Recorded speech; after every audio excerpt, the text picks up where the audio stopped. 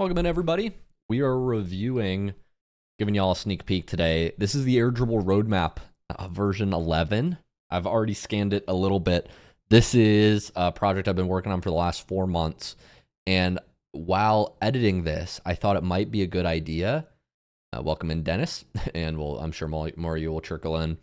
I thought it would be a good idea to watch this draft with you guys. As you know, like I build a lot of the content in public over in the free Discord and all this, but we've been working on this video for 4 months, and I just want it to be as good as it can possibly be when it goes live.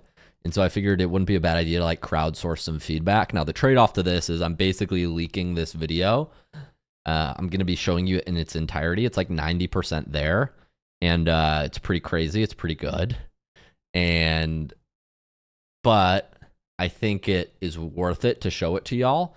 My sort of trade-off for you is like, if I show you this video early and this potentially lowers the performance of the video, because some of you will already have seen it when it goes live, my trade-off to you is I want you to really give me some feedback and like help make this video better for when it goes live and public on the channel. So that's my sort of deal with you right now. I will show you the video.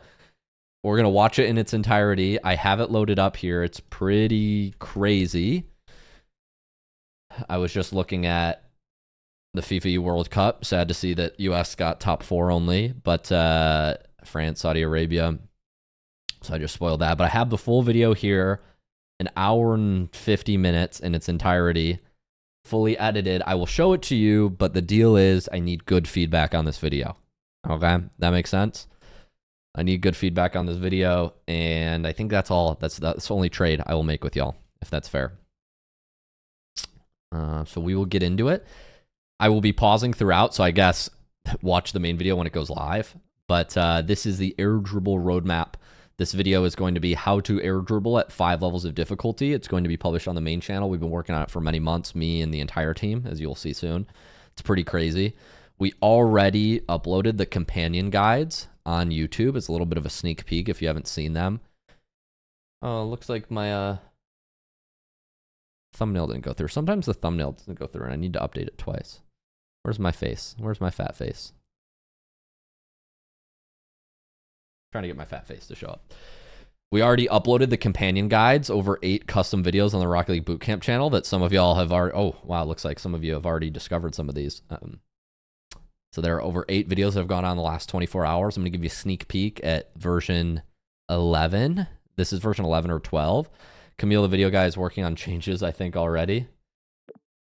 Camille, just so you know, I'm leaking your life's work. I'm live on stream right now. I'm crowdsourcing feedback. I hope you don't mind. Me and the YouTube peoples and Twitch peoples will be giving you feedback, so stay tuned. I am working on the timeline. It should be hopefully done in an hour, hour and a half. Actually, probably, yeah, hour and a half. Alrighty. Trick says, this is pre-recorded. Why do you guys think every stream is pre-recorded? It's such a strange thing. Do people do that? I'm so confused. Okay, I'm going to play it, and we can give feedback on this video. I will be responding to some of your comments. Air dribbles are one of the most important mechanics in modern Rocket League. 1.75 is going to be way too fast. Okay, so I'm going to play it here, and then we'll comment on the timeline as we go and pause it. And let's be honest, they look cool. But here's the thing. Chat, bros. Most air dribble tutorials get this wrong because they completely oversimplify it. They'll go in free play, show you one perfect setup, and then say, just do this pack for 100 hours, and make sure you get a good first touch. The problem is these pro tutorials end at level 1. Welcome, there Danielle. are actually 5 levels to air dribbles. This is why. So I don't know if this is possible now, Camille, but now that I watched this back, I told Jacob this the other day. I noticed that the levels, while this picture outlines the video very well, it doesn't make the levels coming up feel like they're getting bigger or more intimidating. Does that make sense? Like in Mr. Beast videos, he's like, level 1 is this big, level 2 is bigger, level 3 is even bigger. But here, you know, it just looks like a logical order. That might be fine, or maybe just an improvement we make in future videos. I don't know if there's a way to make it feel like the stakes are getting bigger as the video goes on. Somebody said, what do you edit with and why is it so good? Credit Camille, the video guy. It's a whole army, though. It's a whole team. These videos aren't any one person. To air dribbles. This is why you can air dribble decently in training, but After Effects, yes. Blender, yes. Get into a real game. Most of these videos are made in After Effects and Premiere Pro. The majority of these videos, but we also use a lot of custom Rocket League plugins for cinematics. Game with completely. I know this because I spent years doing air dribbles in free play and then wondering why I wasn't improving even after 4,000 hours of trial and error. It wasn't until I met a pro who taught me this that I realized there was a whole new world of air dribbles I never knew about. He taught me that buttery smooth air dribbles aren't just one skill. They are made of many micro skills that you can stack. And once you know exactly which ones are missing, you can fix them one by one instead of wasting another 100 hours guessing. When you finish this video, you'll know how to air dribble cleanly from wall, bounce, ground, even off backboard without losing control halfway through. By the way, this isn't theory. Me and my team of pros have now coached over 4,100 players combined. For me and my team's complete air dribble. This is even more now, but Dribble Roadmap with step-by-step training packs for all levels. Join our free Discord. It's called the Rocket League Academy, and inside, over 60,000 players are improving daily. But before we jump to your level, there are 2 core secrets that unlock everything. Every rank needs to understand these. If you're stuck trying to air dribble in ranked, I guarantee you're missing at least one of these concepts we're about to cover. When you pop in my webcam, Camille, I don't know if you have the privilege to edit this because this might be Buck's work, but when you pop in my webcam, ideally if we could zoom it, make it even bigger and blur the background clips more heavily, you'd be able to focus on me easier. The webcam border, if you can blur it or give it an outline, would probably look smoother as well.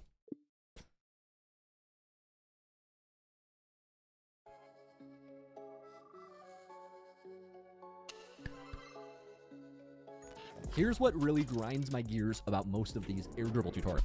Yes, I think I already made a comment that I want this to be monochromatic. So monochromatic on this bottom bar. Level 1 starts at 1445 if you want to skip definitions. Not recommended. I wonder if we could improve this text at all. I wonder if we can improve this text. Level 1 starts at 1445. I would say let's give them an action statement. Skip to 14 minutes, 45 seconds.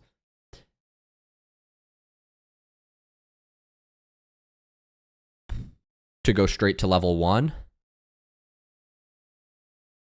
period.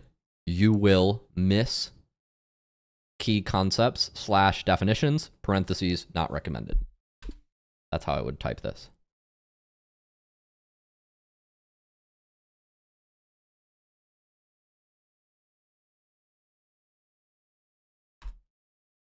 I think this is ideal. That's how I would type this out.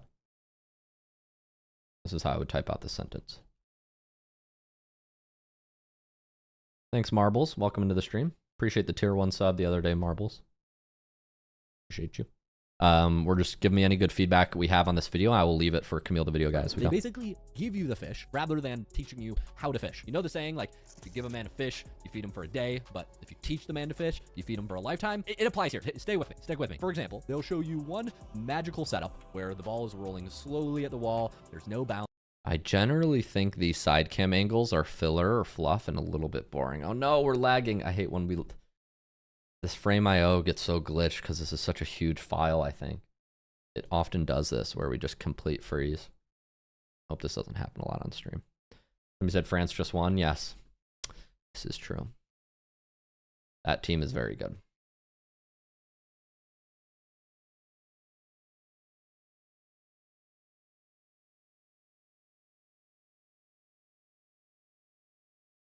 Bruh. Frozen. I'm frozen on this tab at least. Oh, maybe we're coming back. Okay, we're refreshing. So I generally do think like for how engaging this video is, the full screen webcam and then the cut to second angle webcam does feel a little bit lazier, just less high production value. I wonder if we can match gameplay to this.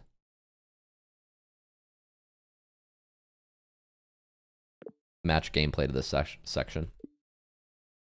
How to fish. You know the saying? Like here when I say you know the saying, like it's just like here's just cutting to a side angle of me, but this is kind of cool to show once or twice, but I guess people get to see my room, but ideally we'd have like the side angle of the webcam and then something going on screen besides this.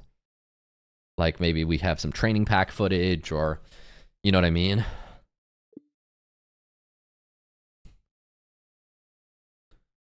Like, if you give a man a fish, you feed him for a day, but if you teach the man to fish, you feed him for a lifetime. It applies here. Stay with me. Stick with me. For example, they'll show you one magical setup where the ball is rolling slowly at the wall. Like, if I'm making a joke, you can use full screen webcam, but there, when I'm saying teach a man to fish, like, ideally we would be showing some training packs or something.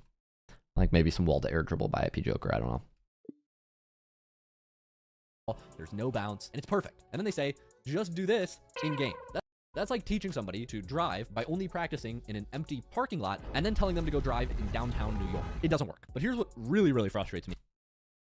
Like, once again, we're just spamming a lot of main cam and side cam. And I'm saying, but what really, really frustrates me about these tutorials, like, it's just setting a precedent that the rest of the video is going to be as edited as this or less, because that's what I assume when I watch a video. And we're just overusing webcam angles, I think. Like, when I say here, what really frustrates me about these tutorials, like, we can show these tutorials, or we can show, like, yeah, I think ideally we show some clips from these tutorials, or maybe even my old tutorials. I think that's the best way to go. Ideally, we just have gameplay that matches the voiceover better here.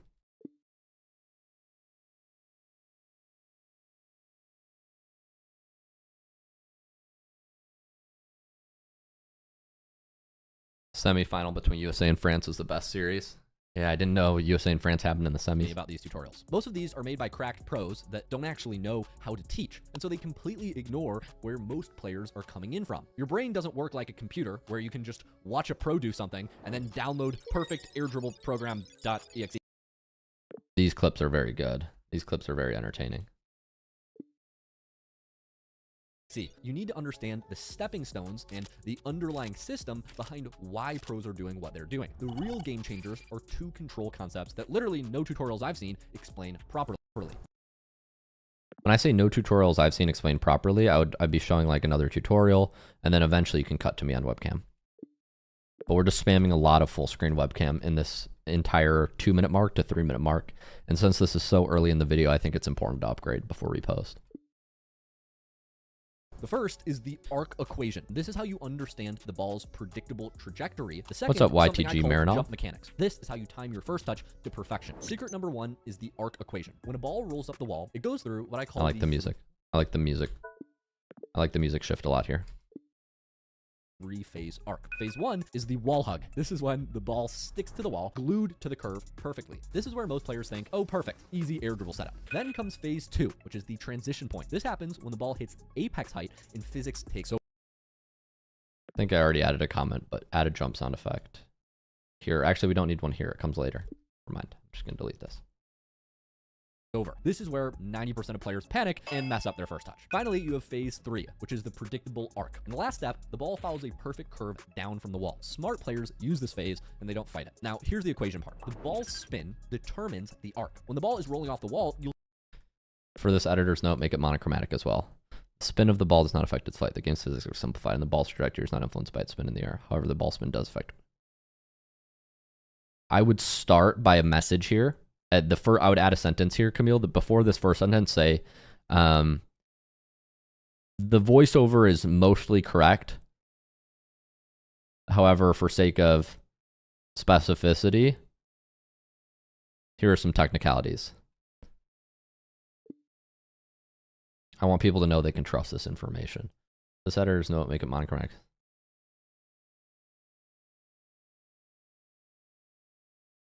Also,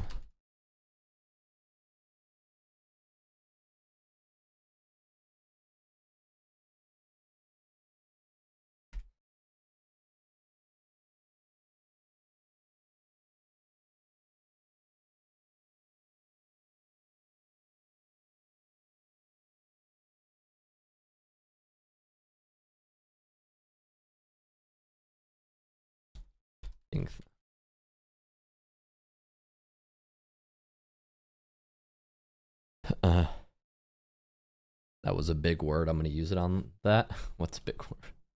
What's a big word? You'll see this heavy backspin. That's what creates that wide arc that pulls the ball away from the wall. Whenever you have a rolling ball, it will fall off the wall shortly after it reaches its This editor's note is on screen for 5 seconds longer than it needs to be. It's apex. Then that distance, that separation between the ball and the wall, will increase until eventually the ball falls down and hits the ground. Should you be jumping before you touch the ball? Should you be jumping as you touch the ball? Should you be jumping after you touch the ball? Want a quick air dribble setup without... In that third clip where I say, should you be jumping after you touch the ball, you need to show the car jumping off the wall after. I don't think I saw it detach from the wall. Specificity.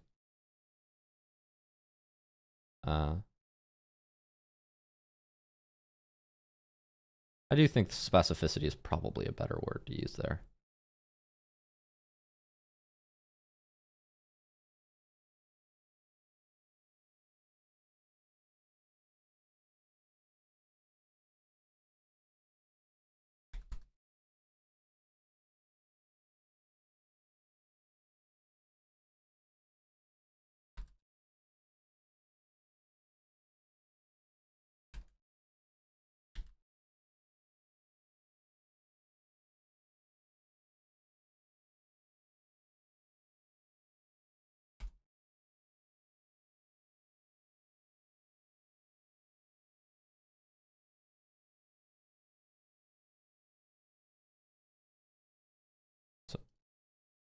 So spin as impact.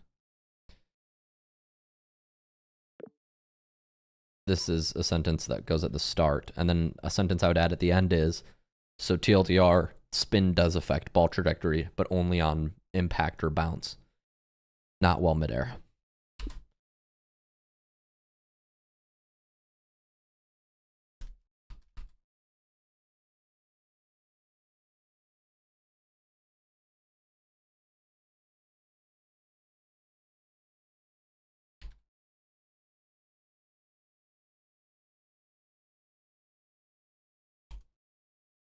Only affects ball trajectory on impact.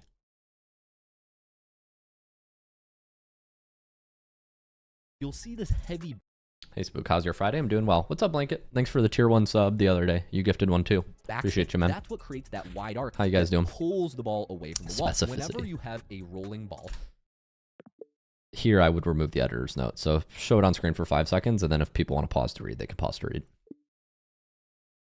It will fall off the wall shortly after it reaches its apex. Then that distance, that separation between the ball and the wall, will increase until eventually the ball falls down and hits the ground. Should you be jumping before you touch the ball? Should you be jumping as you touch the ball? Should you be jumping after you touch? Yeah, here when I say after I touch the ball, time the cinematic so that way the jump comes when I say the word after. What's up, Casa? I don't know if we have rules. Setup without having to jump, catch it in phase 1. Want time to work with? That's okay. You can let it drift to phase 3. Just be prepared to jump early and add an extra oomph to the touch. This idea is why I wish there was a jump sound effect here.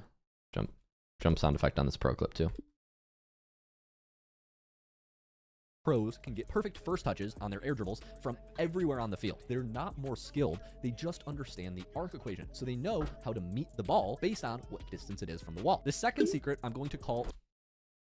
When I say this second secret, ideally we would show the air dribble roadmap graphic where it shows me moving to concept 2, right? Instead of a side cam view.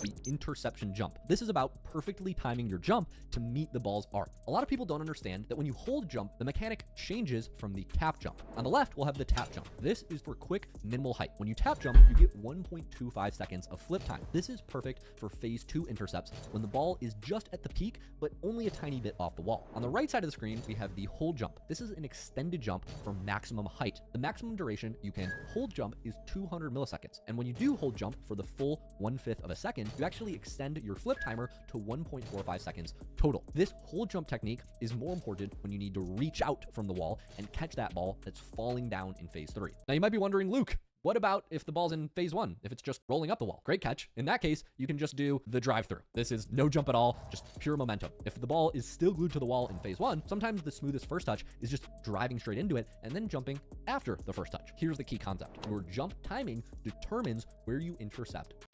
I love the use of the break sound effect here that kind of like foreshadows that we're going to be talking about the break tap concept later.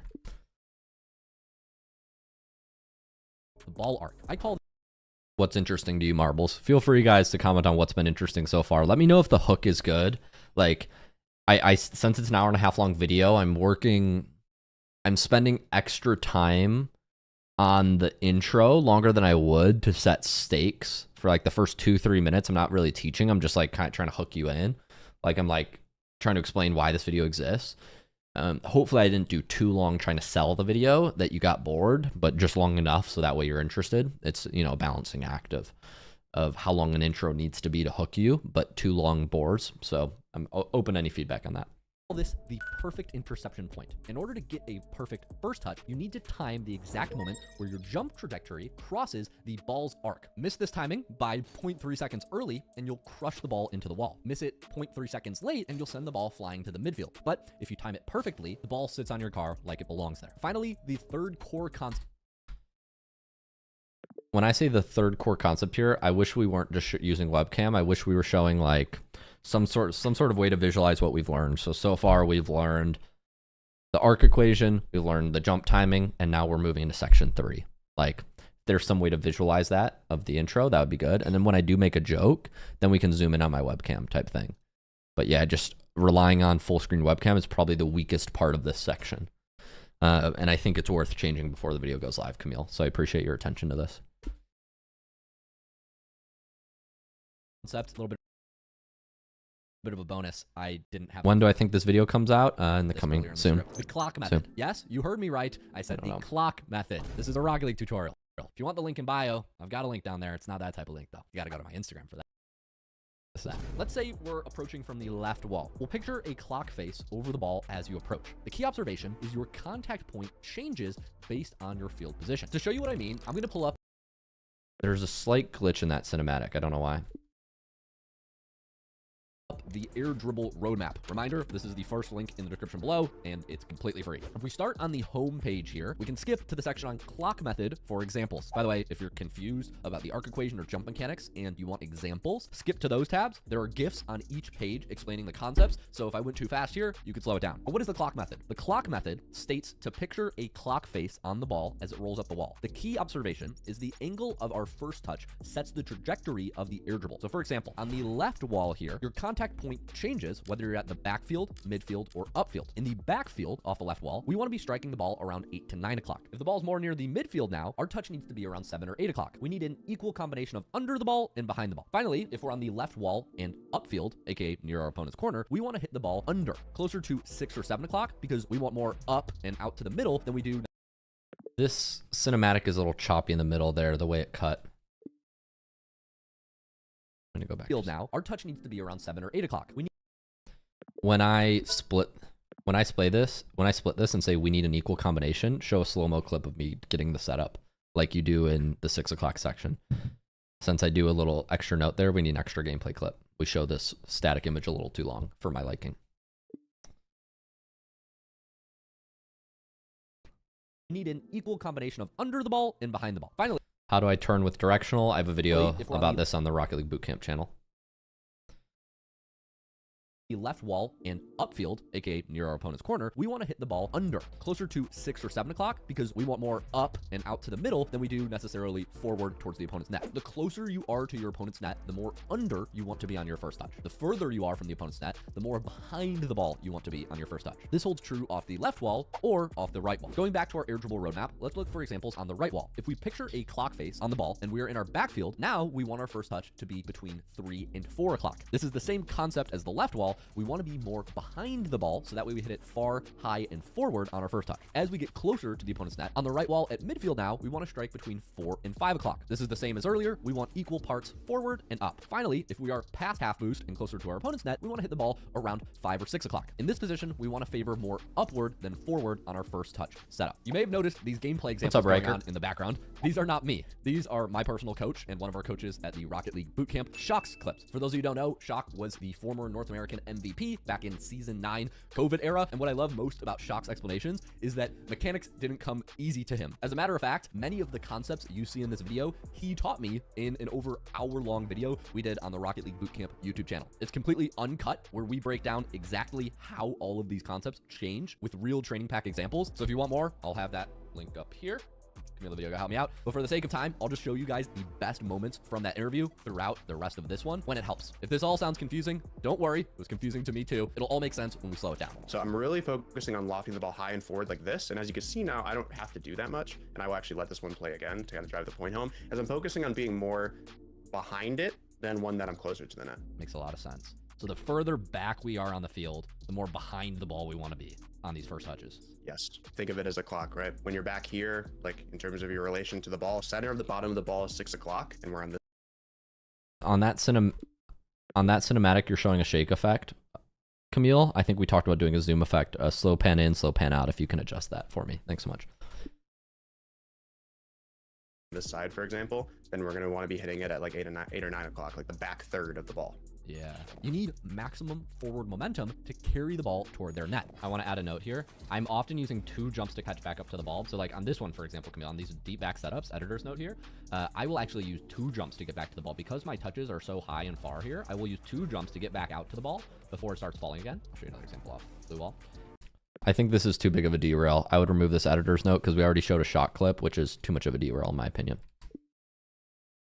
I almost get such a heavy touch that I want to, because What's up, games for you? Hi, Marbles. Get me back to the ball very quickly. Yeah, appreciate it, Blanket. Congrats, man.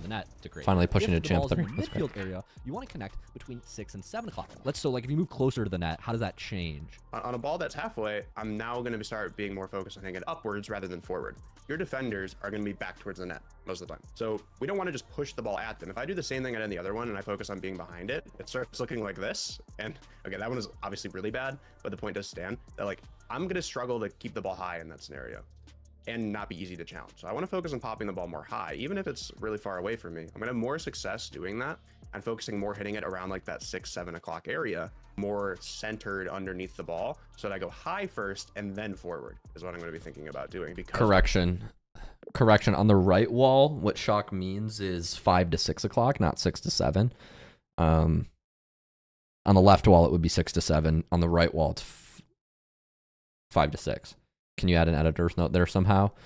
Like maybe 2 asterisks. I'm not sure how to execute that, but some sort of text that says correction on the right wall, 5 to 6 o'clock. If it was on the left wall, it would be 6 to 7. I would say something like that. we're closer to the net. This gives you the perfect balance of control, getting under the ball, and direction, getting behind the ball. Finally, if you're near your opponent, I think you can completely remove that sentence of this gives you a perfect balance of control behind the ball and direction in front of the ball. I think you can go straight into finally, because that gameplay clip you showed of me didn't really help much at all. It was just me doing a reset and free play.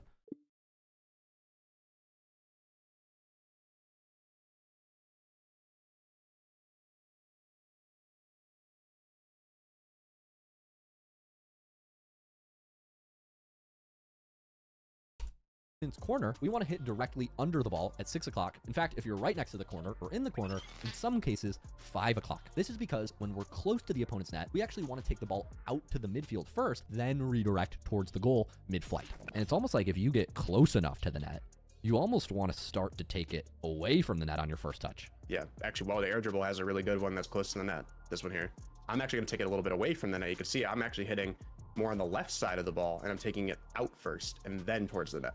Yeah, that's a great insight. Because like if you take this shot and you hit it anywhere from behind, you just drill it into the corner. Yep, back here. Does work. When you can combine the arc equation with the interception jump and the clock method, you will stop chasing air dribbles and start creating them. These apply to every single level we're about to cover. Whether you're going for your first air dribble or you're attempting advanced back wall setups, you're going to use these same concepts. Each level requires you to stack specific micro skills. I like the music change. I like this music change a lot and resetting the pace of the video. It's good. That's why I've organized. Marble says this feels repetitive. Yeah, that section was a little repetitive. I'm glad we got out of it. The part about going away from the net, I don't think that was repetitive. I think that was a novel idea. Maybe I'm wrong, but the way I see it, Marbles, is going away from the net is talking about how you have to get under the ball. It's an additional nuance, like, because we explained that you want to be between like 8 and 6 o'clock, let's say on the left wall, but if you get close enough on the left wall, you want to go to 5 o'clock. You want to go like on the opposite side of the ball, which I think is an important nuance to point out. Actually, while the air dribble, I don't know. Comment below. when I talked about then showing Shock as well. Yeah, I guess the way Shock just explained it differently, like he didn't use the clock words, he used different words than I did. So I thought it was useful enough to keep, because Shock uses words like, I say you want to take it away from the net and hit around 5 o'clock. People might not know what that means, but what Shock says is you want to take it to the midfield and then at the net. Midfield first, then redirect towards the But goal. you might be right. I mean, we are repeating each other. Close enough to the net, you almost want to start to take it away from the net on your first touch. Yeah, actually, while the air dribble has a really good one that's close to the net, this one here, I'm actually going to take it a little bit away from the net. You can see it.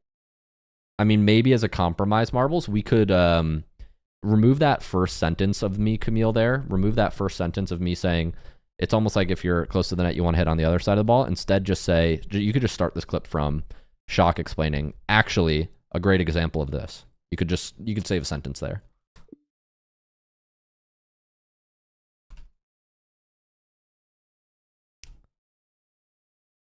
Yeah, I'm actually hitting more on the left side of the ball, and I'm taking it out first and then towards the net. Yeah, it's a great insight. Because like if you take this shot and you hit it anywhere from behind, you just drill it into the corner. Yep, like here. Doesn't work. When you can combine the arc equation with the interception jump. Either way, it's not super consequential, but I appreciate the feedback, Marbles. I appreciate that. And the clock method, you will stop chasing air dribbles and start creating them. These apply to every single level we're about to cover. Whether you're going for your first air dribble or you're attempting advanced back wall setups, you're going to use these same concepts. Each level requires you to stack specific micro skills on top of these foundations. That's why I've organized everything here into 5 progressive levels. Each level builds on the previous one, but you can jump straight to where you need help. If you're like a little unsure, opt for the lower level. There's going to be some stuff you probably haven't heard taught before, then go back to the high level. We'll start with level 1. If you've never hit a clean air dribble, begin here. We're going to master first touches, clean flight paths, and basic control using these 2 secrets. In level 2, we're going to add directional air roll. We'll learn single turns, hood positioning, tornado spins, and my 3 key adjustments to make everything smoother. If you haven't heard of concepts like finding the line, or you've never scored an air dribble while continuously spinning, start at level 2. In level 3, we'll take it up a notch with real game scenarios that require continuous air roll. We'll be going over wall reads from any angle, jump timing variations, and dodge control when nothing goes as planned. Level 4, we'll cover ground air dribbles and advanced scoring. This is things like tornado takeoffs, creative setups, and actually finishing your air dribbles instead of just 2-touching it to the goal line. And then finally, level 5, we're going to cover back wall mastery for the mechanical gods and cracked kids in the audience. This includes instant I'm not sure what Brazil versus England means the monk, but welcome to the chat. What's up, man? Reality. Okay, those are the 5 levels. Pick which one you feel confident with. Rank icons are meant to split by difficulty, not by recommended rank to learn. The rank icons are meant to split. This is a little verbose. The rank icons are meant to split by difficulty, not by recommended rank to learn. That quote is a little verbose. I would switch to the rank icons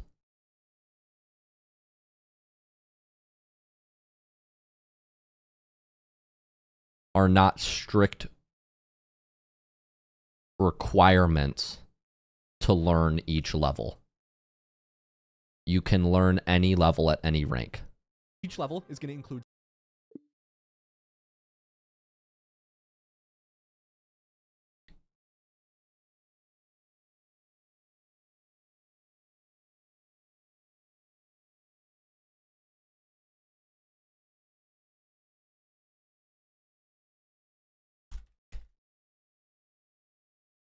specific training progressions What's up, Mickey? Welcome. for all the custom training packs, the workshop codes, and the progression checklist I mentioned. They're organized by level in my air dribble roadmap. Once again, that's in my free Discord community. Link Ground air dribbles feel easier to me. Yeah, that's all right, Marbles, but I think that's unpopular. Click there. Not invalidating your experience. That may be true, but I just seen majority of folks start with walled air dribble. First link below. It's free. Look for the channel called Air Dribble Roadmap. Choose your level, and let's unlock your air dribble potential. Monk, isn't the tournament done already? I'm not sure what you're talking about. Yeah. Yeah, totally. Welcome Marbles. to level 1. This is about hitting your first air dribble. If you've never pulled off a clean air dribble before, this is the foundation. Everything in this level focuses on the simplest possible air dribble scenario. We're going to contact the ball in phase 1 of the arc equation. So remember, that's when the ball is still rising up the wall. There's a little too much camera shake going on in the cinematic, Camille. Do a slow zoom or a slow zoom out rather than a wobble. The ball is going to be hugging the wall perfectly. This means we don't need complex jump timing yet. This is going to change in higher levels, but for now, we're keeping it simple with 3 fundamental steps that work for every setup. Step 1, the setup. Most players think air dribbles start when you hit the ball off the wall. This is wrong. Air dribbles actually start with your setup. We're going to begin in free play. Now, this is the point where most tutorials fail you. They will show you the flashy part, but skip the setup that makes everything else possible. Don't skip this. Let me fix that. To get the right ball movement, here's exactly what you need to do. Use the up command or down command on your D-pad to spawn the ball up. This meme is supposed to go when I say ball movement.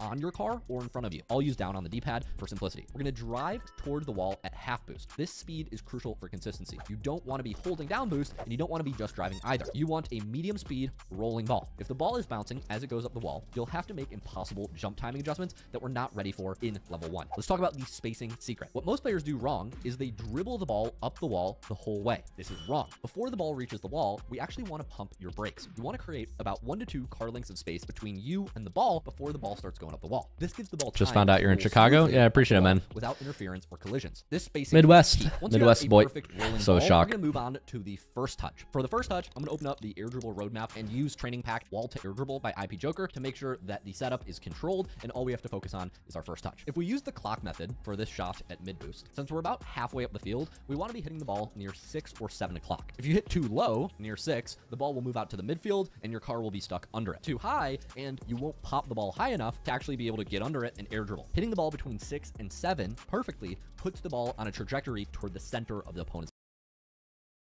Say on the right wall, this is flipped. Maybe add an editor's note or just some text beneath my camera that says on the right wall, 6 to 7 translates to 5 to 6. It's not. After you make your first touch, you need to do what I call the adjustment. This is where most players fail because they don't understand the interception jump timing. The key to jump timing as a beginner is to jump immediately after you make your first touch. Since we're in phase 1, we can drive into the ball first, then jump. The ball is still close to the wall, so this delayed jump from our jump timer system earlier gives us that perfect position. This is correct. You can kind of just, what I'm saying is you can drive through your setup. So you just tap it up, chip, and then fly after it. But the part that most new players miss, I'm not doing any complicated air roll here. The part that new players miss, pay attention after I drive up the wall, I brake tap here. You see that brake tap? So Pro Coach Verge calls this the pop and stop. And I think that's a very good way of putting it. After you pop the ball, you brake tap to stop to create the separation, and then we jump after it. And that gets us this nice high lofted touch. And by the time we connect with the ball in the air for the carry, it's falling a little bit. So we get these nice soft touches. Versus if you don't do the pop and stop, your air dribble can kind of look like this, where you create that separation, we drive up and we jump behind it. But now we're sort of pushing them behind the ball. I'll show it off the left wall too. If we don't do that pop and stop, we sort of rise with the ball, rise above it. And this has utility, like if I'm going for like a ceiling pinch or something. But for most folks who are trying to do like 2-touch air dribbles, you want to hit the ball, break, then jump and fly after it. But when you're in your back half, this doesn't really work. Like when you have a lot of ground to cover, what I mean to say is if you do this like kind of pop and stop technique, you have to use a lot of boost. You're going to run out of steam. When the ball's deep in my half, I will just drive through it. And then I'll use like 2 jumps to catch back up to the ball really quickly. And now I have like a nice guided carry. And I know I'm using a lot of air roll, so ignore the air roll. So the pop and stop technique is useful on like your platinum air dribbles. You're near the net. We get this one nice touch. Pop, stop, jump. Pop, drop, and roll. Something like this. Join the RLC 30-day free trial, link in description. Back to the video. Now, let's talk about the air roll orientation. Unless you are trying to fly sideways or upside down on this adjustment, which is going to be very confusing for new players, you want to air roll to get your car in a position you can recognize. The question is, how do we go from here to here in line with the ball in the fastest way? Think of it like this. We need to get our car from sideways here to face down, nose up, or face up, butt down, or face down, butt up. That's my favorite one personally. Comment your favorite position below. This is a Rocket League tutorial. 2 methods to do this. I'll make my recommendation in a second, but you can use air roll left or air roll right. So for me, Good music shift. Marbles will like that joke at least. There we go. We got one laugh. Just the single button presses. These are called directional Appreciate air roll. Darknet. Or you can use joystick air roll or free air roll. For me, this is R1, and I have to hold down the button and hold down R1 and select the direction I want to roll with my joystick. If you're confused as to what I'm talking about, quick lesson. Rocket League has 2 types of air roll. We have air roll in the settings, which most players actually call free air roll or free roll or joystick air roll. This is the air roll R1, where when I hold it down, nothing happens. I have to click my joystick in order to make my car move. If I just jump and I hold R1, nothing happens. Now, if you scroll down, you'll see these 2 settings, which were added in 2017, 2016. It's kind of a big deal. The difference between these 2, which together are called directional air roll, that Spell out directional air roll like you did in the previous effect. Make it the same font, same correction, etc. If we're going to correct it, then correct this one as well. That just means arrow left or arrow right. The difference with these buttons is they are unique controls, so they're one button inputs. So if I just click square, I start rolling. Whereas if I click R1, I have to select left to start rolling, okay? So this is a big deal. Because arrow right or arrow left unlocks the joystick, we can tilt at the same time we roll, which makes for a higher skill ceiling and more complicated mechanic, but also a quicker one and more flexible one once you learn it. For now, you need to know one spin. I think it's super important that everybody knows the spin, whether or not you use arrow left or arrow right. I'm talking about the tornado spin. The tornado spin is performed by pushing your joystick to the right while arrow lefting, or pushing your joystick to the left while holding arrow right. The reason the tornado spin is useful is because when you're flying and you start tornadoing, notice how our nose faces all 8 corners of the field, or all 4 corners of the field, all 8 sides of the field: forward, top right, right, back right, left, back left, front left. You get the idea. Well, if we do this off the wall, same thing happens. We get this nice up, down, left, right. Notice how tornado spin puts us perfectly at the opposite post. This is very useful because when we take off from either wall and do either tornado spin, you're going to see this property. So to recap, what we do is we tornado spin after the pop and stop. So we pop, tornado spin to fly under the ball, and now we're in a nice position to follow it. This tornado spin adjustment can be used arrow right off the left wall, arrow left off the right wall, and it puts us in a nice position to get under the ball in a way that you don't really get with normal arrow. And all that does is what I'll demonstrate here. You jump off the wall, and you get your card to point down and forward when you tornado spin right off launch. That creates a really simple and consistent way to get your nose face back at the ball, while also being pointed down enough to actually get underneath it. Because if we just jump off the wall and spin, yeah, we get back face towards the ball, but we're going upwards. I feel like this needs an interrupt. I feel like this needs an interrupt or an introduction. Say, like, Shock explains this more in depth in level 2 of the Air Dribble Roadmap, which I think we have as a video. Let me see if it's a video on level 2 of the Air Dribble Roadmap.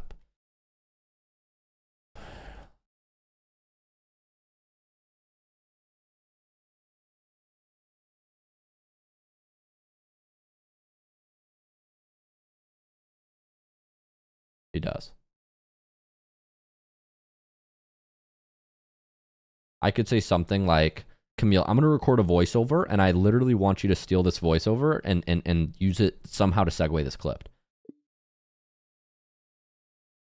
So I'm going to record a voiceover right now for you, Camille, and I'll literally turn on recording. So the voiceover is very simple. Here, Camille, I'm recording now, and the voiceover is just this clip. And it's right before this section. I'll show you exactly where I want you to put this. Right before you show Shock's clip. Right off the left wall, arrow left off the right wall. And it puts us in a nice position to get under the ball in a way that you don't really get with normal arrow. And all forward, top right, right. Performed by pushing your joystick to the right while arrow lefting, or pushing your joystick to the left while holding arrow right. The reason the front left, you get the idea. Well, if we do this off the wall, same thing happens. We get this nice up, down, left, right. Notice how tornado spin puts us perfectly at the opposite post. This is very useful because when we take off from either wall and do either tornado spin, you're going to see this property. So to recap. So right instead of so to recap, I'm not going to say so to recap. Instead, put this voiceover and delete the rest of this up until Shock section starting. So I want you to include this. I'm now going to record the voiceover, and you're going to play it from right here. I'll let Shock, actually no, let me redo. Shock explains in detail how to use tornado spin on your takeoffs on the left wall and on the right wall in this video of level 2 of the Air Dribble Roadmap.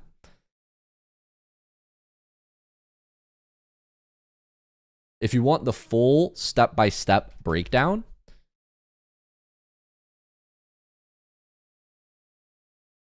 you can watch that entire video. It's linked on the level 2 tab of the Air Dribble Roadmap.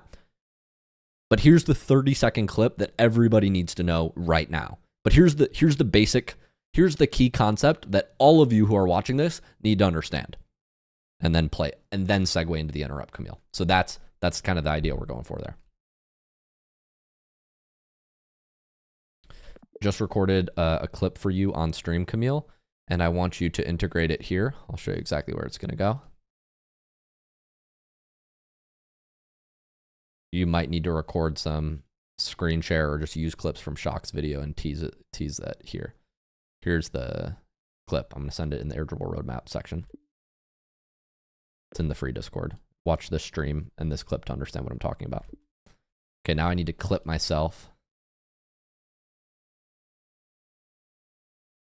If somebody in the stream chat could do this, that would be amazing. If anybody could clip the last 90 seconds so I can send this to Camille. But I mentioned this. Might be able to do it myself. Might be faster. Clip this last 90 seconds. Just recorded a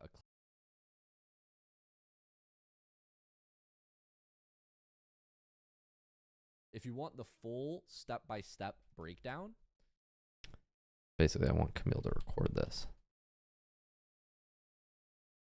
It's here. Shock explains. It's not letting me in clip. detail I'm struggling how to clip. Maybe I need to refresh. If you want the full step-by-step break. It's about 40 minutes into this. About 40 minutes into this stream, Camille, I explain how to use this moment. You can just download the clip here.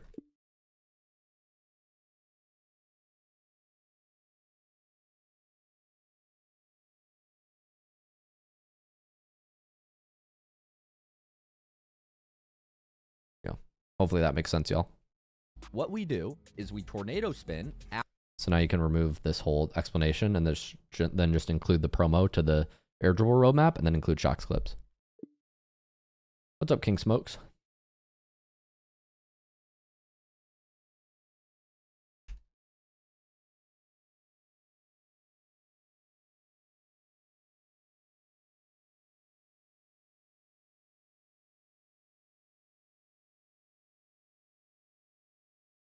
After the pop and top. So we pop, tornado spin to fly under the ball, and now we're in a nice position to follow it. This tornado spin adjustment can be used arrow right off the left wall, arrow left off the right wall, and it puts us in a nice position to get under the ball in a way that you don't really get with normal arrow. And all that does is what I'll demonstrate here. You jump off the wall and you get your car to point down and forward when you tornado spin right off launch. That creates a really simple and consistent way to get your nose face back at the ball, while also being pointed down enough to actually get underneath it. Because if we just jump off the wall and spin, yeah, we get back face towards the ball, but we're going upwards still. We haven't pointed our nose down at all. Once we point our nose down, we actually have a chance to get back. Appreciate that, Marbles. Like this. Thank you, man. So even without any spinning. Hey, thanks for the tier 1 sub, King Smokes. Appreciate it, man. Afterwards.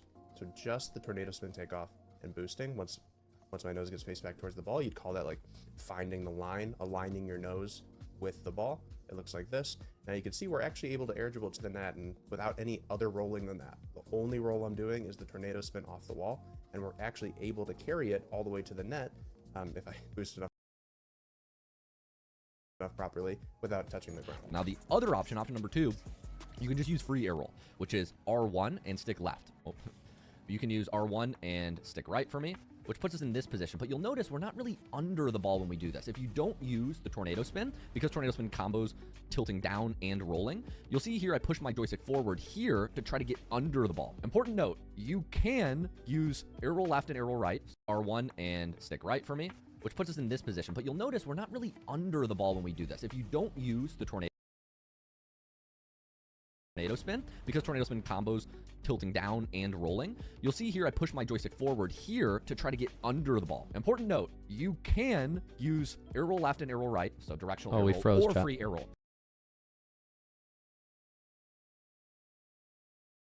What's up, the coolest Lance? You like the Cubs or anything? I do. I'm a baseball fan, probably of all the sports. I'm a big baseball guy.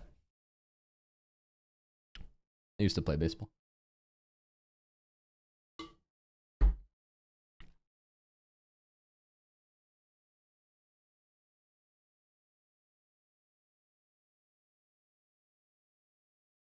I'm frozen, chat. Keep me busy. We're at 23 minutes in.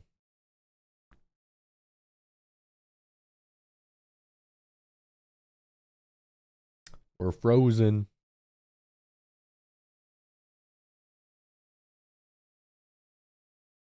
That's crazy. You got hit by a car, JV, or that's pretty wild. That is pretty wild.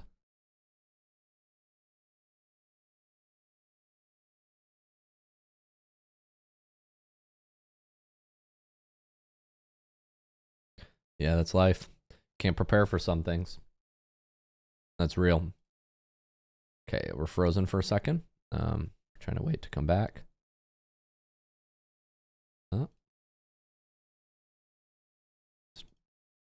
Okay, we're coming back slowly but surely. Where were we? We were somewhere around here. R1 and stick right for me, which puts us in this position. But you'll notice we're not really Trying to reduce the quality on this.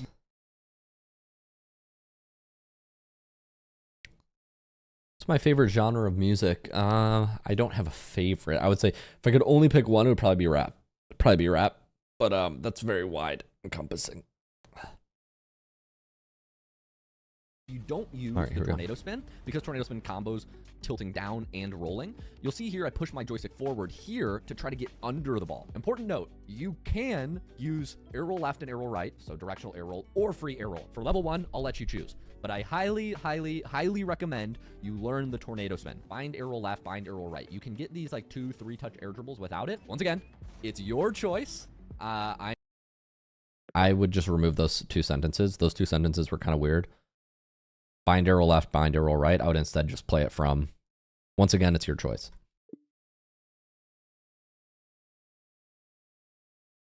I'm just your older brother here, and I highly recommend you don't. I haven't been following baseball closely in the last few years, so I don't know if I have a favorite player. I was a big fan of David Ortiz when I used to play like 2008. Yeah, I'd play the Red Sox, and I would just hit home runs on the Wii. Yeah, it's just because you can tilt forward, like it's just so much smoother because I can just time Big my Poppy boost. on the Red Sox. More on level 2 if it's overwhelming. I can understand why some people get scared by this movement, but it's just so much higher skill ceiling. There are some people on Facebook that are going to comment on this and be like, I still don't understand. Arrow left, arrow right has a 0 competitive advantage. I think it's just wasting spins. If you're in the air and you're spinning, you're wasting spins. Wasting spins. I can do everything that you can do better. Yeah. Reddit's gonna love this one. Should we send this one to Reddit, or should we let them find it themselves? Camille the video guy. We can do both, actually. We can send it to Reddit and let them find it themselves. Oh, they love that. Theoretically, if you made the perfect touches in Rocket League, you never have to jump off the ground. Think about that. We can just use those bots that we are using now. Yeah. Theoretically. Maybe we should make a tutorial on how to download the bot. Yeah, new controversy unlocked. Woo. You can try to fly upside down, but that's going to make this impossible for most players in their first air dribble. Here's the biggest mistake. Do not boost through the adjustment. If you boost while air rolling, you'll overshoot the ball every time. You want to wait until you finish air rolling, then start boosting. This ensures the ball stays above your car where you can control it. Yeah. Remember, in phase 1, the ball isn't drifting away fast, so you have time to air roll, get positioned properly, then boost to get under it. Finally, on to step 3, the carry. If you follow steps 1 and 2 correctly, you should now be just under the ball, behind it, headed toward the center of your opponent's net. Here's where are kind of dry. I need to moisturize. Philosophy comes in.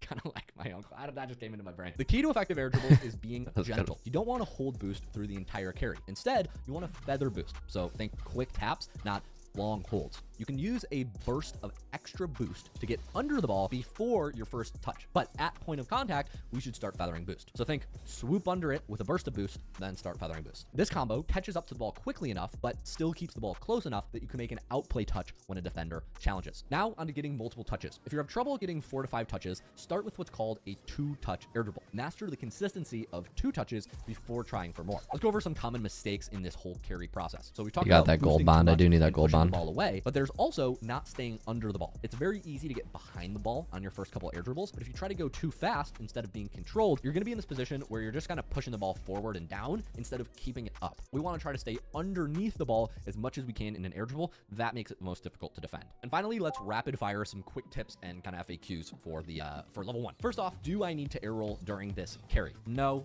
air rolling is optional for this level, but it can help with something called angular momentum, and we'll get to it in a second. Luke, where should I aim? The answer is aim high. I learned air dribbles by aiming 1 goal length above the real goal. In my experience, most new players undershoot, and it's always better to miss an air dribble high over the defender, and then your teammate can shoot, rather than low and just give them an easy save. Finally, what if I mess up the air dribble? Stay behind it and don't panic. Floating behind an air dribble and trying to get a 50-50 is still a massive advantage for the attacker because you can control when the 50-50 happens. So don't panic. If you're losing control of an air dribble, just stay behind it. It's all gonna be okay. Okay, that's level 1. That's the foundation for every air dribble we'll do. We focused on phase 1 intercepts because they're the most forgiving and predictable. You learned perfect setup spacing and ball control, phase 1 timing with the drive, then touch, then jump sequence. You learned the basic air roll adjustment and the gentle carry techniques. And these are the fundamentals. But this guide would not be complete if I ended here. I'm going to be bringing in one of my pro teammates later in this video to show you how you can take this to the next level in levels 2, 3, and 4. This is just level 1, but when you see what's possible with the advanced techniques, your mind is going to be blown. And then you're going to try it, and it's not going to look as good, but we'll get you there. Checkpoint is, once you can consistently hit clean 2-touch air dribbles using these fundamentals that we've gone over, you're ready for level 2, where we're going to add air roll left or air roll right, and we're going to start working with phase 2 intercepts. Practice these basics until they're muscle memory. Every advanced technique builds on this foundation. Once you're ready for level 2, let's add some spice to your air dribbles. Okay. I'm going to take a quick break. I'm going to moisturize. I need to moisturize my hands. That is the first 30 minutes. So far, so good. That I have really no changes to the FAQs and questions section, Camille, but I'm reviewing on stream, so we'll continue. Be back in a sec. Gotta go moisturize. Don't take too long.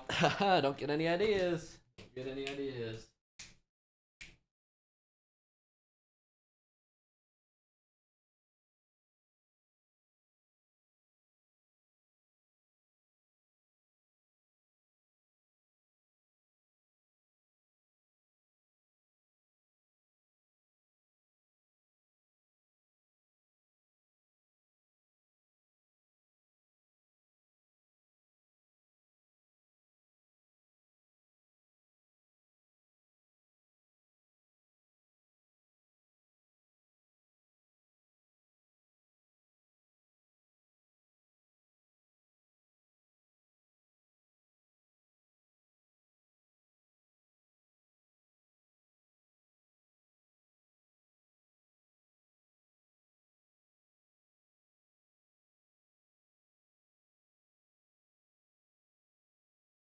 A little bit.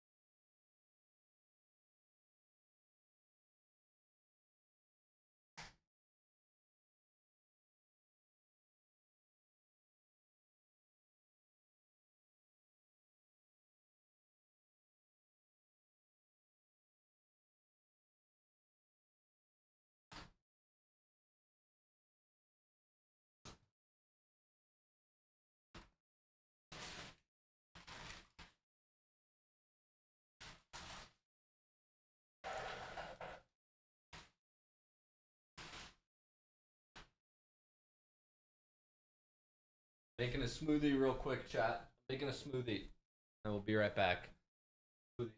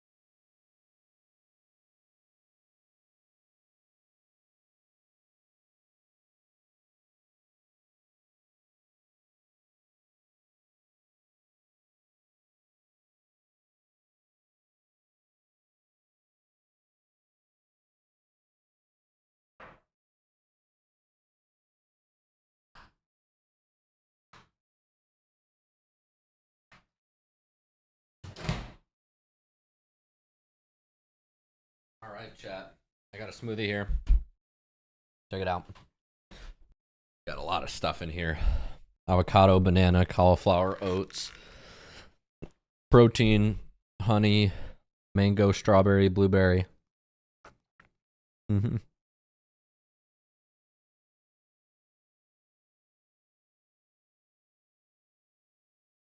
All right, let's rock. Damn you healthy. Thanks, Marbles. I gotta stay sharp. High performance, man. I need to be sharp. Also, care about my body.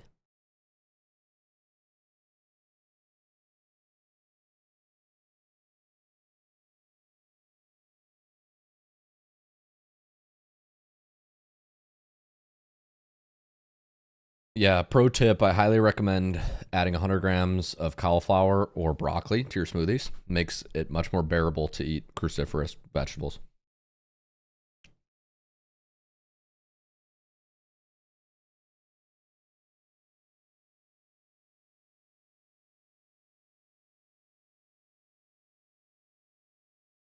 Anyways, have a great day. That's going to be...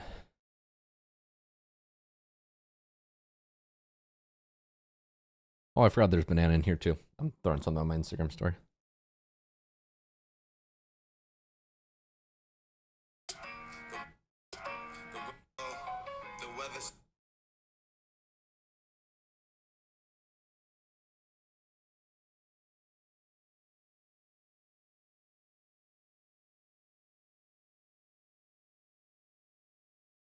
Spook is gemmed. Gem coded. No. That's what it's all about. Got to be an inspiration to people. Positive influence, baby.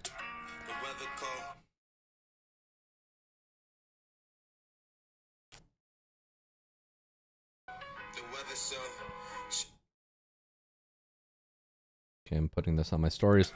All right, we're now on level 2 of the Air Dribble Roadmap. Let me see when my next meeting is. 2 o'clock, 1:30. I have a meeting at 2.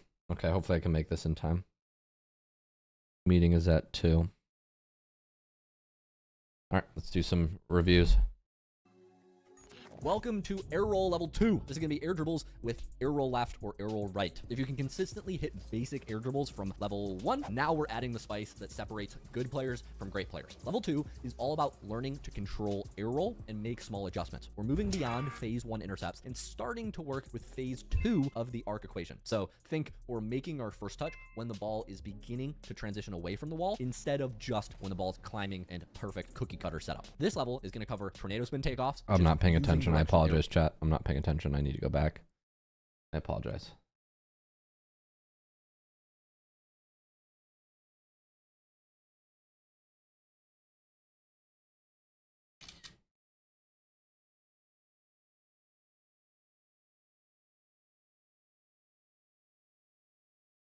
I need to add this as an image.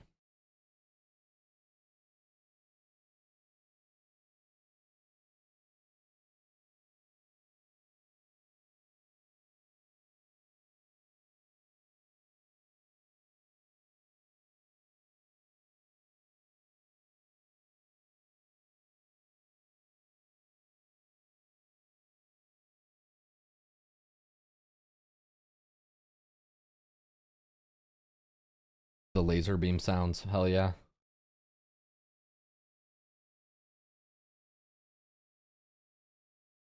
Brand new Instagram account to see how fast.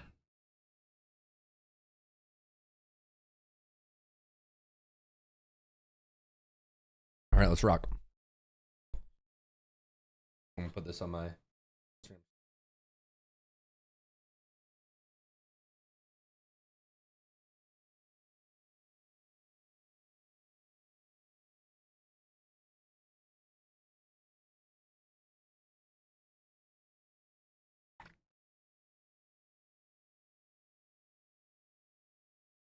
Cool.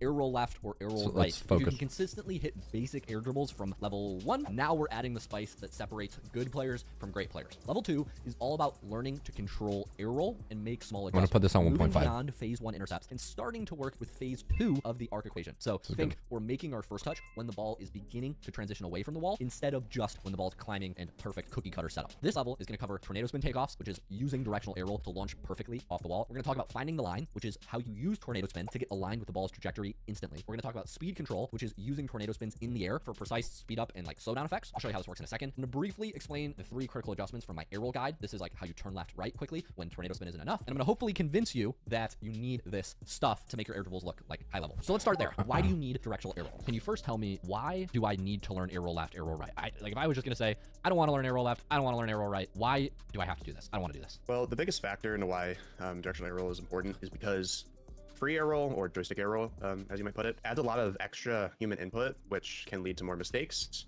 And you don't have the access in the same way to tornado spin, because tornado spinning, when you use directional air roll, is pushing your analog stick straight to the side, straight to the right with arrow left, straight to the left with arrow right.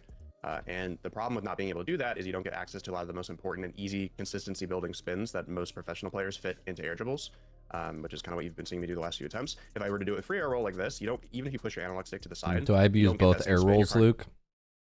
I have like something like stuck in my throat. I apologize. Do you use both air rolls, Luke?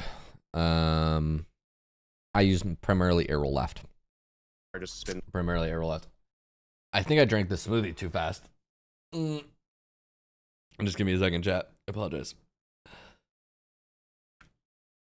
Okay, we're fine. Spins left to right or right to left, which now makes the approach different. Here's the truth. If you are still only using regular air roll in 2025, you are playing a completely different game than everyone else at the top ranks. I made an entire 57-minute video breaking down exactly how and why air roll left and air roll right work. So if you want the complete system, this is the one time where I'll say just tab out to my air roll tutorial after this, but I'm gonna try to explain everything you need to know about air roll on air dribbles. The base concept is this. Regular air roll forces you to choose. You can either steer or you can air roll, but you can't do both simultaneously. Directional air roll, aka air roll left or air roll right, gives you access to true 3D movement. All I can see is like when you're tornado spinning, it looks like you're moving 3D. When you're not tornado spin, it looks like you're moving only like 2D, like front and back. Like why is that? The reason tornado spin kind of looks 3D is because when you do tornado spin, your car faces every part of the field and gains a little bit of tilt. And what that does is it creates this ability to boost and move anywhere on the field during an aerial, versus if I were to jump up and do the same thing, you can see how my nose just pointed straight up if I move my analog stick the same way. So now I don't get that tilt of the car. I was thinking it might be a good idea, Camille. I just had this pop into my brain to tell people like after level 1 starts.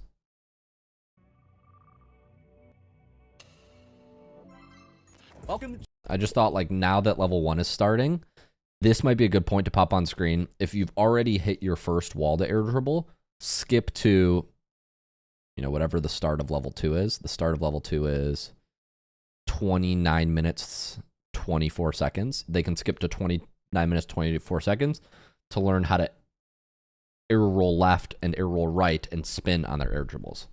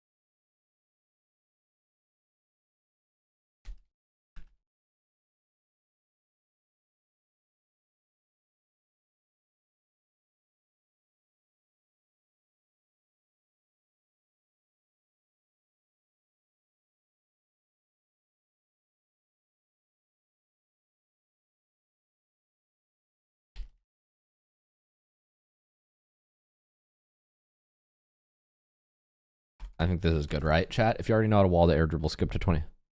Start on level 2. I think that's useful. Practice these basics. Is there a way to put on YouTube like segments? Yes. We will be able to put segments, which is useful. We will be able to put like chapters on YouTube, but I still think it's useful to do this setup, where we tell people to skip ahead This is going to be air dribbles right after with level air roll 2. left or air roll right. If you can consider And then then we can say skip to level 3 for realistic setups. If you already know how to air roll while spinning, skip to level 3 for more realistic setups. We can do something on screen here too.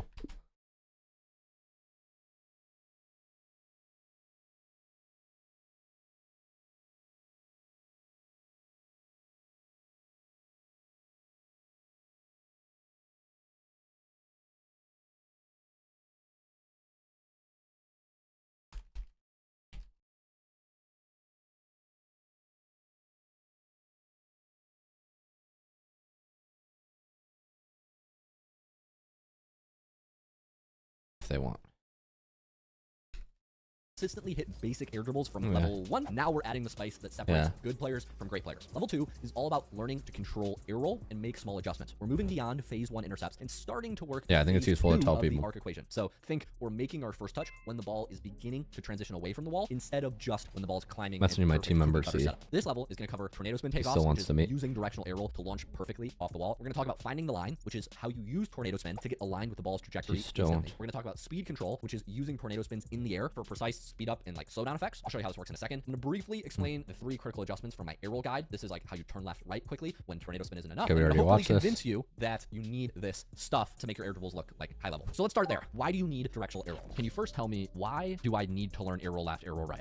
Like if I was just going to say, I don't want to learn air roll left, I don't want to learn air roll right, why do I have to do this? I don't want to do this. Well, the biggest factor into why directional air roll is important is because free air roll, or joystick air roll, as you might put it, adds a lot of extra human input, which can lead to more mistakes. And you don't have the access in the same way to tornado spin, because tornado spinning, when you use directional air roll, is pushing your analog stick straight to the side, straight to the right with air roll left, straight to the left with air roll right. And the problem looks like we you're watch moving this. 3D when you're not tornado spin. It looks like you're moving only. I think this is good so far. Like, why is that? The reason tornado spin kind of looks 3D is because when you do tornado spin, your car faces every part of the field and gains a little bit of tilt. And what that does is it creates this ability to boost and move anywhere on the field during an aerial, versus if I were to jump up and do the same thing, you can see how my nose just pointed straight up if I move my analog stick the same way. So now I don't get that tilt of the car. So now I'm moving in one less direction and I get less ability to approach the ball from underneath the same way I would with directional. So that's why it looks so much different and so much more efficient to get underneath the ball with tornado spin / directional air roll.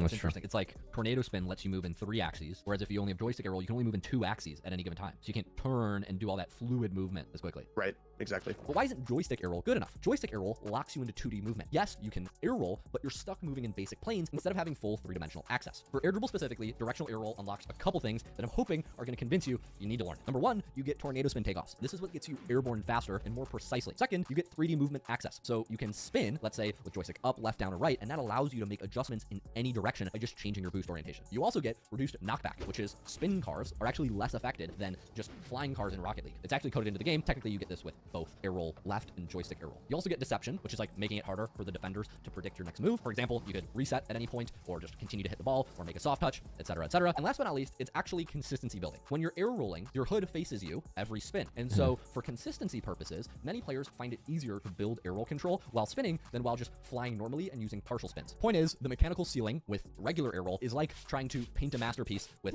crayons. You can make something decent, but you'll never reach the level of somebody using the proper tools. So if I have you convinced, let's move into picking air roll left or air roll right. How do you decide? Well, here's a critical point that Shock actually helped me understand. You only need to select one directional air roll, either air roll left or air roll right, and you can use it continuously off both walls. You don't need to learn both. You absolutely do not need both directional air rolls to do it. It's just the kind of how long you have to spin changes. If you can't decide, just pick air roll left. For this tutorial, we'll demonstrate with air roll left, but remember, one directional air roll works for everything. With that, we can now talk about tornado spin takeoffs and finding the line. This is where the magic happens. Instead of just jumping off the wall, like in level 1, we're using what I call tornado spin takeoffs. Okay, so what really is finding the line? This is an important concept you need to know. Finding the line means tornado spinning at the start of your takeoff until you're perfectly aligned with the ball's trajectory. It's like having a GPS that automatically points you toward the ball. You just have to keep tornado spinning and trust that at some point you're going to come around and you're going to find it. Here's how this actually works step by step. You start by tornado spinning. That's arrow left plus right stick, or arrow right and then stick to the left. You're going to do this immediately after you first touch until your car is lined up with where the ball is going. Then, once you're in line, swooping under the ball, you can let go of the tornado spin and use other adjustments and complete the air dribble. I notice you're doing this thing at the start of every air dribble. Like when you make the touch, you're almost like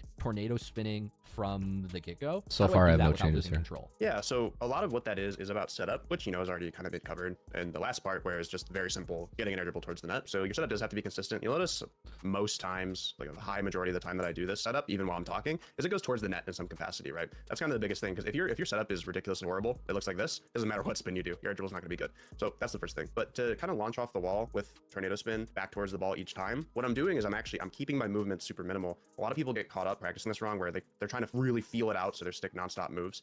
And micro adjustments like that are much more important in the back half in an air dribble, not the approach. We're using tornado spin is to approach the ball in a consistent and easy way that works well off the wall. And then your micro adjustments that aren't tornado spin, which, you know, are a lot of little small movements. Like when I get to the ball, you're going to see me do a lot of little movements with my analog stick, which is, you know, a different thing. What we're talking about is the approach and keeping it consistent and easy. Yeah. So how we do that is once we jump off the wall, I go straight right with my analog stick, which is tornado spin with arrow left. And then obviously it's the opposite with arrow right. And what that does is it points my nose down and forward. You'll notice that if I just stop the air dribble, right? I stop right here. You'll notice that as I come around, I get to this point where I kind of find and align my car with the ball. And at that point, we're good to go and boost towards the ball. And you'll notice that we're boosting underneath the ball because tornado spin has oriented us that way. So us being able to tornado spin right away off the wall puts us in that position where we can find our nose back towards the ball right away. And that creates a really easy air dribble. Like if I were to do this without spinning any more than just that initial spin off the wall, I do this, I just go back towards it. You'll notice that I'm lined up underneath the ball and faced right towards it, and I can bring it easily to the net. So that's the long-winded way of, you know, why I'm tornado spinning right as I come off the wall. It is super easy and consistent to get back underneath the ball. The one last thing I didn't mention is that I'm not pushing my stick all the way to the barrier to the right when the ball's in front of me like this, because that really exaggerates your left and right movement, as you can see. Like I'm just letting the spin go. When Shock says pushing the stick to the barrier, it might be helpful to have some overlay or like a controller overlay of showing like halfway to the barrier or to the barrier, like what he means by that. You know what I mean? The car stays out left and right more than it does if you just push it like halfway.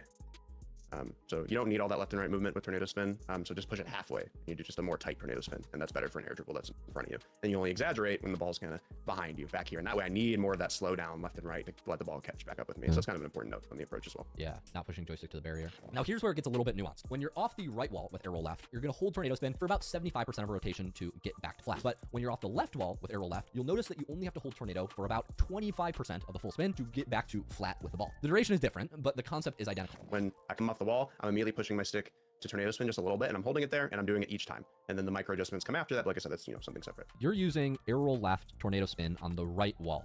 If you're on the left wall, would you use the other arrow? Would you flip it? So on the left wall here, because I'm using arrow left, my nose actually gets pointed back at the ball right away when I start tornado spinning like that. So you actually don't have to do it as long. Now we're here. And we're already where we were when we had to do 3/4 of a spin. Personally, sometimes I will do more of a spin anyway, because I actually find it more comfortable on the right wall / doing a longer spin, to really align myself with the ball. I find that easier to do. But yeah, you absolutely don't have to like do one direction off one wall and one off the other. It's a total preference thing in that regard, and you don't have to like make a new bind or something like that if you don't have one or the other bound. Now, you'll notice something when we watch Shock demonstrate. Even though arrow left off the left wall can flatten your car quickly with just 1/4 of a spin, like we talked about, Shock and many other people I watch actually prefer to do a full spin. So they kind of go like 125% instead of 25%. Why would anybody choose this longer route? Well, because of the properties of tornado spin, your nose faces all directions as you progress through the spin. It goes down, then it lifts, which is what allows you to swoop under the ball. You see, if you don't do at least one full spin, you don't get that swoop under the ball. So if you just line yourself up immediately, you can have a straight line, but you might not get under the ball. Here's what I mean by 25%, 125%. So like 25%, because I'm off the left wall here, boom, I'm in line. Now I'm behind the ball, I'm in line, not under it. That's nice, but you'll notice that if I just continue boosting there, I'm driving the ball into the ground. Instead, it can be helpful to use 2 tornado spins, even though we're off the left wall, so we're gonna go 25%, 125%. And that allows me to kind of swoop under. And if you notice, I do that burst of boost when my nose faces down to swoop under the ball. Ready? Here. And that allows me to swoop under the ball and get kind of a nicer carry than I would if I just went off the 25% spin. Now, both work, but off the left wall, that's what I mean 25 versus 125. Off the right wall, since I'm using arrow left, I'm going to have to do a full spin around, and so I actually only need to do one. And I'll let this play back, but you'll notice the burst of boost is happening when my nose faces forward and down. Ready? Here. And that's what allows me to swoop under the ball. Then I come back around with my tornado spin. Naturally, I let go, and now I'm under the ball. So that's kind of the utility. I think this is right. So what many freestylers and advanced players do. That joystick is huge. Yeah, it is huge. If it's over exaggerated, we can reduce it. This joystick is maybe even too big. Somebody commented on it in the stream chat. I don't know if it's helpful. Camille's trying to highlight, I think, how much I'm pushing my joystick, but it is a little confusing. So I don't know.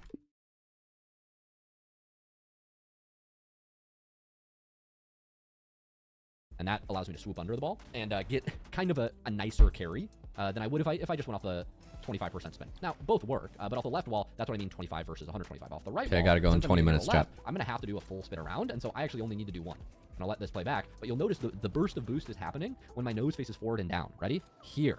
And that's what allows me to swoop under the ball. Then I come back around with my tornado spin naturally, I let go, and now I'm under the ball. So that's kind of the utility behind tornado spin. So what many freestylers and advanced players do is this technique where they'll basically add an extra spin. If you boost at the right moment during this tornado spin, when your nose is facing kind of down and forward, you can duck under the ball, so things like swoop under it, and then you rise up and find that line in a perfect position to carry the ball. The practical takeaway is just this simple. If you're struggling with the left wall for arrow left and the right wall for arrow right, you can add an extra spin. So you do the 125% revolution instead of just 25%, which gives you more time to read the ball and get into that line with the ball. If you want to learn how to turn left and turn right midair with arrow right or arrow left, this is a little bit of a derail. I would reduce the size of the joystick. I don't like that super zoom on the joystick. I'm talking with Twitch chat a little bit, Camille. I would remove it from the previous examples. Conversation, but we have step-by-step breakdowns on the RL Bootcamp channel. So I just want to shout those out. It's completely free. The RL Bootcamp channel is on my homepage. Just click my YouTube icon, scroll down, boom, RL Bootcamp, or search it up in the bar. We have like in-depth breakdowns for arrow right and arrow left. If you want to turn forward and right, forward and left, back and left, it kind of requires its own thing, but I'm just going to teach you 3 for basics right now. Let me just show you the basics. As a matter of fact, don't let me explain it. I have an arrow right short and an arrow left short that I'm going to play back to back. Just watch the one right now that's for you, and then meet me in 2 minutes. Okay, Camille, the video guy, go. Just freeze me right here. This is the most simple and straightforward method to learn arrow right in Rocket League. You'll make all your turns when you see the hood of your car. There are 3 adjustments you need to know. It's important you start all of these slightly tilted forward. This is what I call normal flying. Yeah, I think the controller being bigger would be fine to slow down. Arrow right and push your joystick to the left. This is a tornado spin. If you start this from neutral and you pause 50% through the spin, my you know hands you're and doing body this are right getting because your car cold should face right now. directly back at the screen. Complete the spin to return. To turn left, hold arrow right and push your joystick up into the left. Pause 50% through the spin. You should be facing to the left and slightly back. Complete the spin to return. Finally, to turn right, hold arrow right and push your joystick down into the left. Pause 50% through the spin, and you should be facing to the right and slightly back. Chain all 3 movements in rings, and you should improve quickly over time. For more help, click the suggested video on screen. This is the most simple and straightforward method to learn arrow left in Rocket League. You'll make all your turns when you see the hood of your car. There are 3 adjustments you need to know. It's important you start all of these movements slightly tilted forward. This is what I'll call normal flying or the neutral position. To slow down, hold arrow left and push your joystick to the right. Pause 50% through if you want extra slowdown. This is called a tornado spin. To turn right, hold arrow left and push your joystick up into the right. Pause 50% through the spin, and you'll notice you should be facing to the right and backwards. Complete the spin to return. This is a modified tornado spin and will give you some right turn and some slowdown. To turn left, hold arrow left and push your joystick down into the right. Pause 50% through the spin, you'll be facing to the left and a little back. Complete the spin to return. This is a modified tornado spin left. Chain all 3 movements in rings, and you will improve quickly over time. For more help, click the suggested video on screen. Okay, so I'm gonna assume you watch the videos. Now we get into the real sauce. Is that what the kids say? I don't know. Do they say sauce? I don't think they say sauce. Camille, the video guy. You're 20. You're a Zoomer. Do you say sauce? Bruh. Camille is Polish. What does kurwa mean? I don't know. I'm just a boy. Let's talk about the 3 adjustments. So now you have tornado spin, you have the modified turn left, and then you have the modified turn right. If you use these from the neutral position, you will get the desired outcome. So remember, our hood is always facing forward when we start the turn. So we only make the turn when we see the hood of our car. If this sounds like complete jargon at this point, you can pause the video and go learn the arrow fundamentals. They cover a lot more. Okay, here's how to practice these concepts. Step 1 is master the tornado spin takeoff in free play. Or you can go to Wall Dare Dribble by IP Joker. Either one works. We want to focus on finding the line quickly and stopping your spin when aligned. Step 2 is we're going to practice the 3 critical adjustments in Lethamir's rings maps. You can use the tornado spin as your base. Remember, tornado spin is speed control. Then we'll add modified turns when you need direction changes. So basically what you do, guys, is in rings, for example, we're waiting, like in the YouTube short, to see the hood of my car. See the hood, down right to turn left. See the hood, up right to turn right. See the hood, down right to turn left. See the hood, up right to turn right. See the hood, down right to turn left. See the hood, up right to turn right. And you see as you go, you get faster, so it's just like a flick of the joystick. And then eventually, boom, we're bobbing and weaving. We're going left, right, up. You know, so we're going left, right, left, right. Oh, we're bobbing and weaving. We're like stinging lightning and floating like a bee. Is that the saying? We're stinging like lightning, floating like a bee. Somebody comment below. Let me know if that was a good joke. Finally, step 3, combine everything to form full continuous spinning air dribbles. The level 2 goal is to score an air dribble while spinning. You want to start with tornado spin to find the line, then maintain that continuous spin throughout the entire air dribble. Key here, you don't tornado spin through the air dribble, you tornado spin, find the line, then spin, and use minor adjustments from there. You do not want to be tornado spinning through your contact. Like, you don't want to be approaching a tornado and then continuing and then have it look like this. It doesn't work because you're already adequately underneath the ball. And if you keep tornado spinning, you're going to keep going down. You're not going to hit it properly from underneath, and you're going to be unable to control it. So do not just continue to tornado spin. I'd really, when you start, keep it to 1 tornado, get face back towards the ball, and then work from there. So you're using tornado spin, you're finding the line, and you're letting go of the joystick input of the tornado spin input, at least as drastically. And then oftentimes you'll either continue spinning and doing slight adjustments, or not spinning at all. Right. When you see your hood, which is the top of your car, that's your cue to make small adjustments and guide the ball toward the goal. This is fundamentals for level 2. The key here is never stop your spin. You're making all your adjustments while maintaining rotational momentum. Finally, for step 4, you can come back to free play to I thought my webcam just glitched a little bit. I don't know though. integrate these takeoffs, these adjustments, the speed control, This is good. and do complete air dribbles with continuous spinning. Thanks for the self-setup. follow, That's young level 2. pug. So we discussed air dribbles with arrow left and arrow right. You've now learned why you need directional I air felt like the music just cut. What just happened? Spinning and doing slight adjustments or not spinning at all. Good. I like this Use your section hood a to lot. the top of your car. That's your cue to make small Oh, adjustments. this is really guide the ball good. toward the goal. This is fundamentals for level 2. The key here is never stop your spin. You're making all your adjustments while maintaining rotational momentum. Finally, for Yeah, step 4, my you come webcam back did to free glitch. play to integrate these takeoffs, these adjustments, the speed control, and do complete air dribbles with continuous spinning self-setup. That's level 2. So we discussed air dribbles with arrow left and arrow right. You've now learned why you need Somebody directional says we air can't dribble, see how to the do cam. spin takeoffs with 3 What do you mean? critical adjustments, a little bit about speed control using tornado spins throughout your air dribble, and this Not is sure where what you mean. air dribbles start looking smooth and controlled instead of chaotic. We're now ready to do phase 2 interception. Oh, you guys All can't see it in the tools top make right. precise I see. I adjustments. see what Once you can mean. consistently execute tornado spin takeoffs and do the 3 adjustments, you're ready for level 3. And remember, if the arrow Yeah, I concepts see felt that. overwhelming, these levels are not time gated. So it's not like level 1 takes as much time as level 2, takes as much time as level 3. Completing level 1, you can probably do in like a quarter of the time it takes you to complete level 2. The good news is, if you're feeling overwhelmed, just pause and focus on the fundamentals first. Every pro had to go through this learning curve, and then only when you're ready for level 3, then we can talk about how to air dribble from anywhere on the field.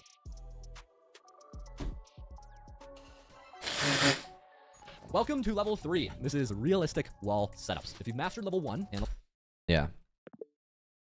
Add a note on screen here that says if you'd like to skip realistic wall setups and go straight to ground setups, level 4 starts at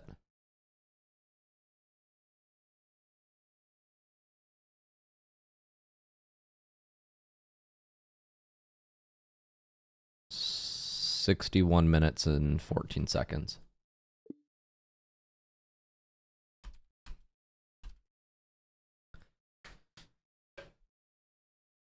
on level 2, you can now hit Yeah.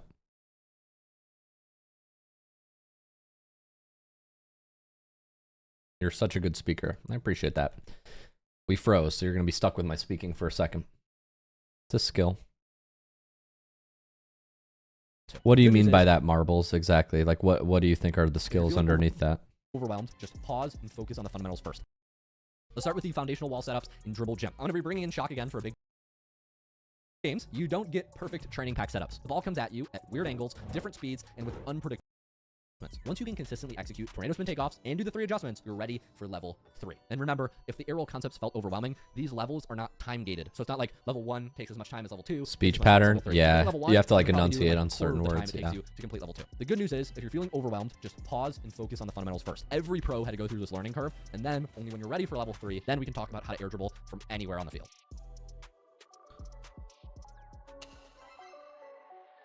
Welcome to level 3. This is realistic wall setups. If you've mastered level 1 and level 2, you can now hit clean air dribbles with basic arrow left or arrow right. But here's where most players hit a wall. Literally. It's like Rocket League. In ranked games, you don't get perfect training pack Good setups. joke. The ball comes at you at weird angles, different speeds, and with unpredictable spin. Level 3 is all about adapting to these real game scenarios. We're moving into phase 2 and phase 3 of the arc equation, when the ball is transitioning away from the wall or already drifting into space. This requires different boomer. timing, different jump decisions, and the ability to read what the ball is actually doing. Level 3 has 2 parts. We have foundational realistic setups. We're going to use Dribble Gym for this. Then advanced scenarios with realistic air dribbles training pack. By the end, you'll be air dribbling from positions that used to seem impossible. All right, let's start with the foundational wall setups in Dribble Gym. I'm going to be bringing in Shock again for a big portion of this section. We're going to go through Dribble Gym, but we're only doing the wall shots. This training pack gives us realistic wall scenarios without the complexity of ground setups just yet. We'll come back to them later. Let's talk about some basics that are going to be true on all of these shots. Reminders about reading the arc phases. Before you even jump, you need to identify which phase the ball is going to be in when you strike it. So phase 1, remember, is when the ball is still hugging the wall and rolling up smoothly. You can drive into it like in the level 1 air dribble section. Phase 2 is when the ball has hit the lip and is beginning to separate from the wall or starting to fall back down. So this is the transition zone. It's not glued to the wall, but it's not fully detached yet. When the ball kind of starts falling like this, we need to get more underneath it than previously. Because if I try to do the same thing, the ball just goes out because the ball's already falling and not really connected to the wall. So because obviously if I go this right away and don't let it fall, I can approach from back here. The ball still lifts. But if I do that same thing, but I just slow down a little bit and let it fall, now it looks like that, right? So we need to make more of an effort to be slow and underneath the ball when the ball is beginning to fall, because our first touch needs to go high.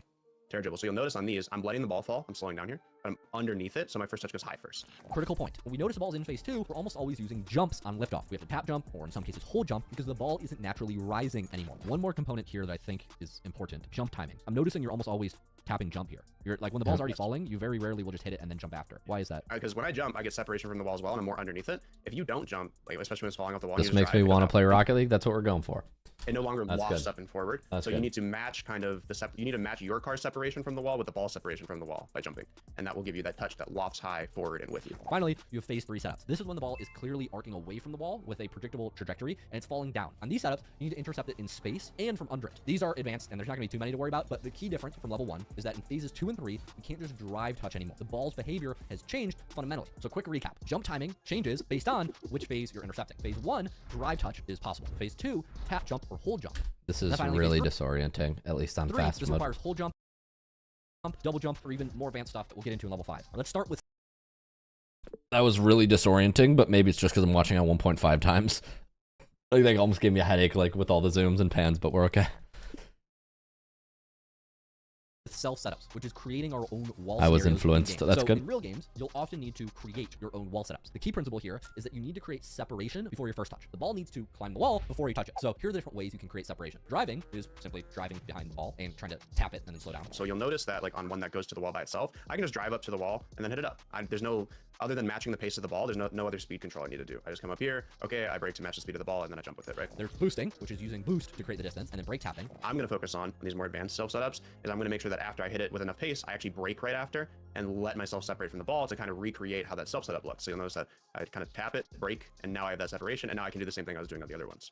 So the key with the self setups is to manually create separation by tapping the ball ahead of you, braking, and then approaching it. So yeah, you tap it towards the ball, you brake and separate, and then you follow it like you would on any other normal like non-self setup. And then there's dodging, which is if you dodge into the ball, you'll often need to brake tap immediately when you land. Let's go over some basic speed flip setup variations. The one option is we can hit it with the nose. This is like close range, and the ball's gonna climb very high. You can also speed flip when you're 2 car lengths distance from the ball. This is gonna, kind of smush the ball into the ground, hit it with the top of your car, and it's gonna give you a more gentle touch and controlled climb. So like if I have someone on me or on my left and I need to get this to the wall quick, I'm going to diagonal flip the ball the way I want the ball to go. So say I want this ball to go a little bit left so I can grab the boost on my landing and then follow it.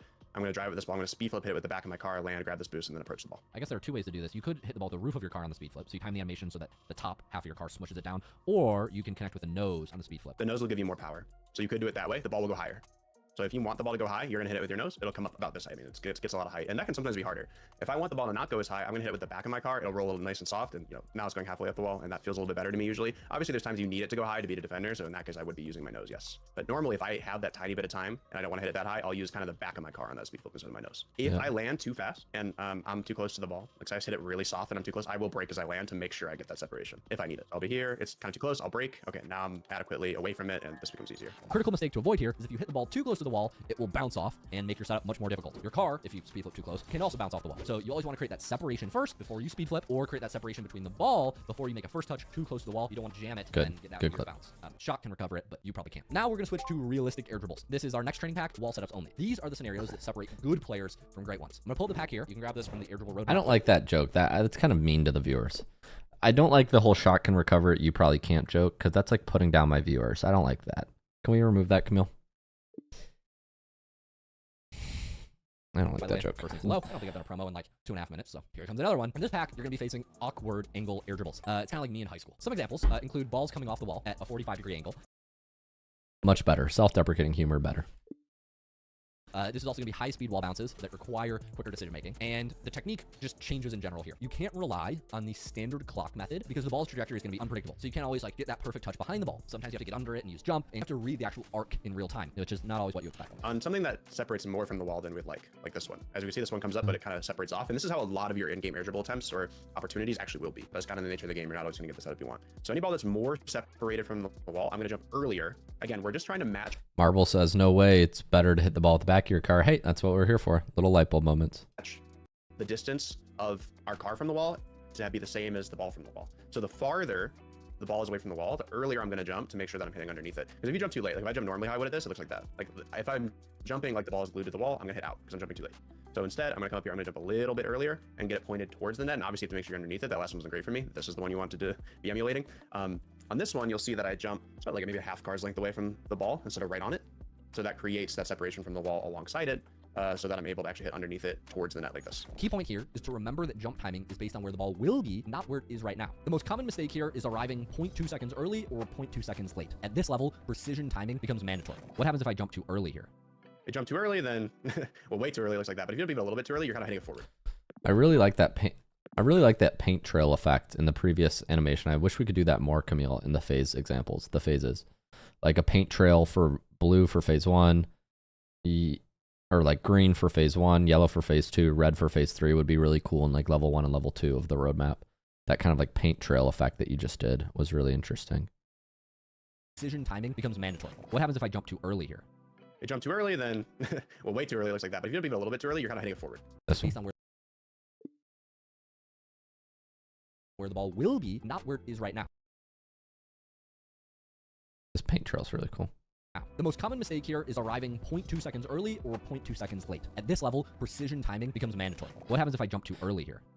All right, y'all, I have a meeting in 4 minutes, 5 minutes with somebody on my team. I don't know if we'll be able to review this whole video together. So I might just have to go on deafen for a little bit and then say be right back on the stream for 20 minutes. And just keep the stream going, but I might just say like be back on the stream in 20 minutes and then just mute my mic and stuff. It might be the way to go. You jump too early, then well, way too early looks like that. But if you jump even a little bit too early, you're kind of hitting it forward. Way too early would look like more than a car's length away, like this. On this one, just to clarify, is it a tap or is it a hold? A tap still. This is a tap. Okay, yeah. Yeah, so the only times I'm really holding my jump button are when I want to do a ceiling shot. Like, because when you hold your jump button, you rise up to the ceiling, like this. Yeah, you continue to gain a little more height, don't you? You gain momentum, and even if I don't boost through it, you'll notice if I really hit the jump button hard, I'm going up more. And even if I hold air dribble after, I'm still going up, you see? Yeah. So I don't want to be hitting... That was a misspeech from Shock when he says if I hold air dribble, he means to say if I hold air roll. So maybe just do like a correction on screen, like with text and an asterisk.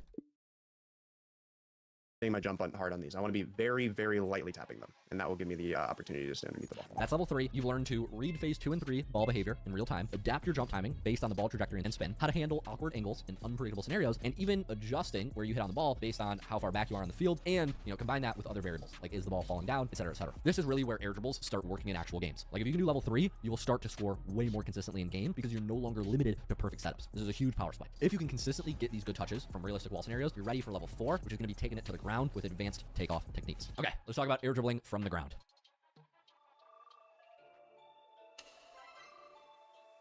Welcome to level 4. This is ground air dribbles. If you've mastered wall setups in level 3, now we're taking it to the ground with advanced takeoff. Let's add a note on screen. If you're already familiar with ground setups, you can skip to level...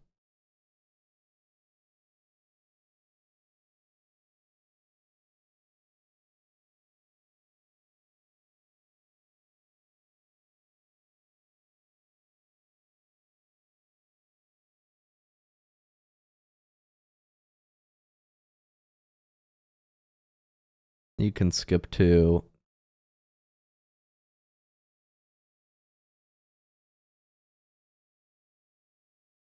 79 minutes, 53 seconds for level 5 cross map air dribbles.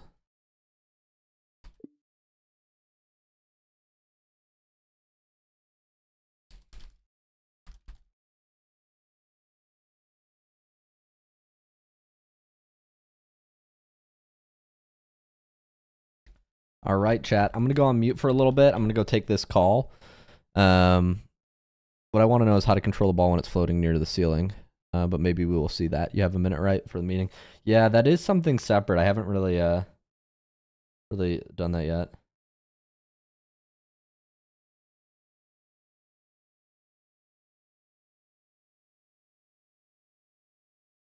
All right, I'm going to go take this call on my phone. I'm just going to go on mute, chat.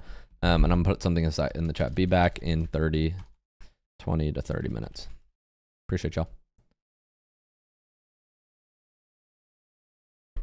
All right, I will be back. I'm going to go on mute and take this call on my phone so I can keep the stream going. I think that's like one of the easier ways to do it. All right, I'll mute my mic.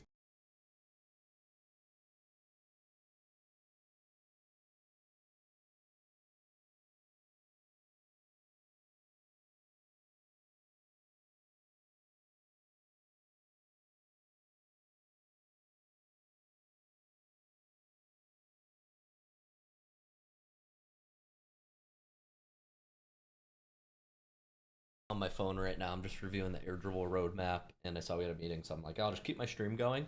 I'm an hour and 1 minute through, which funnily enough, is about the halfway mark. Jesus. It's so painful. I know, it's taken me 2 hours just to leave revisions. I was hoping I would have it done before this call, but yeah, Camille has another full batch of revisions for himself. Thumbs up, Marbles. Yeah. Yeah, That's what makes me want perfection. Yeah, yeah. I think this is like round 11 or 12 of the drafts. I'll probably mute on stream once we get into like talks that are more detailed or more personal, but I just wanted to say what's up to the stream chat. And you're on stream chat right now, so if you want to say anything to the stream, feel free. What's up, chat? What's up? First time. What's up? Okay, What's no, up? really. What's up? What does Drake say? He's like, W's in the chat. W's in There's the. the shots. W's in the. That's what he's Yeah. like. I need the max win. I need the max win. That's what he says. W's in the chat. Okay, I'm gonna mute on stream. Thank you for saying hi to everyone. All right, we'll go. Sure.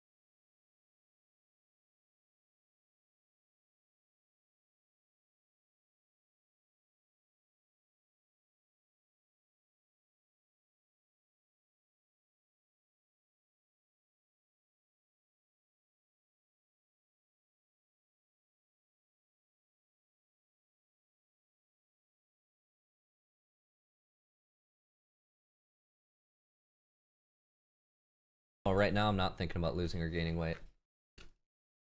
Kind of just in the middle. Okay, I'm rejoining on stream. Okay, I can hear you on stream. Hello. Sure. Is my mic quality better now? We're just gonna do this. Yeah. Yeah, we were talking off stream. Chat. Anybody in the chat? This is Josh. What's your life story? Tell the people. My life story? Mhm. It's not exciting. It's not exciting. Yeah. I was like, I don't think you were there. We had one of the meetings with Jacob and all them. I said something, and Jacob was like, "Are you okay?" And I was like, "Oh, it's a whole nother story." I was like, "We'll go down that one day." The full lore. Yeah, the full lore of Josh. Yeah, we're having an interesting conversation about like public versus private. I'm trying to do more stuff in public.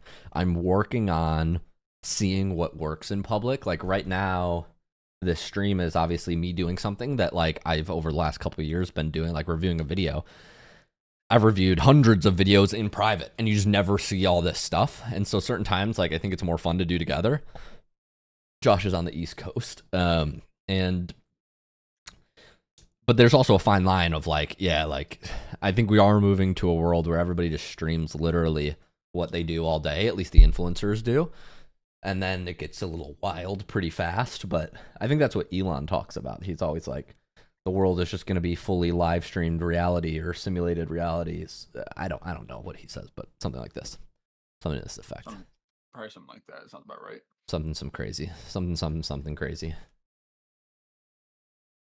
Yeah. But I want to talk about growth for the clubhouse. I want to talk about a couple things today. I know we talked about your role.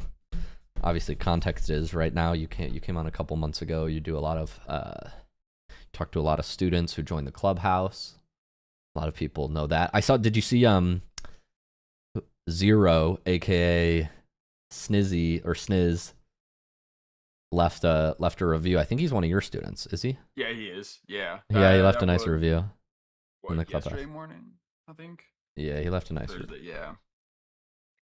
Yeah, he's a nice guy. I like him a lot. Yeah, he left a nice review. I always appreciate when people do stuff like that. Like he left a review just like explaining.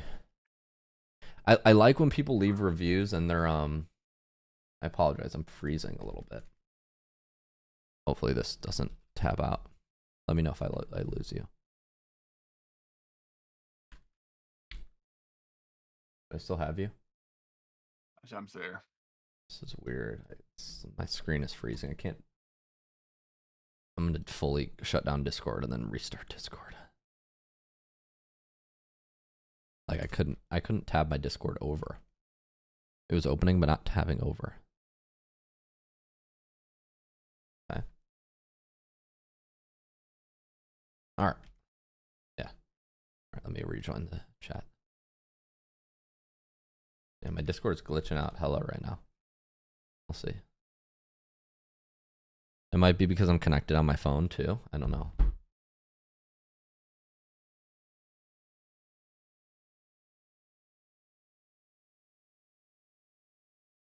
All right, we're back. I might have just been because I was like disconnecting a ton. I don't know. But I sent him a DM and said thanks for the review. Yeah, look at this. It just I keep getting tabbed out. I don't know why. Let me know if you lose me. But he left a nice review. What did he say? Clubhouse reviews. Join this community, started C3. The one-on-one in the VIP is literally worth the entire price. Yeah, I think it's just because I'm signed in on two platforms. It's on my phone and my PC. It's glitching. But yes, Sniz left a nice review. Is what I'm trying to show you. Left a nice review. I got this ping and then I DM him. Yeah, I think I read that. Yeah, or maybe did I not? Yeah, no, that is nice. Yeah, I know when when I signed him up, he was super happy to work with Torment. Like I think he used to watch him when he was still playing. So he was like, "Oh, Torment, that's insane." And I was like, "Yeah, he can be yours." He can be yours. Yeah, I gotta watch that one. I like it. That's funny. Yeah. Torment's been doing a great job. We were talking about how we have a podcast coming out with him soon too. Yeah, Torment's been going crazy. Yeah, he's been doing most of the sessions. We talked with Shock and Freaky about balancing stuff. Freaky's at FIFA E right now with Team Germany, and Jacob talked with Shock from what I understand, and we might be bringing Shock into the VIP soon. It just depends. It depends on schedule because the boot camp requirement is that you're full-time, and the clubhouse requirement is that the clubhouse doesn't have a full-time requirement. So to be a coach of the boot camp, you have to be full-time. The coach of the clubhouse, you don't have to be full-time. And Shock is planning on going back to school. He's not going back to school yet, which might remove him from the boot camp. And then, so we might place him more in the clubhouse on the VIP sessions. So we're just keeping an eye on that. But I see that Torment does the vast majority of the VIP sessions, at least, well, obviously right now because Freaky's completely out of office. But in general, I think Torment actually gets the majority of the bookings on the from what I've seen on the VIP side. Yeah, that's what I see. Yeah, he does. I'm looking at the training plans right now, and I want to say I see Torment's name 4 out of 5 times. Recently, even more so. Freaky, more like a day ago or a week ago. Yeah, like Freaky more so. Last month. Yeah, a lot of training plans here. This is cool. But yeah, I want to talk to you about your role, dude, because we need to figure out a plan moving forward. We need help on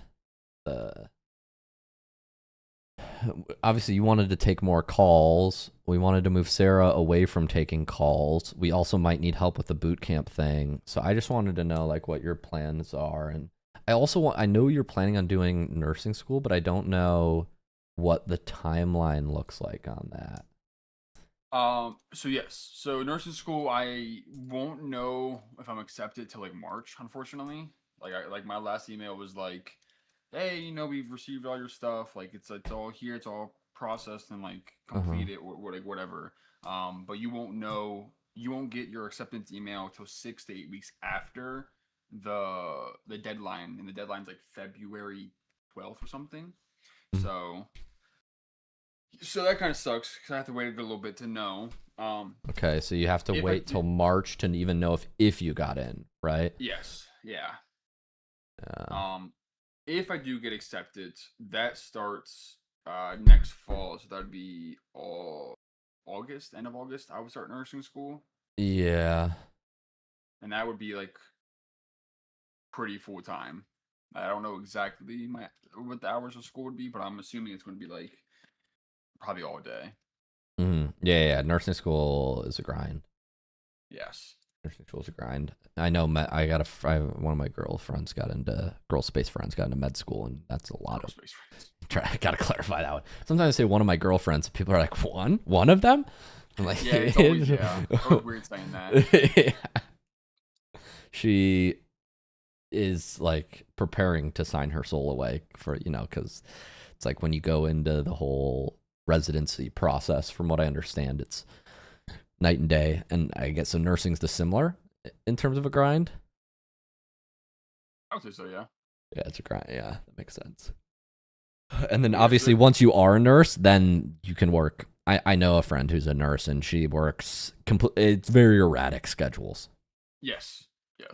But I think that all really depends on like where you work, what you do, and so forth. Like it can be pretty sporadic. It can kind of be like consistent-ish.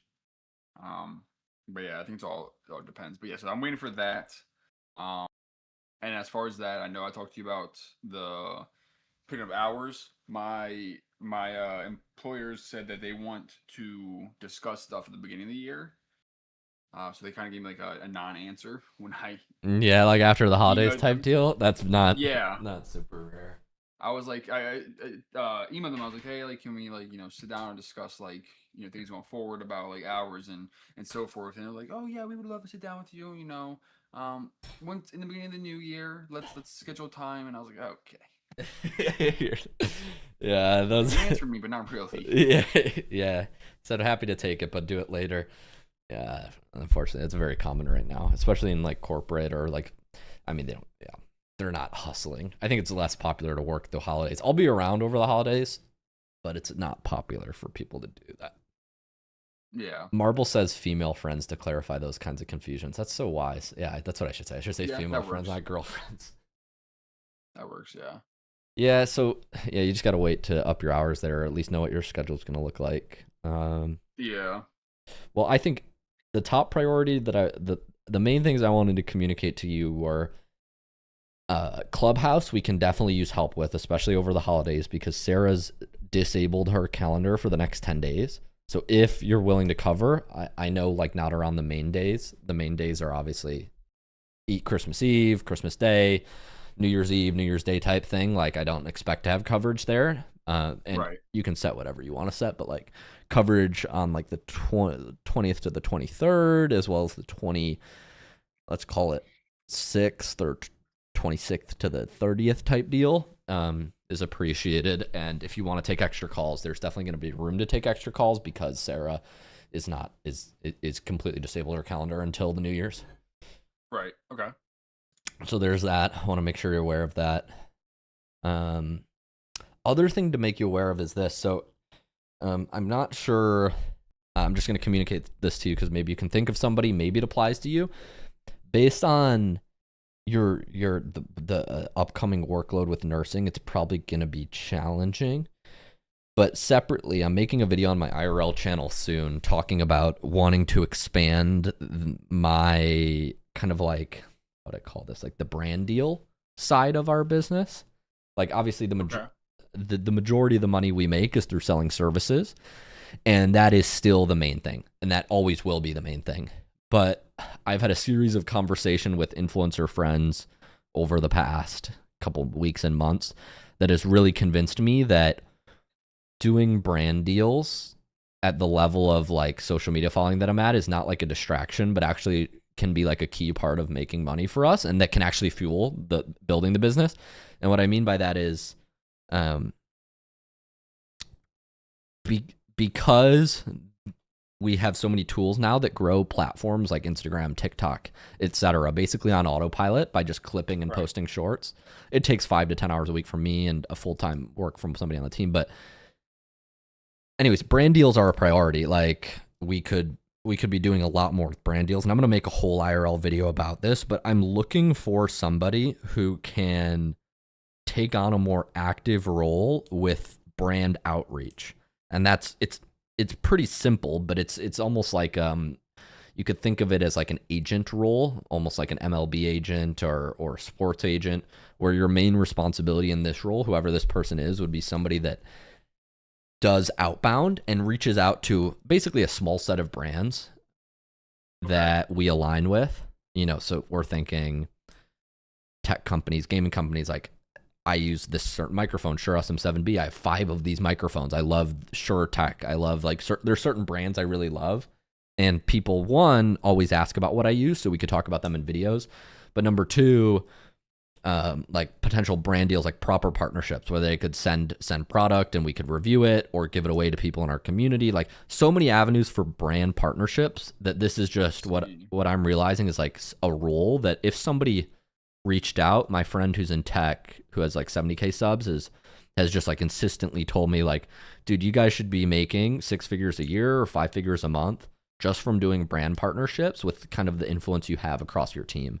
And I don't want to get distracted because the main business is selling services, and it will continue to be selling services.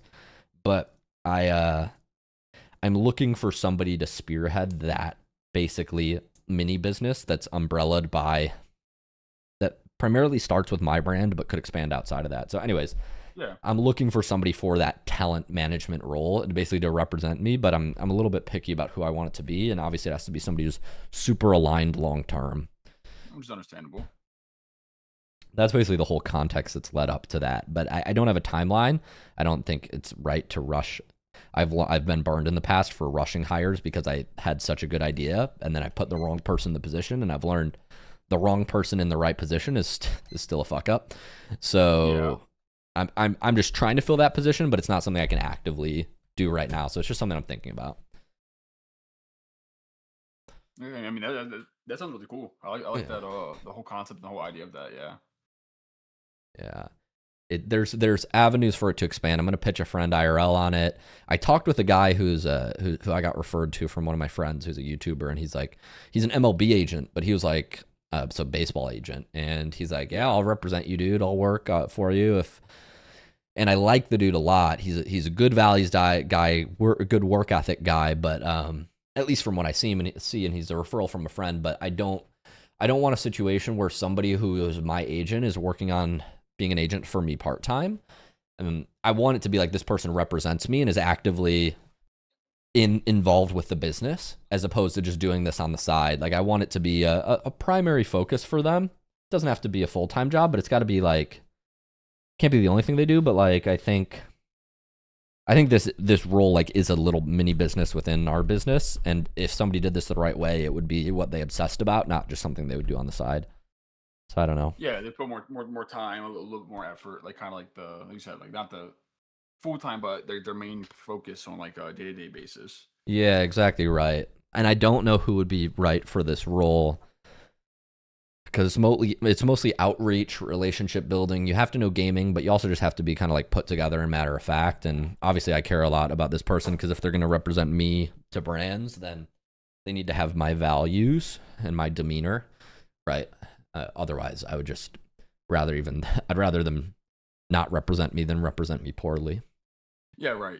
So they need kind of like a nice mix of everything, your values, be good at gaming, be good at people skills. Yeah. Yeah. I mean, that makes sense. You need what's the word I'm looking for? The LeBron James in this situation. He can do it all. Yeah, I need somebody who can do multiple things, and like, yeah, so this one guy was a good fit, but he's not the best fit, the MLB agent guy. So I'm avoiding moving forward. So yeah, I don't know. Like I said, I don't know what you make of that, but I just wanted to communicate that to you so you're aware of it, and you just know I'm gonna make a video on my IRL channel talking about this soon. Yeah, I think that sounds really cool. I know that would be something I would be interested in, but I know like just going future plans with nursing stuff, I don't know what my plate's gonna look like. Yeah. But I think that's my big concern with like anything like that. Yeah. But, like I do like the idea. I think the concept behind it is something that's really interesting. Yeah. And yeah, like overall, it sounds really cool. Sounds something that would be really cool to be a part of and do. Yeah, it's definitely something that I think is aligned long term. I mean, I have friends who have 10K Instagram followers and make full-time incomes just from these brand deals that they do, like even micro influencers. And I know that my IRL Instagram and my Rocket League Instagram could be, I mean, either or could be a source of brand deals. The Rocket League being the primary focus for this. But as my IRL continues to grow and people know me more as a business person and founder than even just a Rocket League coach guy, like there's also avenues for expansion there. So I see a lot of short-term, long-term benefits, but the main thing is this person has to be focused on this.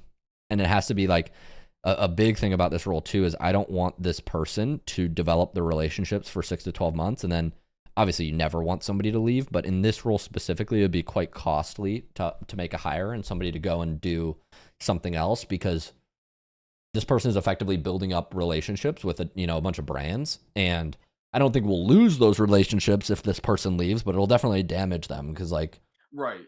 Yeah, you can imagine how that would work.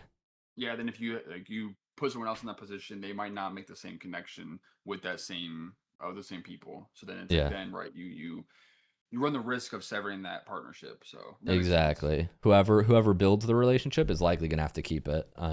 Exactly. Yeah. Yeah, no, that makes sense entirely.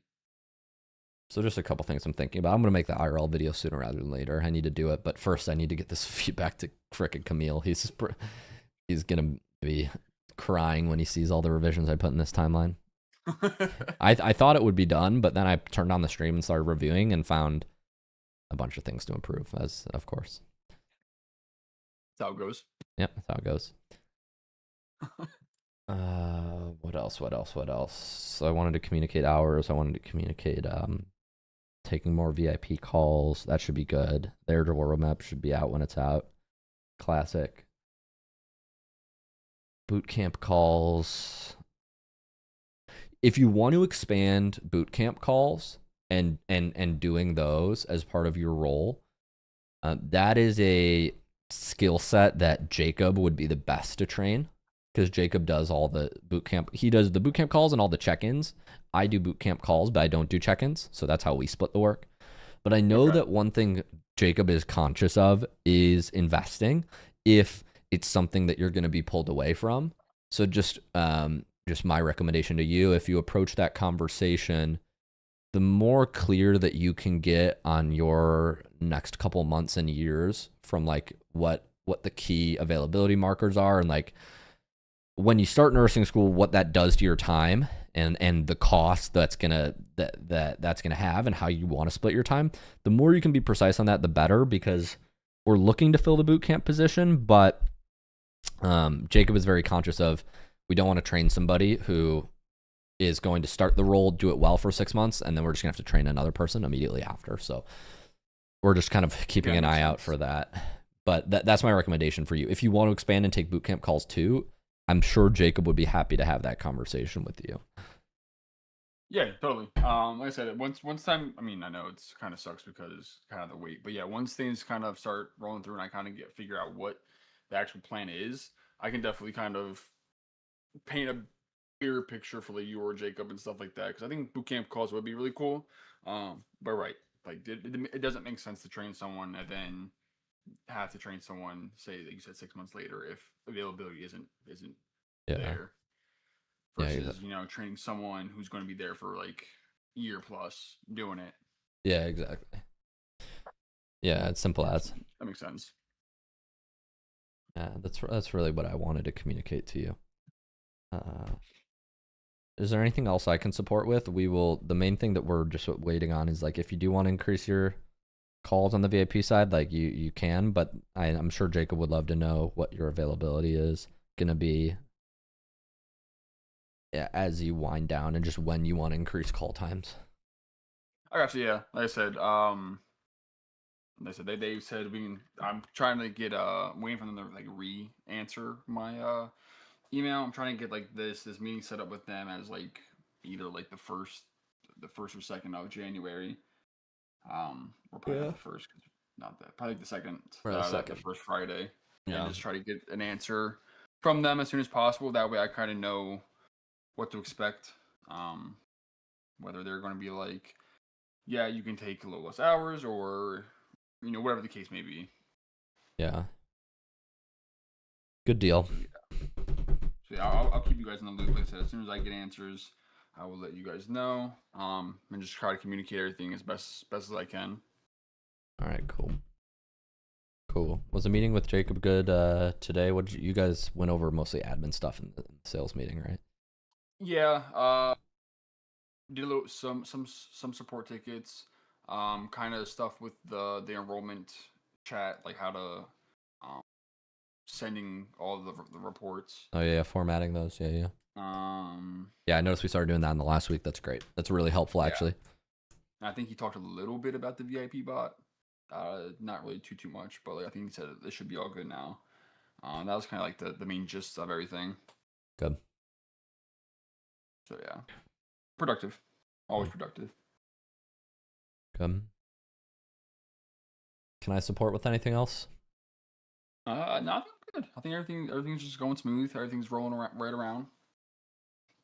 So yeah, I'll look at my the calendar for like you said this next week or two, and try to fit more hours just to kind of pick up some of the space that Sarah would usually have. Yeah. I know holidays is just tough for everyone. Yeah. Especially with back-to-back weeks. So, like I said, yeah, I'll try to throw some more hours in just to kind of pick up some more calls. Cool. While Sarah's taking a little break. Yeah, appreciate that.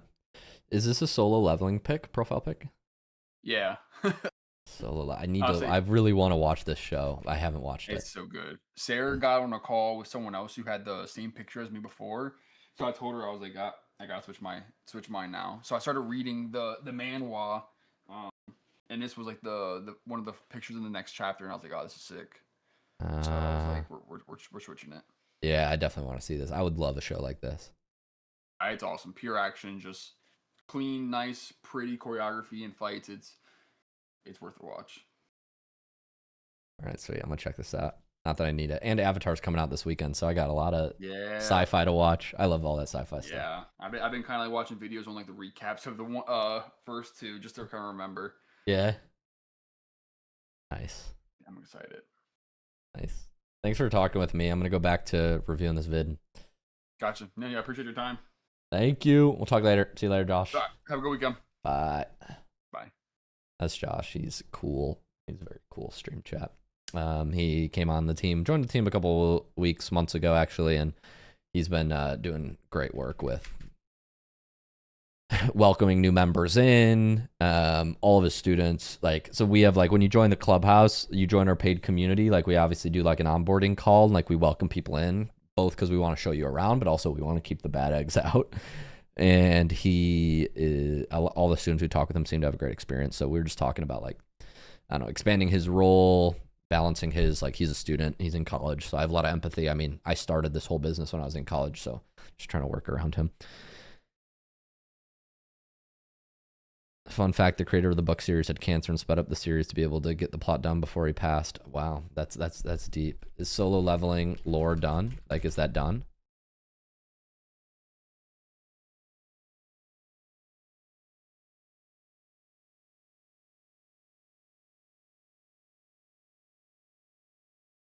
Oh, that's sad. Solo leveling writer. Oh yeah, he died.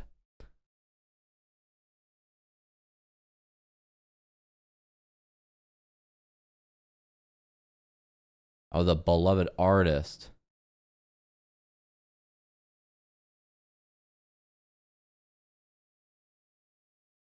Oh.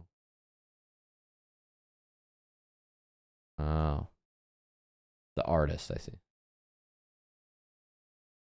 So sad.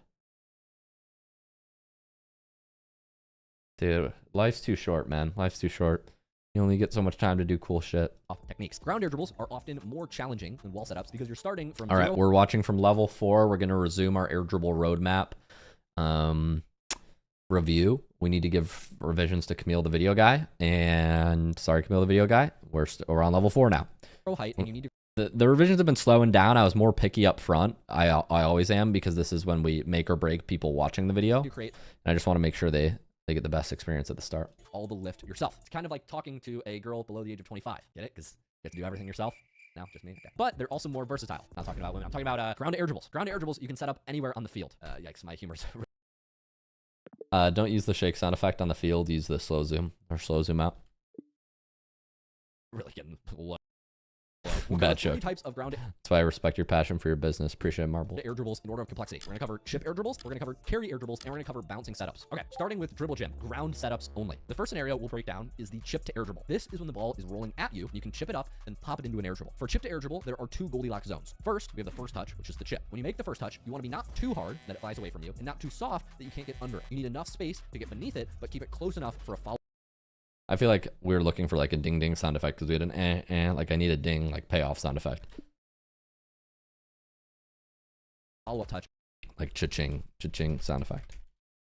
Yeah, that's exactly what I was thinking, Marbles. Cha-ching. Yeah. Before it starts falling. I could make some crazy things. That's exactly what I was Show me thinking. the first Goldilocks zone, which is that optimal. Yeah, same mind. first touch. So if I chip it too soft, I can't get underneath it adequately. It's impossible. So you do need to chip it both close to yourself, but also with height. So that's more what it should look like, where we're just doing a little drive into it at the start, where it's going to pop above us. On this ball rolling faster, I actually am not going to really boost into it or accelerate into it as I chip it. I'm going to more so Let me let the ball hit quickly me. check chat. I just need to make sure I don't have any other meetings that I'm missing because I just finished the one with Josh. I just want to make sure I don't miss any other meetings. Meetings.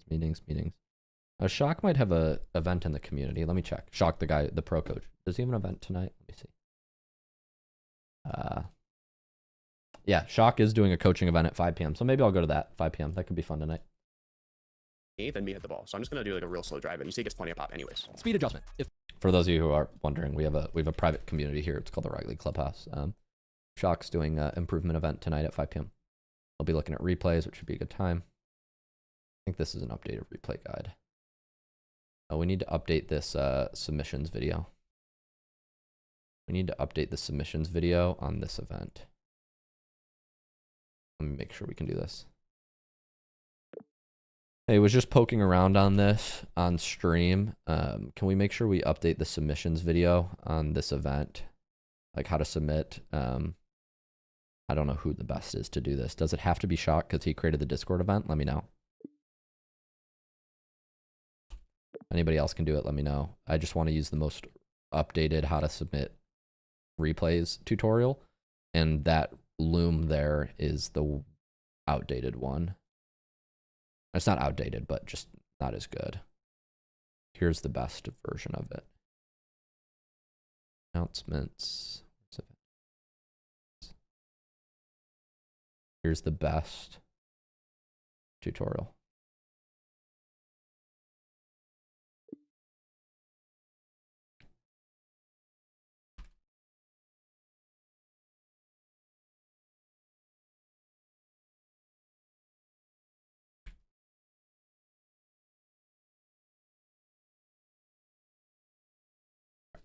Just want to make sure the team had that. Okay. I'm sleeping and typing. Tipping? Typing? What does that mean? Okay. Here, we're on the video. If the ball is rolling fast at you, you can often just let it hit you. It'll usually get enough height. But if it's really slow, you need to drive into it to give it some go, as Shock says, give it some lift on the first touch. Okay, if you understand the chipped air dribble, you understand Goldilocks zone number 1. Now on to Goldilocks zone number 2, second touch timing. This is the critical part. You want to time your second jump as you fast aerial to pop the ball higher. The second key that I saw was the timing of the second jump.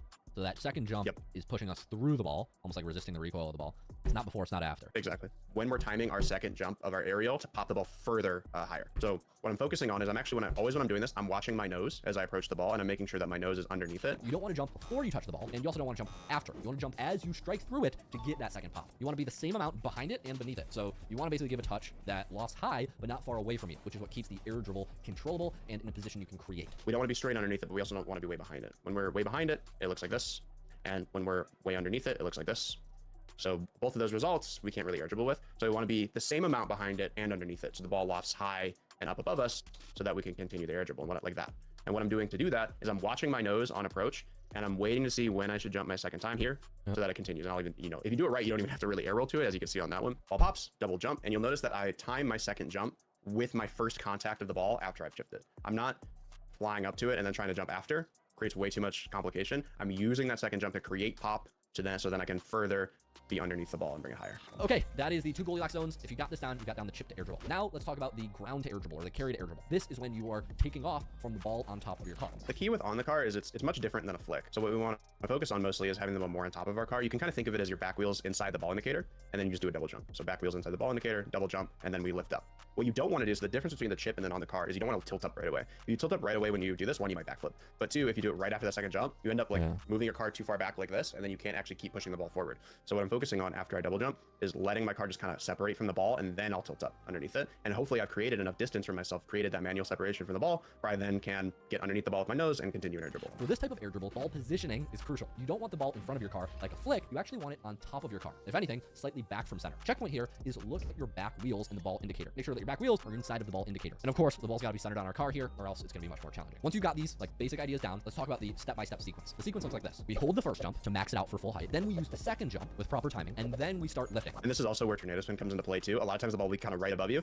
So being able to use tornado spin and boost behind you a little bit to get behind it again, like this. That one wasn't very high. Using the second jump for control is important. Pop it, and then I need to get behind it a little bit. I can use tornado spin to do that. That was a really good example of it. I'll let it play. The ball's right above me, so it's really hard to air dribble. I do one tornado spin that brings my car back a little bit, and now I'm behind it again, and now the air dribble is possible. That's another kind of key point on that. The key mistake here is you don't want to pull your nose back right away, because that affects the pop, and you can't max out your first jump. Think about it this way. You're holding your fast aerial takeoff, maxing both jumps, then lifting after. It's jump, jump, tilt, jump, jump, tilt, jump, jump, tilt. Okay. And of course, we really do need to max the jumps here, but remember, it's not about who finishes first, it's about who lasts longest. All right, moving on to section number 3, the bouncing air dribble setup. This is for balls that are bouncing up and down and require precise timing. Timing strategy. You want to time your initial contact with the ball using your second jump. Often, you're not chipping the ball off the ground. You're taking it before the ball bounces or right as it's about to bounce, then meeting it as it rises. What I'm focusing on when the ball is chipping, or I'm going to chip it because the ball is bouncing, is I'm focusing on, again, I'm trying to time my first contact with my second jump. So here it's jump, jump. You'll notice it gets height because I'm using my second jump to give it pop. If we don't do that and we just single jump, it can work, but you'll be much slower to the ball like that, and it'll require more boost. So we really want to be doing that jump. The dry jokes, I'm keeping my distance from the ball and then double jumping into it rather than being right next to it and then trying to do it really slowly. So I'm using that jump and a double jump and a drive forward. Okay, that was too much. That double jump and a drive What's forward. up, little chunky? That was the idea. Thank you, Marbles. Appreciate it. I drive up just a little bit right before all it's pun gonna bounce. intended. I use Yep. double jump as my first touch, and then from there it's pretty straightforward, like any other air dribble that we've done. As an advanced technique here, you can use reverse tornado spins. So if the ball is coming at you, regular tornado spins aren't always ideal. Reverse tornado spins, aka arrow left and stick to the left, can be better because tornado spin slows you down from neutral. So that's good when the ball is overhead and you need to slow down, but reverse tornado spin speeds you up and is good for catching up to balls in front of you. A slow-mo effect of I think that was slightly out of sync. You showed a tornado when I used the word reverse tornado. Spins aren't always ideal. Reverse tornado spins, aka arrow left and stick to the left, can be better because tornado spin slows you down. Tornado spin slows you down. Good when the ball. This clip here, you start showing reverse tornado spin before I explain reverse tornado spin. So save this clip, show another clip of tornado spin slowing me down from neutral before you introduce this reverse tornado clip. Ball's overhead and you need to slow down, but reverse tornado spin speeds you up and is good for catching up to balls in front of you. So what I'm actually going to do is I'm going to inverse tornado spin. That's going to keep my nose facing forward through contact, and I'm able to catch up to it much faster. That looks like this. And that will fight against the ball pushing us away. So if the ball's above me, which can happen on these, I will tornado to get back behind it because I need to move backwards a little bit, right? But if I hit the ball forward in front of me, I'm going to do an inverse to continue with it faster. And that's just more of a problem or need on the ball when the ball's hitting you hard, like on shot 1 here. Makes a lot of sense. Tornado spin, when you do it from this like tornado spin takeoff, it pulls your nose back, which slows you down, but that's not good because this ball is super far away. We gotta catch up to it. If the ball's rifling forward, right? And so that's when we use the exact opposite, the inverse, reverse tornado spin that catches back up to the ball a little bit quicker, and then we're in a position to create. I made a YouTube short, and many folks said they were like quite confused. So the idea here, guys, inverse tornado spin, tornado spin. Let me try to make it not too complicated. Tornado spin, if you start. Maybe we add a note here that says, I'm gonna more thoroughly explain the difference between reverse tornado spin and tornado for the next 60 seconds. If this already makes sense, skip ahead 1 minute.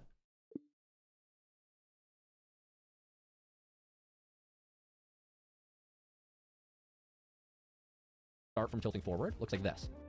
Start from tilted forward, it looks like this. That's arrow left and push joystick right. Notice how the first thing that happens is my wheels turn. Do I pay for that AI? What AI? The voice? The text to speech? When I go from flying to tornado, my wheels turn back. So I'm facing back at my screen. I'm gonna show you reverse tornado. Reverse tornado is arrow left and joystick left. So if I start inverse tornado from this position, the first thing my nose does is duck forward. So the idea here is like when we make this first touch, if we duck forward, it puts us in a nice position to get the air dribble. So after I get the first touch, I pop my nose up, then I inverse tornado spin now, and see that helps me swoop under, get back in line with the ball, and then I'm carrying it. So from neutral, I inverse tornado spin, that gets me under the ball, and now I'm air dribbling and following it up and doing all the normal things I do. Inverse tornado speeds you up from neutral. See how my nose ducks forward. Whereas tornado would be slowing me down from neutral. So like tornado would push me back there. See how like when I tornado from this position, I rise? Whereas if I inverse tornado from this position, I duck forward. So it really depends on the setup here. But on the setup where the ball goes way in front of our car, inverse tornado is more has more utility to catch back up. And now we're in position to, let's say, double. So the key thing to remember, guys, I'm starting all these adjustments when I'm in the flying position, neutral position, with my car facing forward. Then when I start that reverse tornado, it ducks my car forward. And if I were to start tornado from here, it lifts my nose up. So tornado has more utility like off the sidewall here because it lifts the nose up. Notice how we get in this nice position to be under the ball. I'm using a lot of tornadoes in this example. Whereas inverse tornado on these setups where the ball goes a little out in front, like I'm there, where if I do end up hitting the ball high for some reason, then I might tornado to slow down. But if I were ever to hit the ball too far forward, now I might have to inverse tornado to catch back up and be in a position to actually score here. So that's kind of the idea. Here I'd probably inverse tornado, catch back up, and now I can double. Now on to part B. Now we're switching to ground setups. This is... Oh, thank you for the 5-time gifted marbles. I appreciate that. That's very kind. Shout out to everybody who's on Twitch. Somebody should get those gifteds for marbles. Appreciate that, man. That's very nice of you. Oh, over here. Sorry.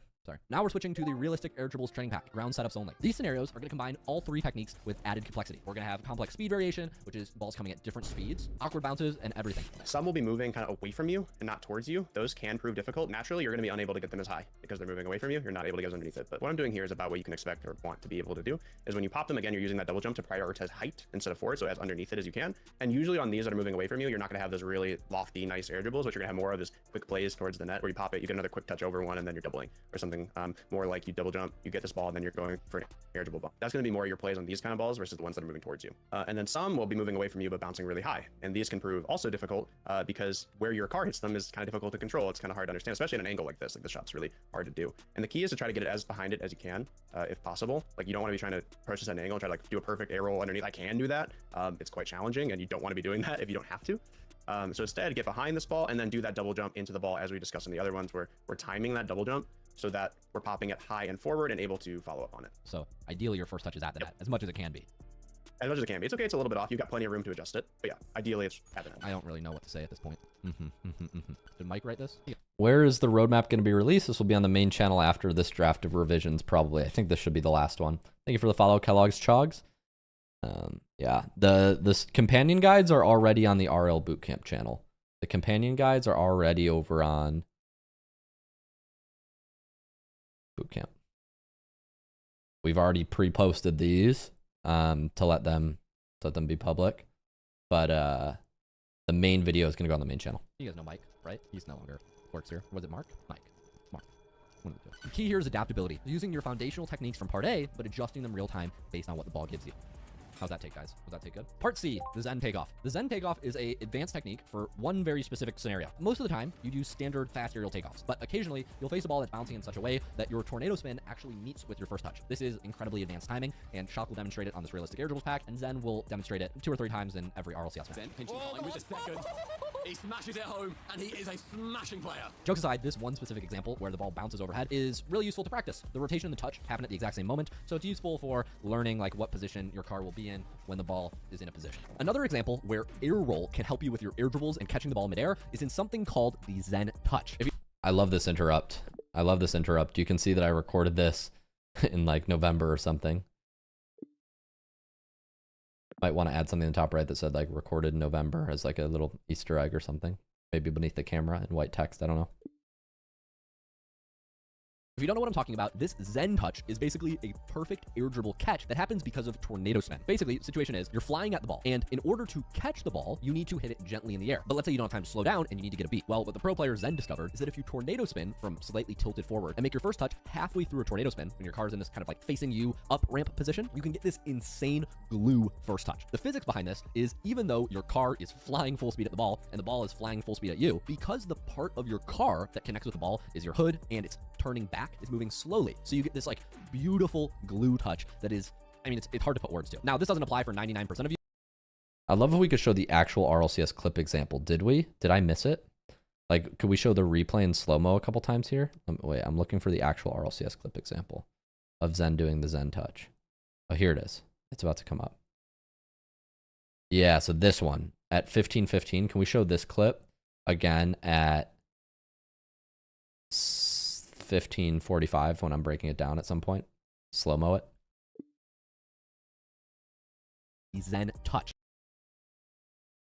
Ramp position, you can get this insane glue first touch. Love the cinematic, Camille. Can you show the actual Zen clip here instead of me? Because I'm doing it closely, but I want you to show the actual Zen clip.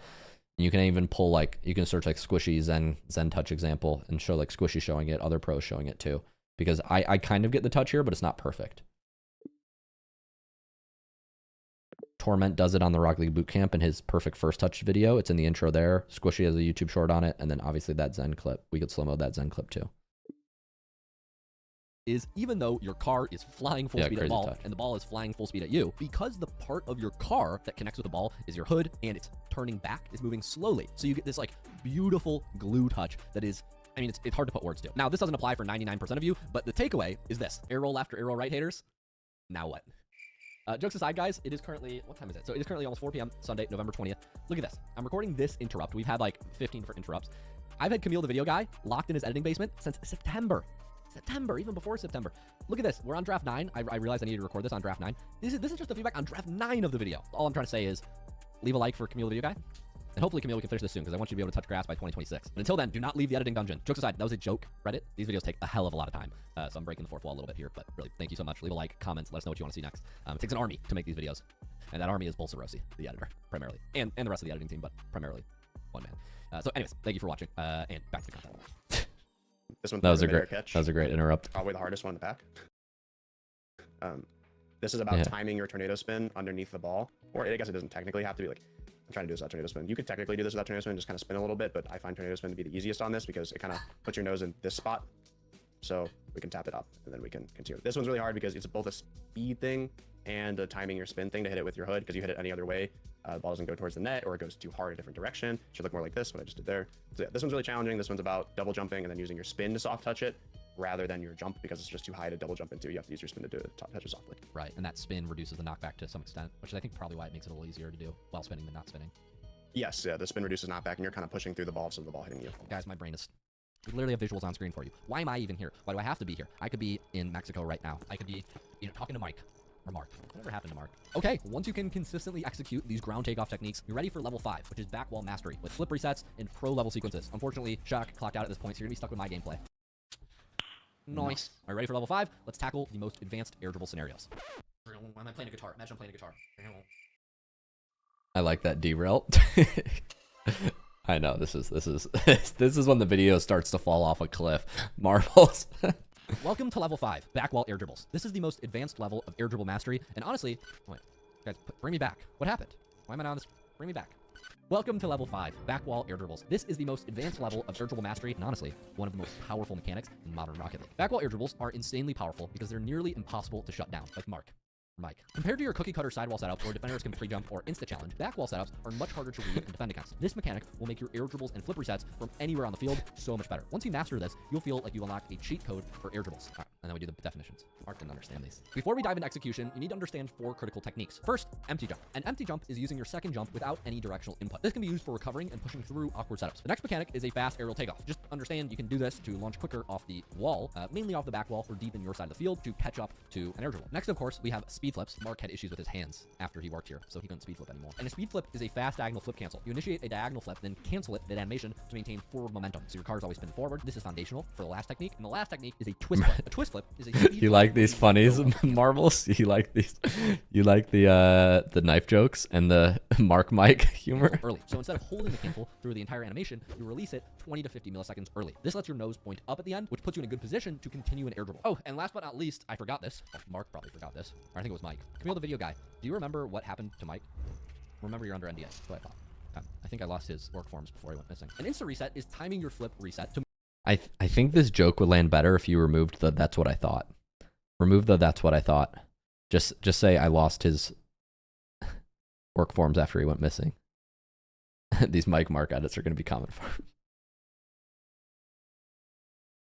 Immediately dodge back into the ball. When you're low on boost, a good insta reset can keep your play alive. I'll use the word insta reset to mean anytime you flip immediately after you just got the ball reset. However, the most powerful type of flip reset that you may have seen pros start using in the last few years is something called the pop reset. A pop reset is performed by speed flipping from under the ball when you're on a slight diagonal. If you catch the ball while it's falling down and time the pop perfectly, you can pop the ball so high that you can continue an air dribble. I'll explain more about how to do this in a second, but just wanted to clarify. Insta reset just means using your flip immediately, and the advanced version of this is the pop reset. This pop reset is a little bit beyond the scope of this tutorial, but if you'd like 10 or 20 minutes dedicated to just teaching this, open up the Dribble Roadmap level 5. I have a few step-by-step breakdowns, including a pop reset tutorial that you can watch after this. And shout out to Lakes. Thanks again for the help. Now let's break down the step-by-step. Cool. Step using these definitions. Step 1 is the setup. There are 2 main approaches. Number 1 is a double jump takeoff. So you want to use this when the ball is already falling off the wall or high near the ceiling. Since the ball already has height, you need to quickly get airborne to intercept it, and sometimes that extra jump can be needed to continue the air dribble. Then we also have the jump dodge chips. I wish this Using a pop and air dribble. I'll reset to immediately dodge back into the ball. When you're low on boost, a good insta reset can keep your play alive. I'll use the word insta reset to mean anytime you flip immediately after you just got the ball reset. However, the most powerful type of flip reset that you may have seen pros start using in the last few years is something called the pop reset. A pop reset is performed by speed flipping from under the ball when you're on a slight diagonal. If you catch the ball while it's falling down and time the pop perfectly, you can pop the ball so high that you can continue an air dribble. I'll explain more about how to do this in a second, but just wanted to clarify. Insta reset just means using your flip immediately, and the advanced version of this is the pop reset. This pop reset is a little bit beyond the scope of this tutorial, but if you'd like 10 or 20 minutes dedicated to just teaching this, open up the Dribble Roadmap level 5. I have a few step-by-step breakdowns, including a pop reset tutorial that you can watch after this. And shout out to Lakes. Thanks again for the help. Now let's break down the step-by-step using these definitions. Step 1 is the setup. There are 2 main approaches. Number 1 is a double jump takeoff. So you want to use this when the ball is already falling off the wall or high near the ceiling. Since the ball already has height, you need to quickly get airborne to intercept it, and sometimes that extra jump can be needed to continue the air dribble. Then we also have the jump dodge chip setup. This is like when the ball is low to the ground and you have room to hit it up without hitting the ceiling. Low balls with ceiling room allow for more controlled chip up approach, but the ball that's falling off the wall or already separated, you'll need to fast aerial out to get. I'll show you examples of both scenarios so you can recognize which approach to use in different situations. Roll some clips. So like the difference I'm trying to show Camille is, so on this ball that's glued to the wall, I tap, jump off, speed flip, and now I'm still behind it, right? And then I do the reset. But on a ball that's higher up the wall like this, now I'm gonna double jump, and that's what I use to take off. You use the different setups depending on how high the ball is. Like a low ball like this, jump, chip, flip. That's probably the best example. Yeah, that's probably the best example I've gotten so far. When the ball's low to the ground, we need to use that twist flip there to get it high and far and forward. And I'm bailing out with an insta reset there. But on a ball that's higher, so I'm like flip into this ball like here. Now it's gonna fall off the wall. I'm gonna have to fast aerial 1-2 to get that high lofted touch. And now the finishing sequence is similar. Okay, now moving into the takeoff sequence. So when you saw me do those setups, you saw a few things happen. Let's break them down in slow-mo. The first thing that happens in the takeoff sequence is air roll. We're gonna air roll over using half a tornado spin to get in a position where our nose is down, facing below the ball. From here, we're gonna twist flip into the ball. Depending on your nose angle after the twist flip, you can either continue tornado spinning or air rolling to catch the ball. There's a pretty big timing component here. The twist flip should give the ball forward momentum while you maintain control underneath it. You don't want to twist flip behind the ball and get stuck behind it or on top of it. Step 3 is the air dribble extension. interception. If you execute properly, you should catch up to the ball quickly for a second touch. We want to air dribble 1 or 2 times before we reset. Since the ball already has forward momentum from the twist flip, we want to connect underneath the ball as much as possible to keep height and avoid the ball falling too low. As a boost management tip here, avoid boosting during the twist flip. We want to save as much boost as we can for after we catch up to the ball. This is the most critical boost moment in the entire sequence. Quick practical note here, guys. After we do this twist flip off the back wall, so it goes tornado spin, twist flip, tornado spin, twist flip. Sometimes we're not going to be perfectly aligned with the ball, and we'll use like a slight tornado spin to get back in line. So once again, it's tornado spin, twist flip, and then we usually tornado spin just a little bit more to get back vertical. To show what that looks like tornado spin, twist flip. Now we have to get back under the ball.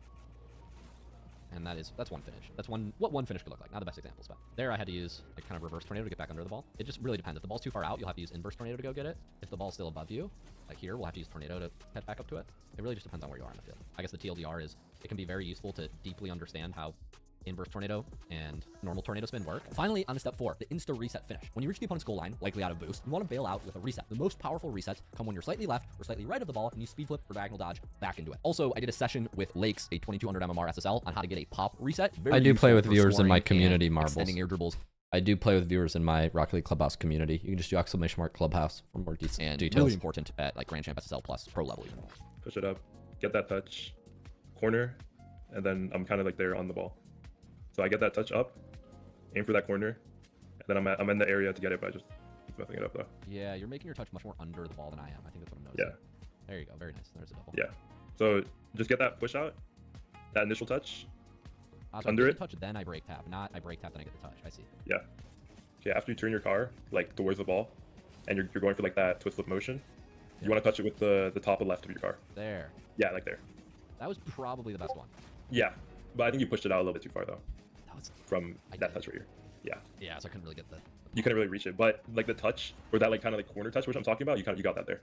Yeah, the actual twist flip, the twist flip setup. This is such a hard one because you have to get this perfect. Yeah, first appreciate touch. Marbles. You have to get this touch, then you have to break tap, then you have to get the perfect twist flip, then you have to get the pop, and then you want to get another ideally. Yeah, from the back wall is definitely the most difficult one, but That was fantastic though.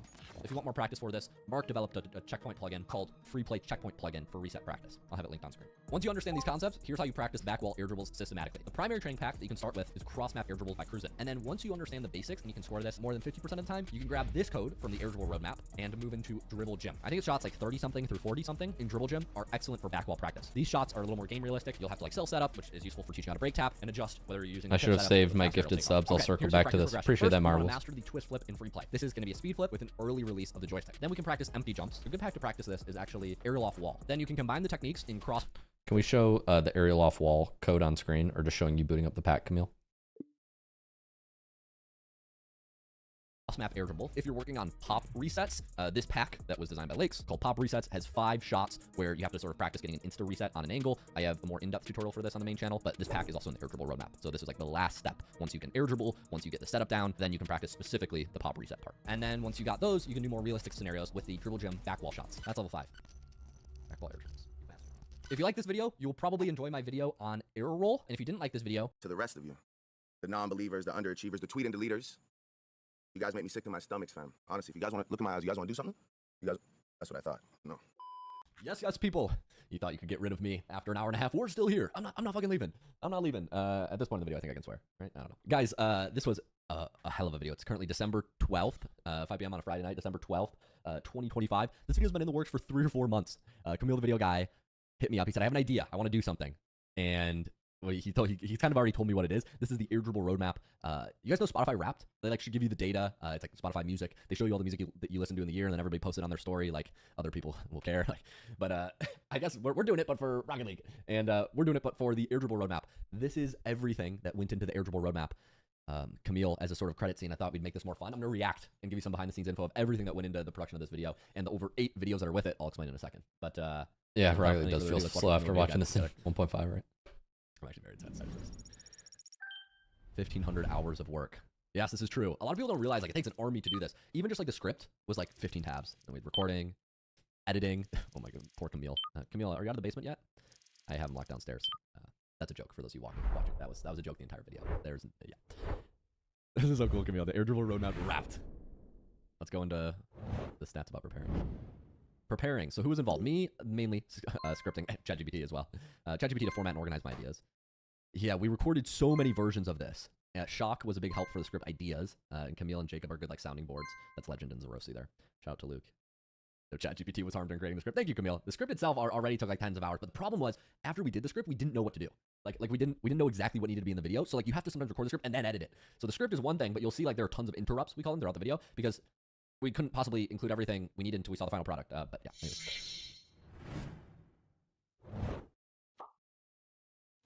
Okay. Now time to watch me be the dancing monkey on camera, as I do so well. Can I get the crab rave music? Oh, by the way, this is a fit check. Fit check. Fit check. Wait, I wanted to do this. Wait, I wanted to do this one too. I should have done this. You know, like on the Instagram, on the stupid bimbos on Instagram, they go like this. Ow, fit check. Like this, and they go. And I kick their leg up. They go like. Do you know what I'm talking about? If you're on Instagram, they'll be like. This is the outro bloopers. If anybody's coming into the stream, they're probably very confused what's going on right now. How to be a basic Instagram bad bitch. Gotta keep the body moving. Oh, you want to go? I'm really built like this. Y'all thought this was special effects. I'm really built like this. I was a little chubbier in that, but now I'm leaner. Wait, and then we can end. This can be the outro. Yes, I am. And then you like phase out. I break something. I remember my Let's do some special effects, right? Hadouken. Hadouken. Hadouken. I've always wanted to do a Hadouken. Did I do it right? No? Okay. This mark bit has to go. My brain is it's falling down. Yeah, I'm losing it. Brain's fall. I'm gonna go get some water to Mark downstairs. He's probably pretty thirsty. He's been down there for a couple days. More dungeon joke. Just hold on. We're going home. Going home. This is a full workout. It is. Like my body. If you could feel my body right now, you'd be like, hard. You have to like project I'm not just your hot. voice. I'm literally fucking hot. I'm literally hot. This video took me so long to make. I was dog sitting for part of the video. This is not, for those of you asking, it's not my dog sitting. So cute. Little mans. Yeah, I was recording. That was good. Anything else I should share about recording? Easter egg for this video. I don't know if y'all noticed. We changed the light for every. Oh no! section. Oh no! Cringe. No, I don't know that. What rank you were at. So like platinum was like light blue, diamond was darker blue. So like level 1, level 2, level 3. If you scroll back, that's why we're on currently on white, which was the SSL level. Even though I'm recording this way after, I just wanted it to be, there to be continuity. But isn't that cool? I thought that was cool. Yeah, that's the background. Also, I will one day. I'm gonna do some like brand and affiliate sponsorships for like what all my lighting are. But people ask about like my mic and stuff. It's all in the free Discord. Like I put all my gear in there. If you have any questions about what gear I use, just comment in the free Discord. I get a lot of questions like, what controller do you like, Luke? What mic do you use? What all? Like your setup looks nice. What do you put in your hair? What do you? That we don't need to. But if you have questions about the gaming setup, then go to my free Discord. Ask me anything questions. I answer viewer questions there. YouTube comments I read, but like I can't possibly see them all. But viewer Discord questions I respond to if they're good. Obviously, not like any tips for gold. Please help. Editing, yeah. So Camille, the video guy, probably spent over 1,000 hours in this. Editing took 4. Camille works full time. Camille earns a full time salary. Like it's a full time job. People are like, Luke, your editing's so good. No, Camille's editing is so good. Zerosi is so good. And then we also had some of so shout out Buck, Iram. These guys are some of the best in the scene, as well as Sal, who's doing all the Dribble Roadmap videos. Sal, I'm so excited for you guys. If you haven't seen the companion guides yet, I'll talk about them in a second. But yeah, so Iram did those awesome title cards. Wait, I gotta rewind this. Iram did all those awesome title cards, and Buck did the first like 10 minutes of the video because we wanted the first 10 minutes to have a different feel. Camille still has nightmares about this video. How can you have nightmares if I didn't let you sleep, Camille? I'm imagining a video walkthrough, 2 minutes long, on Shock explaining the tournament. Me talking in a meeting. me not shutting up. Let him shower though. I'm imagining a video walkthrough, 10 minutes long, on me explaining the 3 micro adjustments. Yeah, shout out Legend. Legend is my business partner and also the one who's kind of responsible for a lot of the vision behind the scenes. I basically give Legend my big ideas. Wait, why is this zoomed out? Legend is basically I go to him with all my big ideas. I'm the ideas guy, and then we decide which ones we actually want to do. And this made it. This made the cut. He is incredible. And look, he has some quotes here. Making these 3 versions allowed me to spend 3 or 4 more times less time on creating a spreadsheet. Yeah, because we did like mock-ups. We had like this was like the blueprint here. If you rewind, you'll see that blueprint, and then we turned it into the final one. We added polish. We organized the information. Then we added the polish. We also came up with new ideas that we had to make it as easy as possibly could. Yeah. And then yeah, Jacob's always good with like the pass-fail levels and like gamifying it, making it fun. We want to work on a workshop map. We think a workshop map would be really cool, but I digress. That might be next up. That might be one of the next projects for 2026, 2027. Yeah, it's so cool to see all the people involved. Over like 10 people behind the scenes. Tornado, who did thumbnails. Sarah, who basically ties everything together in the company. Everybody in the community. Shock, who was a big thought partner in this video. I do want to mention lakes here. Yeah, I think Jacob's idea is good. Here we could put lakes in the very bottom right instead of the RLC community logo. I think that would be a good idea. Tornado had to make over we're split testing over a dozen thumbnails to see what the zoomers click just on this video, and then we're gonna have probably 20 thumbnails that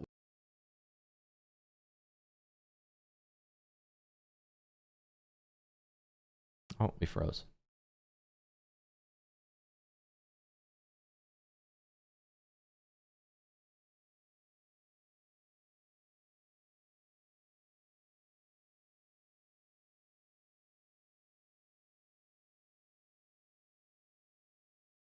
we're running as tests on all the other videos as well.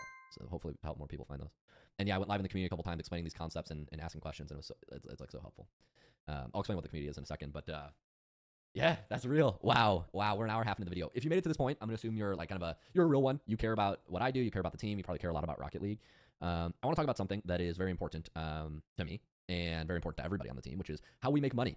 I get a lot of questions from people since this is the second video we've done where it's super in depth. The last one was the ear roll guide. If you haven't seen that, I'd highly recommend watching that. That was a 60-minute video just on ear roll left and ear roll right. But I got a lot of questions asking, Luke, how do you actually make your money? Because obviously it's not profitable to commission Camille to go work for 4 months, almost a dozen people to do different projects. If we didn't actually like make money from this. So like, spoiler, this is my job. We make money from this, but here's how we do this. A lot of people are actually surprised when I kind of pull back the hood and explain that and show like how we make money on the channel. When I'm like usually explaining this to friends, they're like, oh, you're a YouTuber, so you make money on YouTube. And I'm like, well, yeah, we make money through YouTube videos, but it's not how you think. I'll show you our stats right now. The actual AdSense that we make, like money we make through YouTube revenue, cannot fund a team. Now, it's great. As you can see here, this is like one of the best months for advertising rates. So we'll make about a little less than $4,000 USD. That's in the last 28 days from the main channel. But this video costs 5 figures plus. Like this is not a $4,000 video. And the way we do that is, I mean, anything we make on YouTube is just kind of a bonus that we can then feed back into more content. But the way we make money is actually selling services. So we sell stuff. And our mission that we've refined over the years is to make improving at Rocket League simple and possible for everyone. And the way we do that is we give away all the content for free. I have this belief that like you need to give first. I believe a lot in effort. And I believe in giving more than you receive. And so we have a standard at the company, which is all content and any tools and any resources we make will always be free for the entire community, for the entire public. That's why if you go to the free Discord and you look up like our aerial system, the training packs we make, the YouTube guides we make, everything on this channel, the other channels, the Rocket League Bootcamp channel, the Rocket League Club. Yeah, you can keep my webcam in the bottom right, but I would show footage here to explain that matches what I'm saying. Clubhouse channel, which I'll show in a second. It's all free. I don't believe in paywalling anything. I don't believe in charging for content. I think it's much more powerful to just give away everything we've learned for free. When I was kind of coming up in the scene before, I had many hundreds of thousands of subscribers, and now have a reason to talk to pros and connections and a network, and I'm in a very privileged position. I wanted so badly to talk to the pros online to understand what they're doing, how their thought process. Like I wish that people like Kronovi and Justin and Squishy and Monkey Moon and all these people. And all the greats of Rocket that I can't possibly name in one video. I wish they documented everything they did. I wish you could talk to them. I wish they gave away, their information in systems. The reality is a lot of like the Rocket League scene is very cliquey. And I've decided that with my brand, what I want to do is I want to break down those walls for people. So like if you want to improve and you want access, I don't want to paywall anything. And that's why we give away all the content for free. So I don't have a creator code. I'm working on it, but I don't really know how to make one. I don't have a creator code. I don't have a Patreon. I don't have any of these other things. If you want to support me and the team, the best way to do it is to buy our services. I'll walk through what we sell as of right now, December 2025. But I just want to say like the best way to support me if you're interested in this video is to join our free community.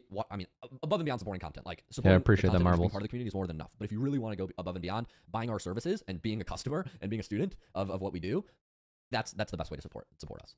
So I'm going to quickly run you through those two things, and then afterwards I'll tell you how you can get started for free. By the way, this is only for if you're 16 plus. If you're under 16, just enjoy all the free content. I don't want to sell to kids stealing their parents' credit cards. So that's just my vibe. Okay, so what do? We sell two things right now. A lot of people know that we have the Rocket League Bootcamp. This went by different names previously. We changed it to the Rocket League Bootcamp. We used to call it Grand Champ Roadmap or Grand Champ Bootcamp, but we now call it the Rocket League Bootcamp because, well, the team of pros are better than me, and SSL exists now, and it used to only be Grand Champ. A lot of people know we have this Rocket League Bootcamp. It's 18 plus only, 18 plus years old. We've been doing this since 2021, working with over 4,000 players. I'm just looking at my notes here. It's our highest tier coaching experience. You can spend several weeks one-on-one working with a pro. So it's not just like one session. It's like you join a membership. You have to book a call because we have limited spots. It's like the highest level experience working with an actual pro player, like having an actual pro in your phone. It's expensive, but there's nothing like it. It's the highest touch coaching I think that exists in Rocket League, and so that's why we built it first. It starts at $300 a month. Most people stay 8 to 12 weeks, but we've had people stay, a year or upwards of a year. We also have the new 16 plus Rocket League Clubhouse. We actually started this in 2024 because we realized it's so important to have community. Like after people did coaching, many people do coaching for a couple months, but what they stay for is the community and the friends they make, and the friends they play the game with. And so we started the Rocket League Clubhouse as an improvement community, both to connect with other players, but also learn from Rocket League pros and experts in a group environment. So me and other pros are in there. We have pros from all around the world, weekly classes that go on. And what we do inside the Clubhouse is we help you improve through classes, and we help you meet other non-toxic, mature 16 plus Rocket League players. The Clubhouse is 16 plus, the Bootcamp is 18 plus. Now over 1,000 people have joined the Clubhouse. Almost 500 have joined this year. That's our cap on how many we were taking in this year. So that's what we do.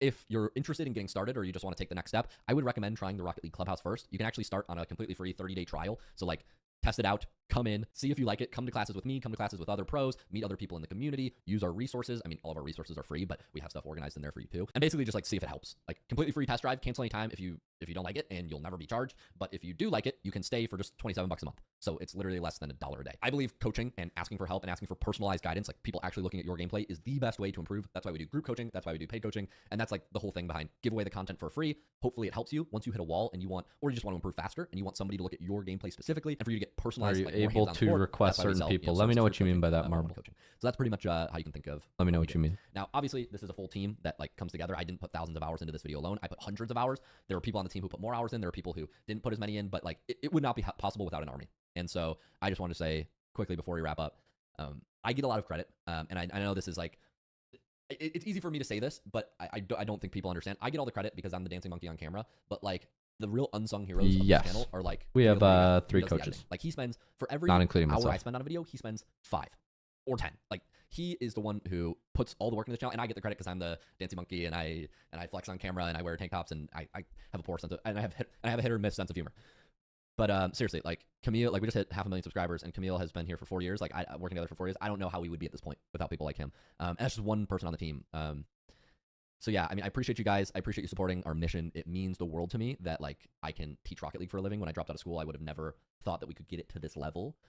And I'm sure we're going to do bigger and bigger and bigger things as we get more resources and as we have more success and as more and more of you guys support. But I just want to say thank you so much for trusting me. Thank you so much for trusting the team to help with your Rocket League journey. I hope we can be a part of your like a bigger part of your improvement journey going forward.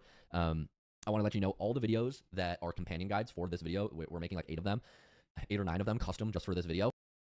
Can you screen record here, Camille, how to get to the Rocket League Bootcamp channel? Like either through the search bar or through clicking my homepage on my channel, like ideally both. And then so people know how to access these guides.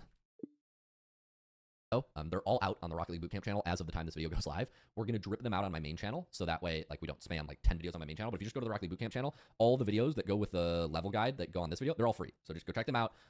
There's 2 or 3 videos for every single level. Most of them are custom made for this video, all custom edited.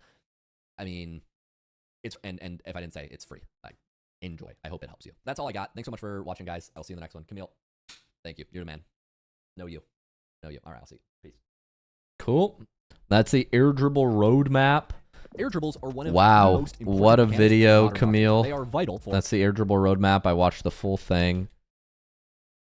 All changes are left. It's definitely going to take some time to implement these changes, but once you do these ones, I think the video is final for real, for real.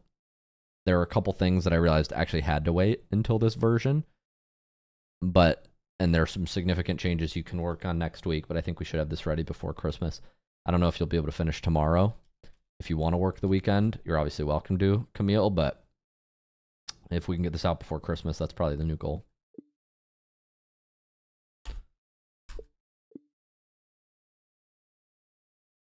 It's all good stuff. Good video. Appreciate that, Marbles. Yeah, initial reactions, thoughts, anything. What was the highlight? What did you find most interesting? I'm going to run to the bathroom, but I'd love if you could consolidate your thoughts, what you liked, what you didn't like, any improvements we could make before the final version. I'll be right back.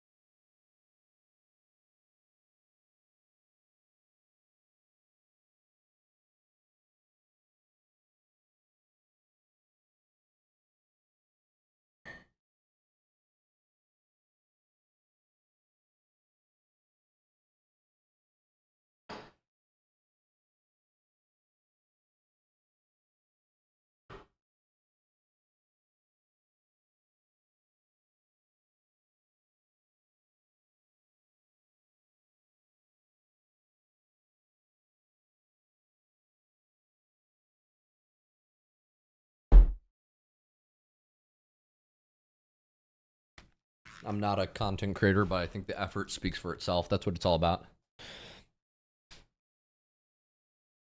Appreciate that, Ryuko. It's all good stuff. Highlight was the Mark jokes. That's funny that the Mark joke stuck with you.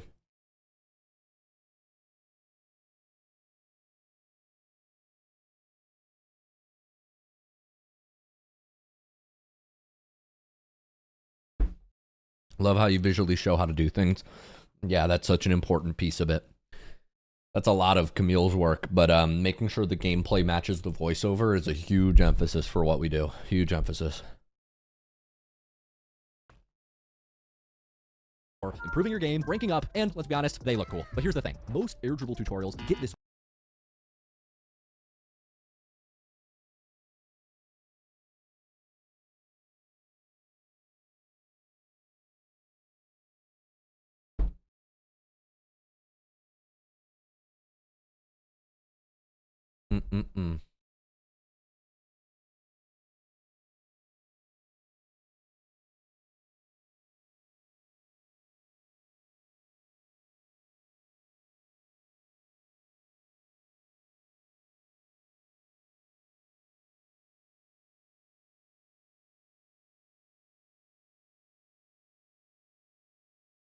I'm frozen, chat.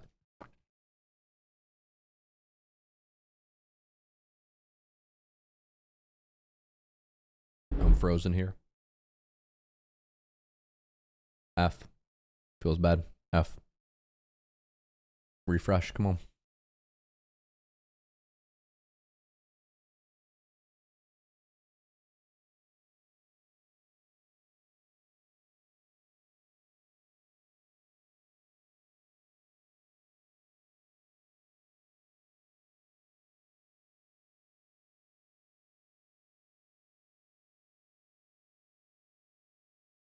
Do you play Rocket League on your own time anymore? Not frequently, but yes.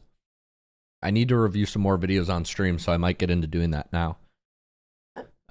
Yeah, looks like I didn't get to watch this, the FIFA E, but maybe I'll watch some highlights from it.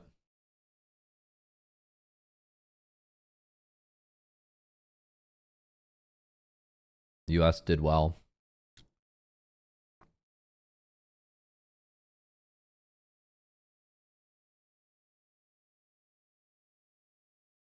Germany got top 4. Nice.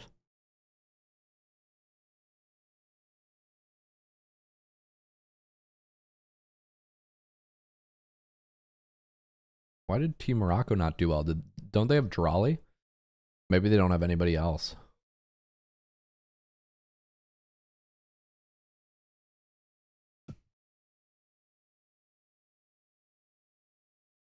Wow, Drawley and Nas didn't perform that well. I'm surprised about that.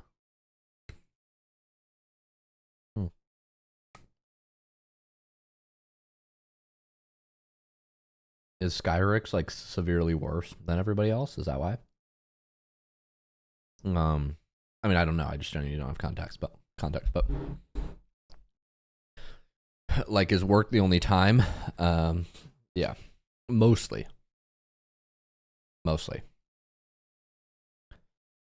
Evening all. Salutations from the UK. Hello, Big Jim. So yeah, we just finished reviewing the Air Dribble Roadmap. Now we have 2 other videos to review from... I have shorts to review this week. Excuse me. Shorts to review this week. From Fozzie, the video guy. And we have some more content to review this week. And then we have a coaching call with Shock, our pro coach, at 5 p.m. So that might be fun. Presuming he's still doing that. I'm going to review, I think, these shorts from Fozzie next. All right, let's do it.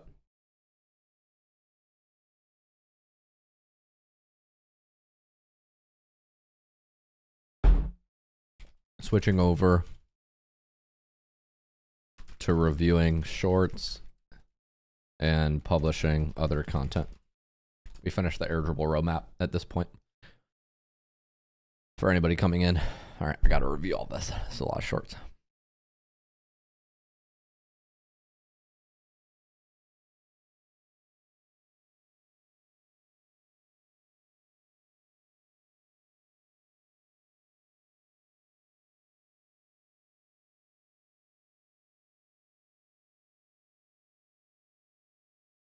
Yep.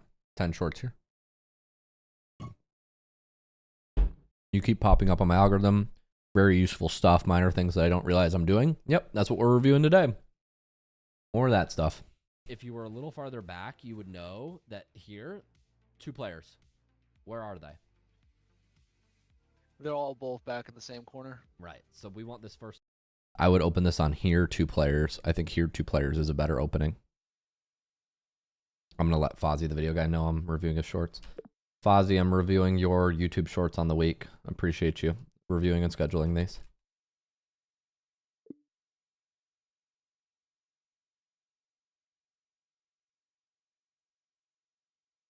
All right, reviewing and scheduling Fozzie shorts next. If you were a little farther back, you would know that I'll remove all this and start from here.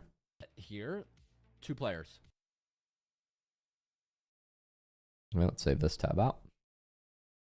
Filter by edited once again. All right, now we'll watch this short. The entire defense is kind of passive here. So we want this first touch to be, I mean, what I would do here is I would do ground to air dribble. As play is letting this ball bounce, and as it rises, hitting it on the up bounce, double jumping, and taking it into an air dribble and trying to carry it across the field. Thank you, Big Jim. Best play when they give you space. Diamond 2, Diamond 3. Doing a ground dribble is also fine. This first touch just has to ideally be softer and more out to the midfield. Whenever somebody's guarding you, you want your first touch to be away from the opponent.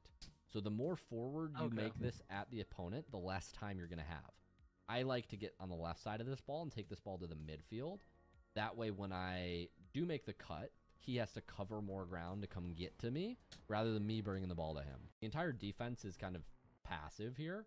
So we want this first touch to be, I mean, what I would do here is I would do ground to air dribble. Best play is letting this ball bounce, and as it rises, hitting it on the up bounce, double jumping, and taking it into an air dribble. Yep, this one's good. But what is the hook? Punish opponents when given space. It's not quite right. Punish opponents when given space. That's not the key idea. The key idea is not punishing opponents when giving space. How do I retitle these, Fozzie? I notice that's one of the biggest places to improve. I'm going to replace this. This should be hit the ball, make your first touch away from the opponent.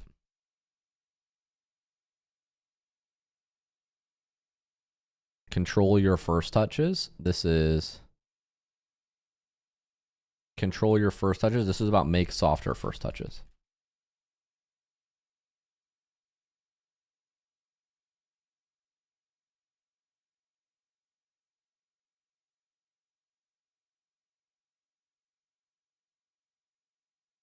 Yeah. All right.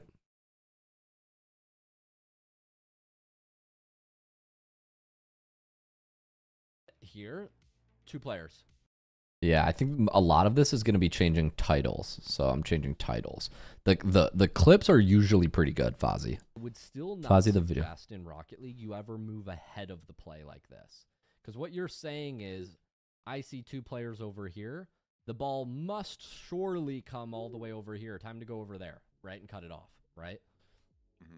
But what can happen between the ball coming across the field here is, for example, their second man coming across. Like, who are you to say that in this position, this guy wouldn't cut off his teammate? Or, like, what if your teammate demoed this guy? Then this guy would have to go, and then the ball would end up on the left side of the field. This isn't about overcommitting. This is don't move ahead of the play. This is about getting ahead of the play. Don't move ahead of the play. Don't move ahead of the play. Only ball I'm playing. Do you see how... Hello, what's up, Raffron? Hi, Fries. Your car is to that play. How y'all doing? We move to a position Reviewing faster shorts. than the play is there. We end up sitting. So what we want to be doing in Rocket League is we want to be positioning flexibly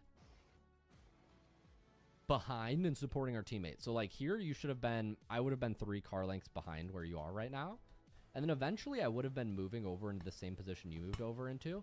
But when I did it, I would not be over by the wall here. I would have been like contesting facing. Now, if you do want a full run across the field, then I think the most effective play in that position would be to take corner boost.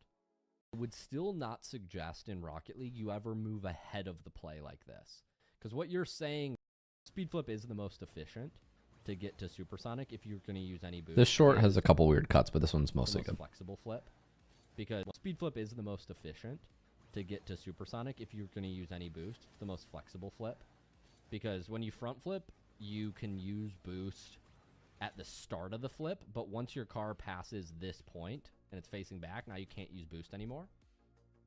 So you might have found ways to work around this, but I would advise that you use speed flips. Like, all your flips around the field to cover ground right now are front flips, and I would suggest you use more speed flips in general. Okay. That's why when folks ask, like, hey, should I don't need speed flips. I just do front flip kickoffs and they work fine. And I'm like, okay, that's valid, but most of the reason we use speed flips is not kickoffs. It's actually every other flip that you're using in Rocket League. You probably use it more outside kickoffs than you do on kickoffs. Speed flip is the I do like this title a lot. Why speed flips are important. That's very good. Very good.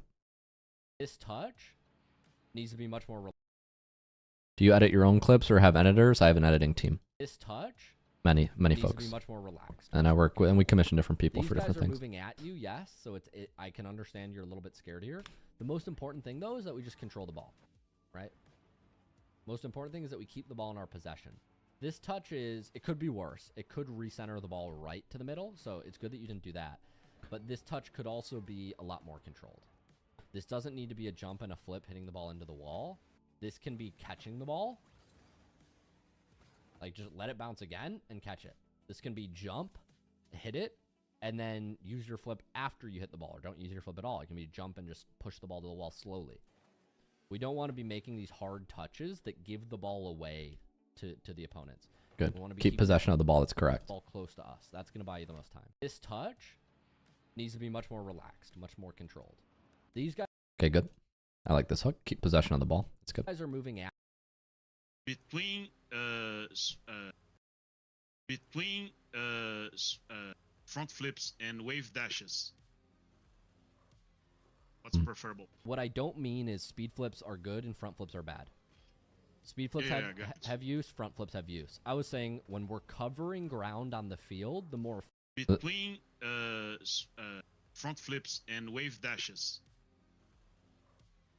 What's preferable? What I don't mean is speed flips are good and front flips are bad.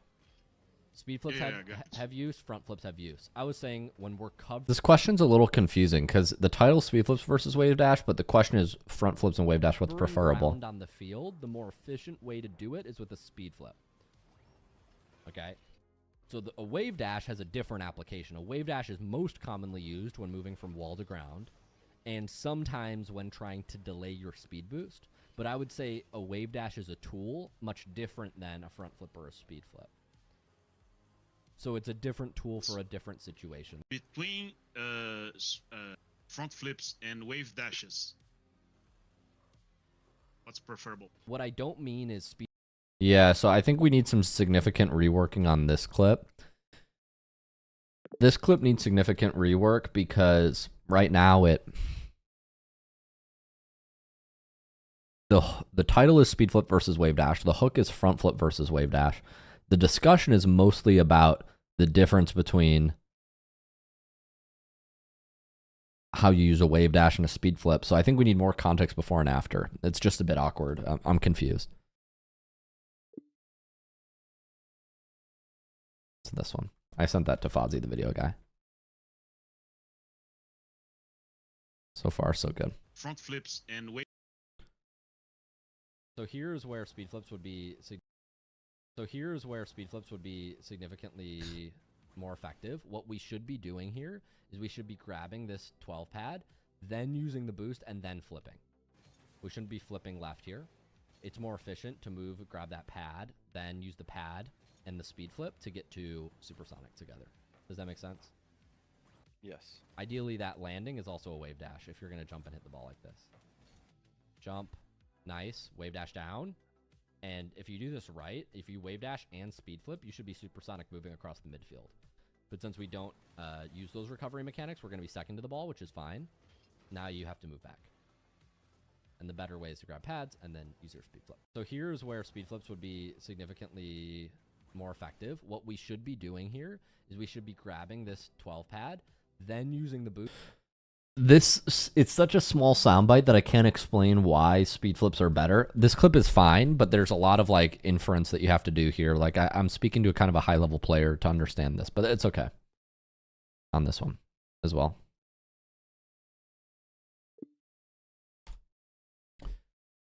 Use speed flip. I'm going to say use speed flip to boost at same time.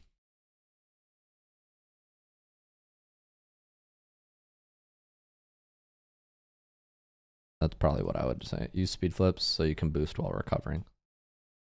Use speed flips so you can boost while recovering.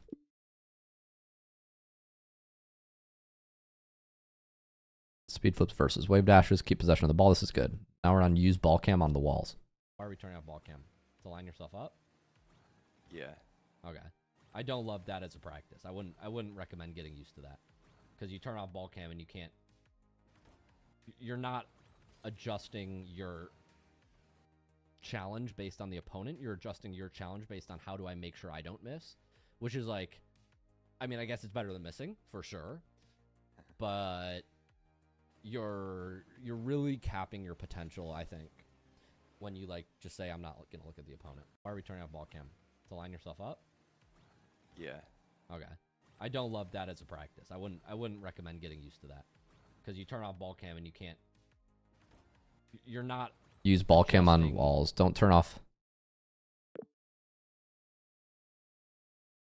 The main idea here is that if you turn off ball cam, you lose vision on the opponents.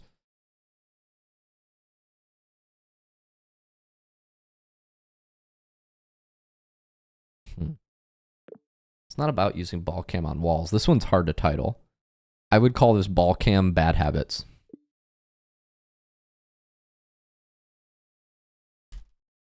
Call this not using ball cam bad habits. That's what it's about. Some people may not understand that last one. Yeah, ball cam habits, exactly right. Ball cam bad habits. You're not supporting your teammates. So when the ball goes around your teammate, like you should have been behind your teammate supporting. I don't know if I'll call it ball cam bad habits. This is the general idea with like continue supporting your teammate flexibly, stay behind the ball rather than running to the midfield. For some reason, it's not saving, and then it doesn't come. And now you're going full back, and really awkward. Well, they give you the ball. So. Oh, your teammate left. Yeah, I think you leave ball for teammate here, assuming that he's going to go, but he's going full back that way.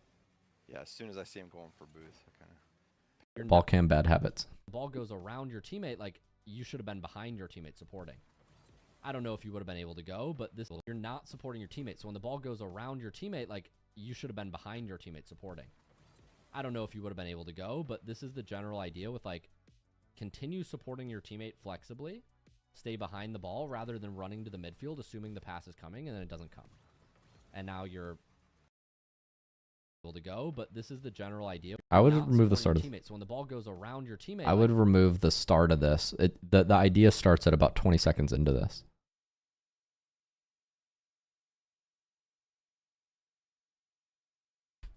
Continue supporting your teammate flexibly, stay behind the ball rather than running to the midfield, assuming the pass is coming and then it doesn't come. And now you're going full back. Yeah. And really. I raise bull with a Z.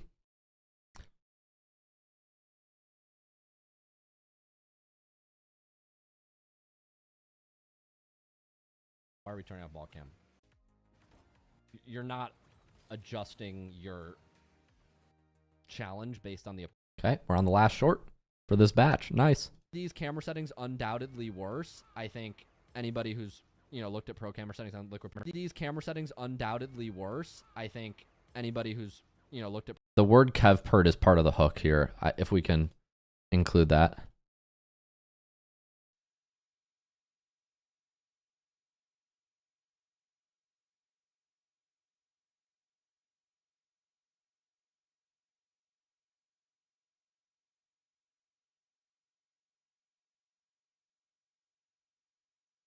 I think you need to include all this context here for the kevpert. This kevpert short, include the context, include the dialogue leading up to it. This one has a lot of potential, but there needs more dialogue. Avoid kevpert settings. And this is camera settings.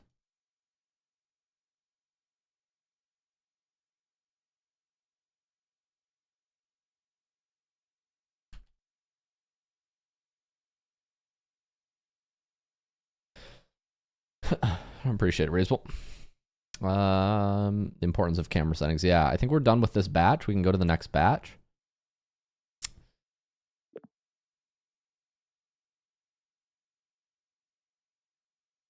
This one needs some reworking. Feedback is in here.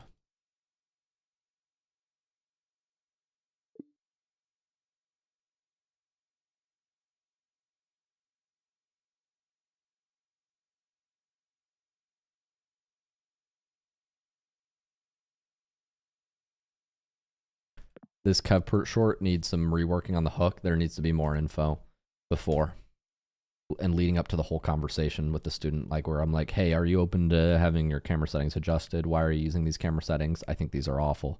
Cut out the blank space, but include the whole conversation. Yeah, I like avoid Kevpert camera settings. I like that, Fries. Thanks, man. Okay, now we're on Tuesday shorts. Tip to get higher ranks. Kind of generic, but we'll see what the actual short is. Maybe that's as specific as we can go. All right, next batch.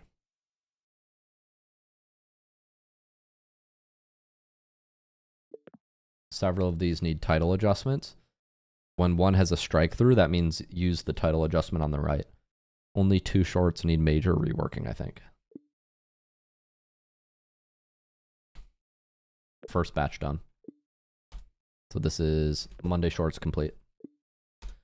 So I've done that. Now we're looking at Tuesday shorts.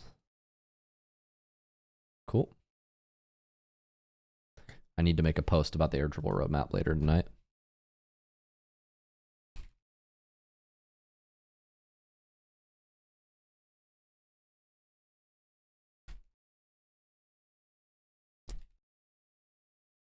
I need to write an email about this too.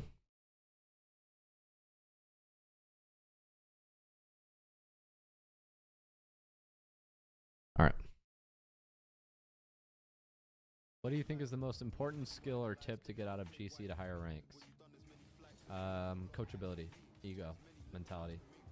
You get to a certain rank where like GC, a lot of Rocket League is situational, and at every point, at every point up to GC, you can just learn something new and get better. Like, for example, you have a bad belief, you have something that's not serving you, you're not good at something, you can just avoid that mechanic and learn something else and get better at it and then improve.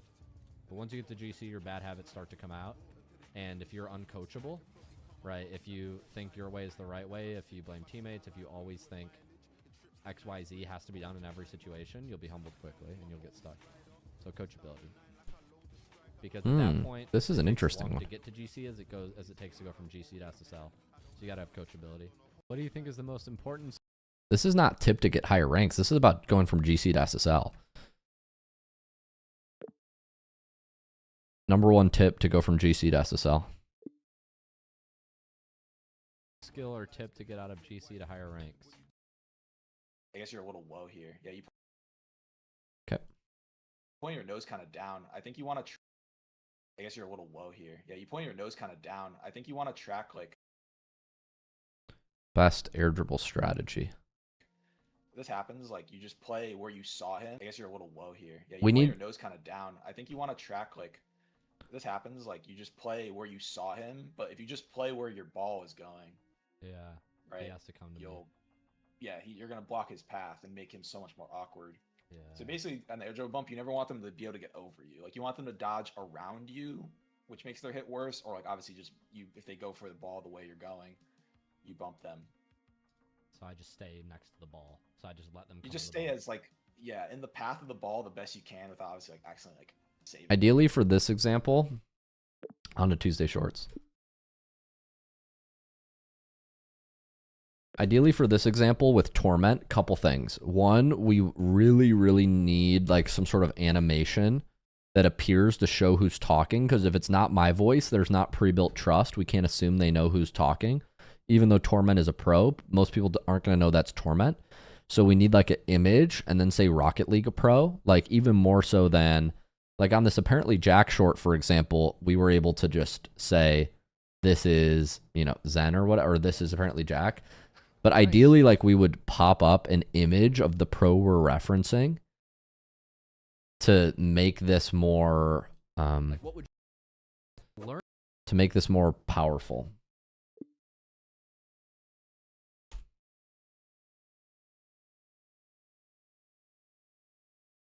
Like we need, I'm trying to find an example. Like ideally we pop up a face of the pro, like a headshot of them. So then people know who it is. So we're gonna see. So this is, You're rotating back. I'm trying to find an example. Like if you don't show the face of the pro, it performs much worse. Notice how Jackson. So this is, we need something minimum like this.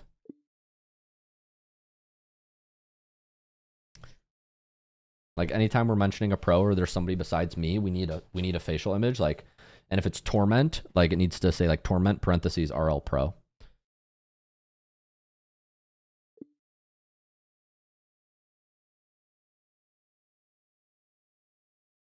Supports in 2s. He has 20,000 hours. Yeah. I guess you're a little low here. For all these ones. Rotation. Yeah, for all these Torment coaching sessions, we need something like this. Good rotation there. You just kind of apply pressure. You might have to go off platform to do this, Fozzy. You might have to edit this locally rather than on Opus Clip. Or not. Like one thing I like to do is like if I notice there's not like there wasn't enough time for you to get the mid boost and be in like a good position. Yeah. Your teammate should buy time for you, but they won't always. You see, you get the mid boost and the flick's happening now. Yeah. If I was back, I could be supporting his Chow, but yeah. So yeah. So usually what I whoops, how'd that happen? Good rotation there. You just kind of apply pressure. I mean, you can look at this situation as like, do you go for the mid boost or not? Like one thing I like to do is like if I notice there's not like there wasn't enough time for you to get the mid boost and be in like a good position. Yeah. Your teammate should buy time for you, but they won't always. You see, you get the mid boost and the flick's happening now. Yeah. If I was back, I could be supporting his Chow, but yeah. So yeah. So usually what I whoops. How'd that happen? Okay. I usually try to get as many pads as possible. If you're good with pads, like if you can get this half circle, and it's the same thing like going wider, so you can be like facing this side. Yeah. You might be able to get 5, 6 pads if you go here. I don't know if it depends how much time you have to do all this. If you go straight down the middle, you can even do like something like that. I don't know. It depends what you want to do. Yeah. And then you can be in a decent position. Oops. You need a decent position to like follow this play, and maybe you go for it, maybe you don't. But it's pressure, right? Your opponent now, like you're just gonna throw in a fake challenge. And then Yeah, I think this one's about cutting down space. Punish opponents when in position. That's not quite the idea. It's not quite the idea that we're getting across. probably shoot this with low. Punish opponents when in position. Yeah, I don't know what that means. And this isn't air dribbling strategy. This is an air dribble bump. So how to air dribble bump correctly. How to air dribble bump correctly. This is punish opponents when in position. This is when to go pads versus mid boost.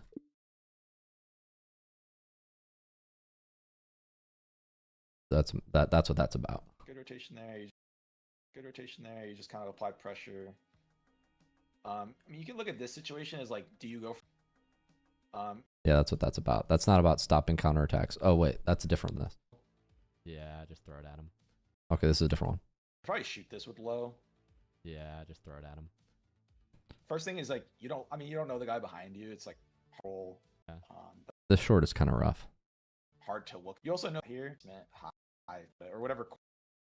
We need to watch the failure before the... Yeah. A lot of these shorts, we're just starting it from a freeze frame, so they're kind of uninteresting. Like, we need to show the play before the short starts. This is a good example.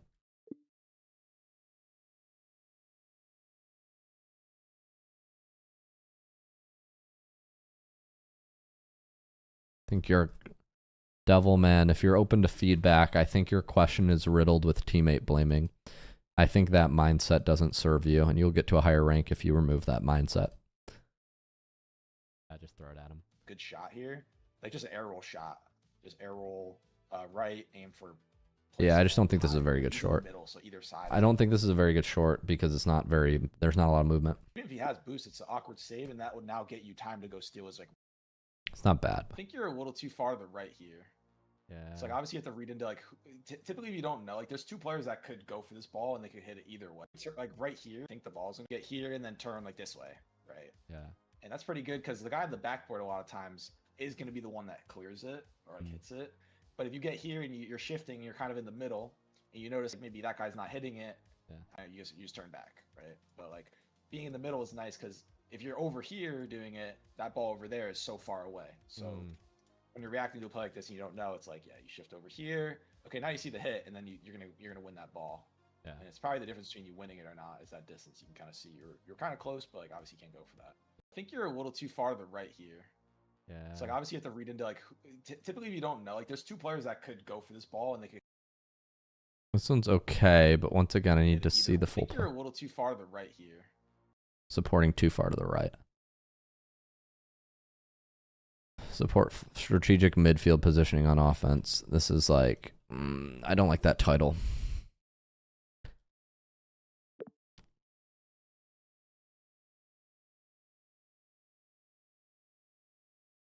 I'm saying this position in the midfield because the opponents are taking it there and there's nobody's taking it at the corner. So position, it's about positioning closer. It's more just like how to position on offense. I would just say how to position.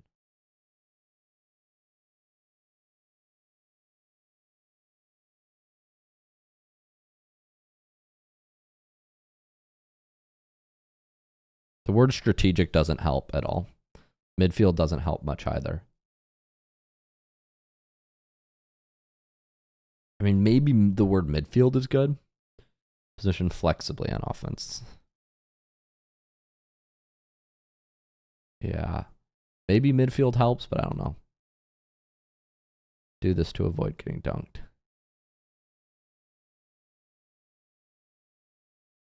Another example of like maybe going too fast. I mean, you're trying to dunk, but he's hitting the ball. I guess the timing was. This is timing and positioning mistake. Like a touch. You're also second man. You can kind of see your teammate. He's still rotating. Usually a good idea to like. And he's on the right side of the ball going left. So you kind of already know where he's going, just because he's like I would wait to see this touch and outcome. And now that he's going behind, and he's like, man, you can kind of see your teammate like a touch. You're also second man. You can kind of see your teammate. He's still rotating. Usually a good idea to like. I would say it's like don't challenge like this. That's what it's about. It's timing and positioning mistake. It's don't challenge like this. This is about a challenge mistake. I shouldn't have gone for this ball. Don't challenge like this. That's what it's about.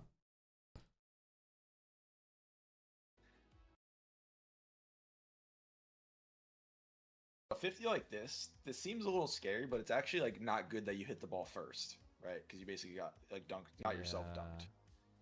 What you could do instead, what I usually try to do here in the corner specifically, is you see the angle. You realize like there's no real threat of him like even really shooting this. But if you like wait a little bit, let the ball travel a bit more, you can even like slow down a little bit or just like go further back. And then if you jump and lean to face your hood like slightly at the car, maybe like at the ball, like a 45-degree angle. So like on this side you'd air roll left. No, you'd air roll right. Sorry. Yeah. You'd air roll right, face your hood slightly at the ball, and you kind of like you don't even need to flip, right? But it kind of makes your car taller because that's like a bigger part of your hitbox. And I guess you could turn it all the way 90 if you want, but generally like that makes it so you're slower, like in terms of like the contact point, so you're not hitting it into him. Like you're kind of meeting it. You want to meet it at the same time as him. Yeah. And what that would do is if he's here and you jump, and again you'd be higher. No worries, Fries. I might not be right. Like here, I appreciate the feedback. Ball goes into your corner, right? And how to take. So this is do this to avoid getting dunked, or yeah. I don't mind that as a title. Now we're on how to pressure an offense. That was a pretty good play. Remember, offense in American spelling is S, Fozzie. We use S's, not C's. I think. Right? Or no, I'm wrong. Offense? I'm confused. Oh, offense can also mean the scoring team. Yeah. Offense. Yeah, that's what I thought.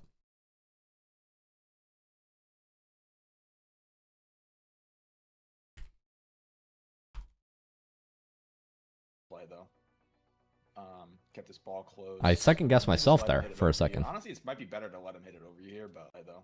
Yeah, we need on every one of these shorts we need to pop up that like this that Sal made, but for Torment now. Torment, former Rocket League pro. Kept this ball close. I mean, you could just let him hit it over you. Honestly, it might be better to let him hit it over you here, but like you 50 him. Like I think you're in between like playing a good 50 and like just like not hitting it at all. You know what I mean? Like right here, if you notice, you see how he's jumping and hitting the ball against his momentum. Like this is actually not a bad spot to just let him. That ball is going like just right here anyways. You can see your teammate's actually making the same mistake, but it should be a free ball. Like he's facing away. I mean, but it should be a free ball for him if like you have low boost.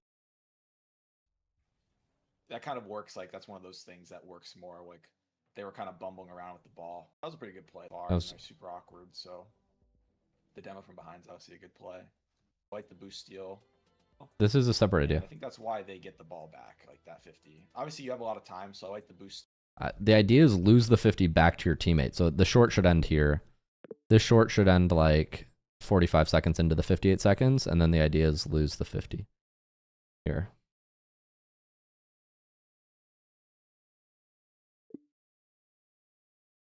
The idea is like not how to pressure an offense.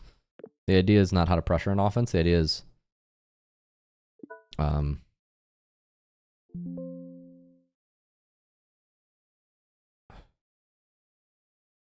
when to lose 50-50 back to your teammate.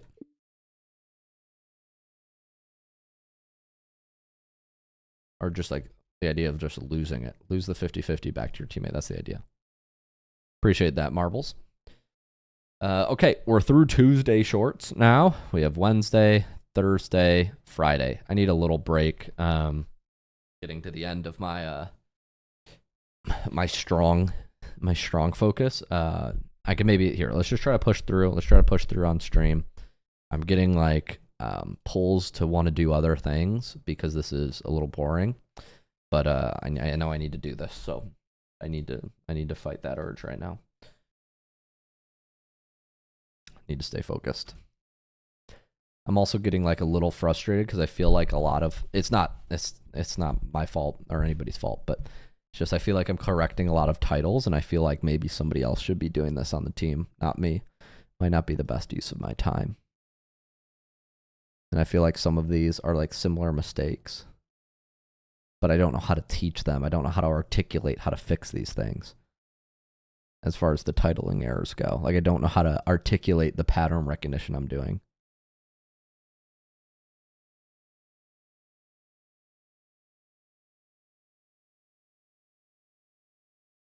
Yeah, I don't know. What's up, Marbles? Yeah, I feel like Fozzy's getting much better at picking the best moments for the shorts, which is great. But where could we improve? This just takes a lot of time for me to adjust titles. And I wish I just had somebody on the content side like correcting the titles before I looked at them. Maybe have Camille do this, but he's busy, so it's hard. I do think somebody else should be correcting these titles long term. So I think I just need to think about that plan or strategy. Yeah, ChatGPT can spell check or hook check, but it's not the best. I could tell ChatGPT to like map out the list of corrections I made. It might be good at that. And just say like, what are the patterns? That's not a bad idea. I'm trying to articulate how I'm changing titles more so than just telling my team, you know, fix this. I want to teach them how I actually think. And I notice like right now it just feels like a lot of pattern recognition and not a lot of, how should I say, like, and not a lot of system, but like what's the underlying system here, I guess? Like how am I changing these titles? I think that's what I'm looking for. The ones where anytime you see a short with a name and then another name next to it, that means the first title was the one I didn't use and the second title was the one I did. What's the common feedback I'm giving? Yeah. And what's the simplest, most logical way to put this?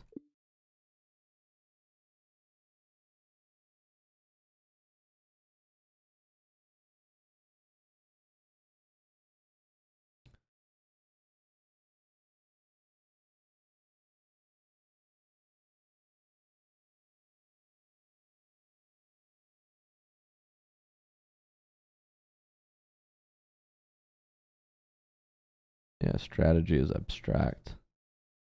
Correctly implies execution standard. Mm-hmm.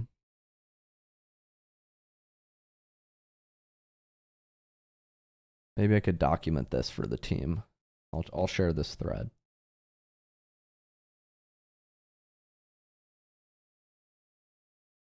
This is helpful. It's hard to articulate why I do what I do. ChatGPT is much better at it. I'm gonna put this in a document somewhere for my team. Gamer launch.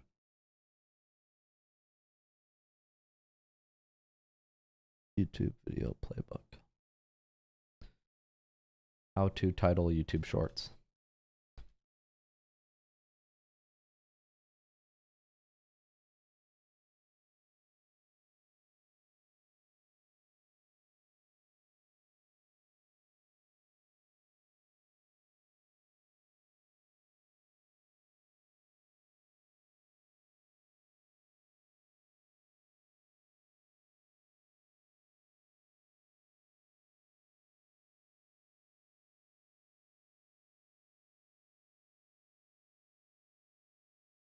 Yeah, I do try to avoid principals floating in space. I do try to give them decision points.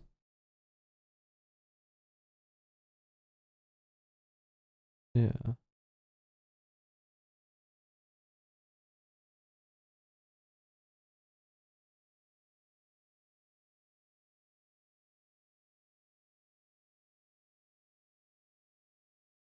This is very interesting how ChatGPT can articulate these things.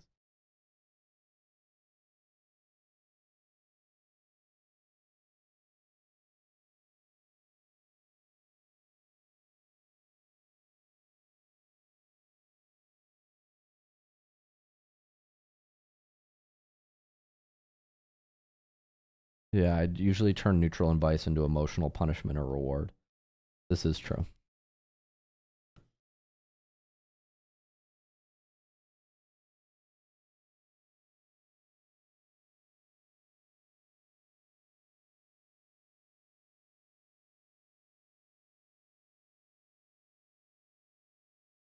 I don't hate why speed flips are important. It depends on the hook title. So ChatGPT is okay at understanding these, but it helps a little bit. It's good.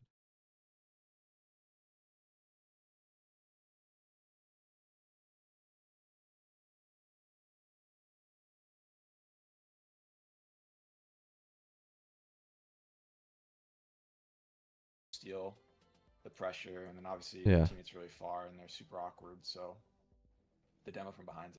Now this is mostly done. Okay, so we left feedback on Tuesday shorts. Oh shoot, I wasn't updating the status one by one. I think like need adjustment is just like on most titles. Also, this isn't updating at all. Yeah, it doesn't really help. Clicking a title doesn't really change anything. It's adding it rather than...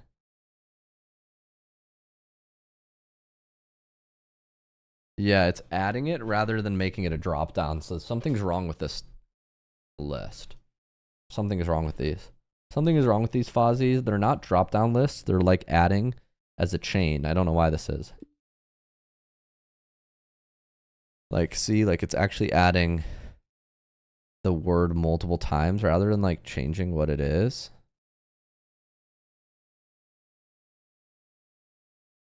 Oh, there we go.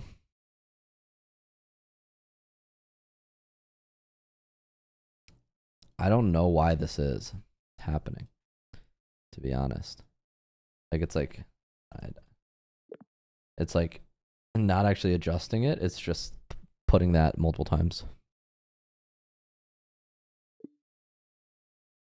Yeah. To title these shorts, we need somebody who understands content and Rocket League a little bit better.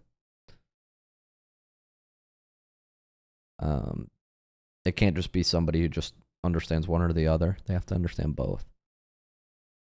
I'm not necessarily saying better than our current team. I just mean like better than somebody who does, like, it can't just be somebody who knows how to edit. It has to be somebody who understands Rocket League and knows how to edit.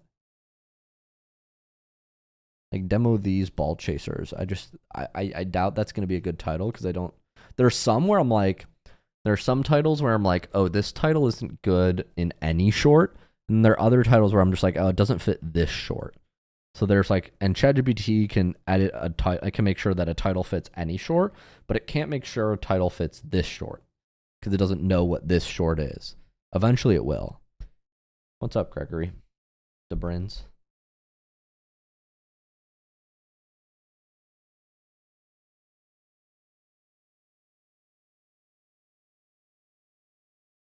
Yeah.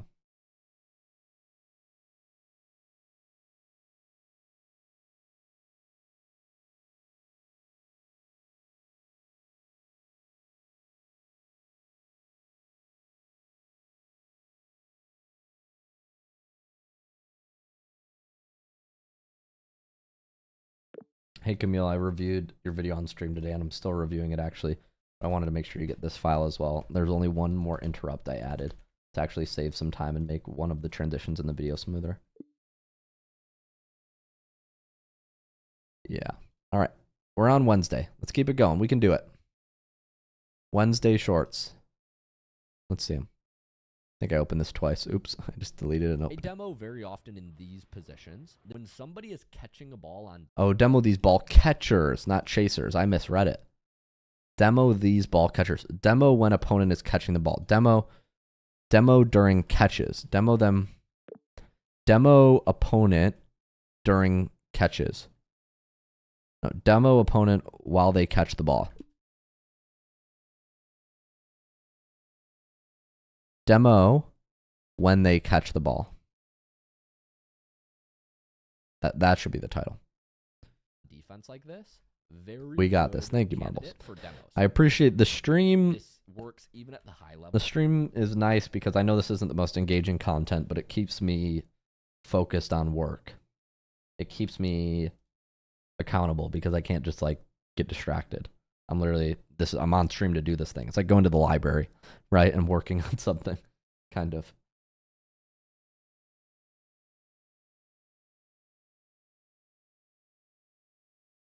This is really cool.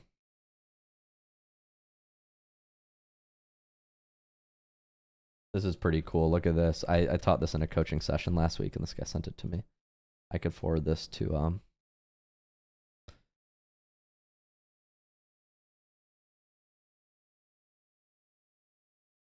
heck yeah.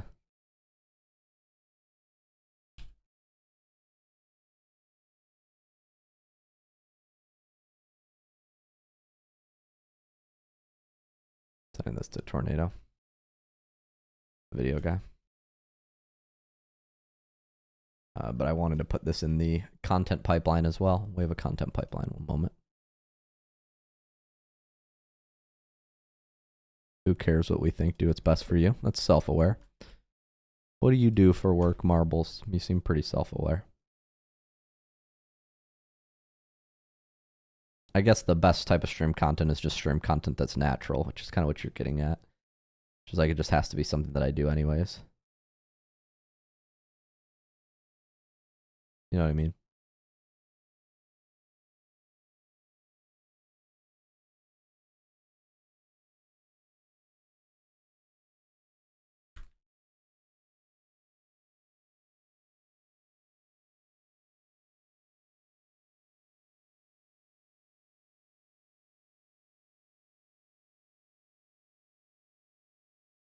Kind of cool.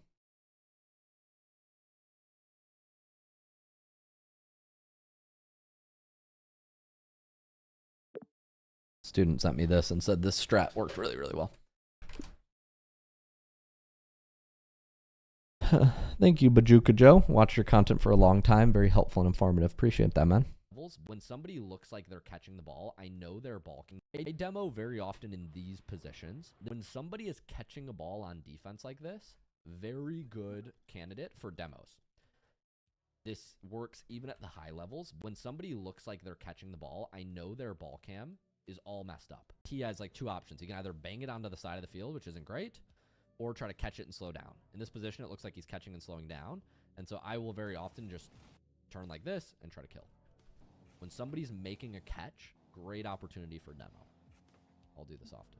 I demo very often in these positions. When somebody is catching a ball on... Yep, very good cut. This is going to be a high performer for sure. Demo when they catch ball, it's going to be a good one. Go here and I'm awkward again. I'm like, I got to keep... Yep, that's correct, Fries. What's up, Fries? Save, get a save.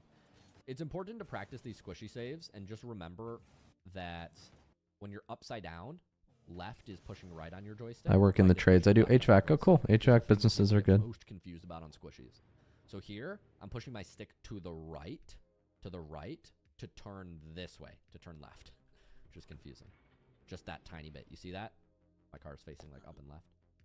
That enables me to line up, and I'm speed flipping right here to get this soft touch with my hood. How to do squishy save? And then immediately moving down. Why are squishy saves important? So take a 50, and I'm taking that 50 as if this is a question word. I don't know if that's a typo. Why are squishy saves important? Up on defense, so I go into the squishy save and get a save. It's important to practice these squishy saves and just remember. Why are squishy saves important? Why squishy saves are useful?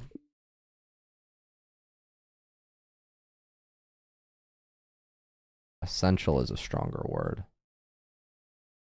at the top ranks, but I don't know if I can claim that when you're upside down, left is pushing right. I think important is fine. Right is pushing left. It's a little less strong than essential. That people get most confused about on squishies. So here, I'm pushing my stick to the right. Go here, and I'm awkward again. I'm like, I got to keep my speed up on defense. Yeah, why squishy saves are important. Yeah. It's important to practice these squishy saves. Yeah, for sure. I like that, Fries. Yeah, I don't want to stay in this trade, though. Not something I enjoy. Maybe you could help review content with me. I'm definitely going to need a content manager. Please welcome me to the stream. That's a funny quote. It's funny. Weird. That's kind of weird. That's a strange thing to say. What's up, Marty Blocks? How you been? How you been, Marty Blocks? Cheating form in 2v2 kickoffs. What cheating means on the kickoff is supporting your teammate. That was a weird cut. Notice on your cheat at the start of this game, and obviously cheating form in 2v2 kickoffs.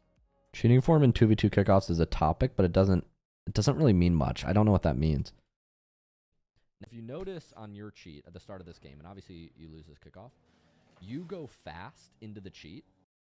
It should start from notice. I think it should start from notice. So this short should start from the word notice, and then the hook needs to be something that's not cheating form in 2v2 kickoffs. It needs to be more actionable, like how to support kickoffs correctly. Or in this case, it would be like how to cheat correctly.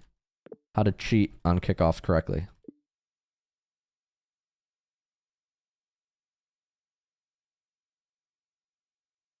What cheating means on the kickoff is supporting your teammate. Now, if you notice on your cheat at the start of this game, and obviously... Okay, that's better. How to master, I don't mind that, Fries, but I think it's not as specific as I want it to be. All right, next one. Run through plays in the corner. What's a run through? What's a run? A run through is basically when you make your play and you're on their side of the field, and you can either go for a demo or just like a punch, so that way it gives the team This is really awful to listen to. There's some like really bad static going on right now in the microphone. On the stream. Oh, I just pushed my thumb down the wrong way. Oh, that did not feel good. That did not feel good. Stretch something. Exactly right. It's when you finish your play, you keep moving through the middle. I approach a play in the corner like this. So when I'm in the corner here, what I'm not doing, you'll see me drive at this ball. Yes, I'm driving at this ball, but what I'm really... This took 25 seconds here to get to like the key idea. So I think these first 20 seconds can almost be removed. I like the effort to try to include what's going on. However, like include the Q&A, but the Q&A back and forth is quite hard to listen to. It's kind of unbearable.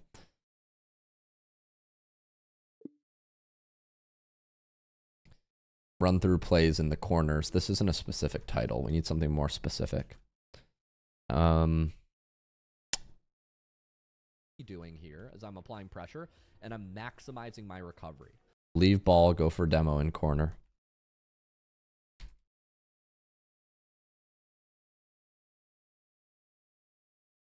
Thanks, Marbles. Appreciate it.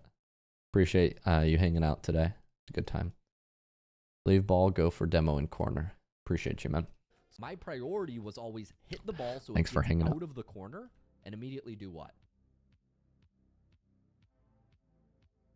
Run through. Yeah. Through. Exactly right. So all I'm doing here is I'm making it so C2 can't go for the ball, and if he stops, I keep moving. And if he goes forward, he's going to get killed by me, and then this creates a goal. So the lesson is, when we approach the opponent's corner, we often are not playing for goals. We're playing to maximize our recovery and just cause chaos, disrupt the opponent. What's a run through? Yeah, that opening is rough, but the rest of it is good. Now we're on why wall stops are important. Super aggro. What I'm Now we're on why wall stops are important. Here I'm playing super aggro. What I'm doing in this position is something called a wall stop. When the ball goes high here, what I can't do is jump and slam it into the corner and out, because my teammate just finished his play with 0 boost. You see this? My teammate is leaving this way. So my teammate's going to take 3 or 4 seconds here before he can do anything. So what I can't do is I can't just slam it to the midfield here. What I'm doing here on this wall stop is I'm just trying to hit the ball high and slow. So I hit the ball high and slow, and then I'm going to use my boost to get back to the wall. And now they can't really do anything with this ball, and I'm basically just buying time for my team. When the ball comes down here, I will go for it. I will 50. I ended up getting bumped, so this is fine. But the idea with the wall stop is you're floating the ball high near the wall, landing on the wall, and going again if you can, or just buying time for your team. And so that's what I'm trying to do here. Here I'm playing super aggro. What I'm doing in this position is something called a wall stop. When the ball goes high here, what I can't do is jump and slam it into the corner and out, because my teammate just finished his play with 0 boost. You see this? My teammate is leaving this way. Okay, this is good. I like wall stops. Yeah, this one's why wall stops are important. That's a good title. Our side for smooth recovery. That's good. Good title. When you are getting chased, your ability to recover is super. I mean, I could do like when and how to use wall stops, not why are they important.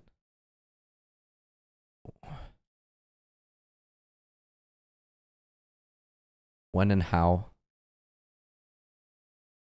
I like why wall stops are important. That's fine. That's fine. Super important. I'm holding power slide, and because I'm landing backward, when you are getting chased, your ability to recover is super important. I'm holding power slide, and because I'm landing backwards, I go straight into reverse. So I'm holding power slide, and I'm immediately pulling down on my reverse button to keep my momentum, and I'm going to half flip out of this play. And this enables me to get back quickly, even though I'm bumped. Here I'm getting demoed, so I'm going to go squishy save in the net, and then come out. And this enables us to get off defense. This is a good idea of like why recoveries are so important. Hold power side, reverse into a half flip, use the speed flip to keep my speed supersonic. When I recognize I'm getting chased, I can't slow down or turn for this ball. So that's how I elect for the squishy save. When you are getting chased, your ability A little bit of repetition at the end.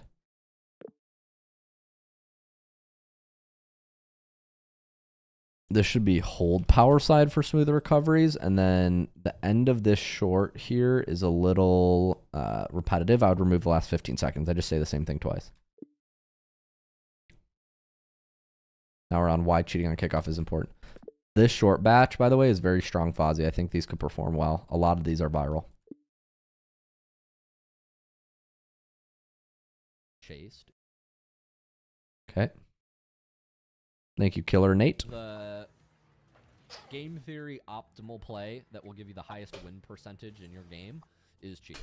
I just realized how high up this is. Cheating is the best response to cheating. Cheating is also the best response to going back corner.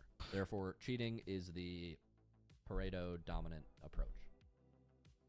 It's just the dominant strategy. Kickoffs are a mini game in Rocket League, and in 2v2, cheating is always the better option.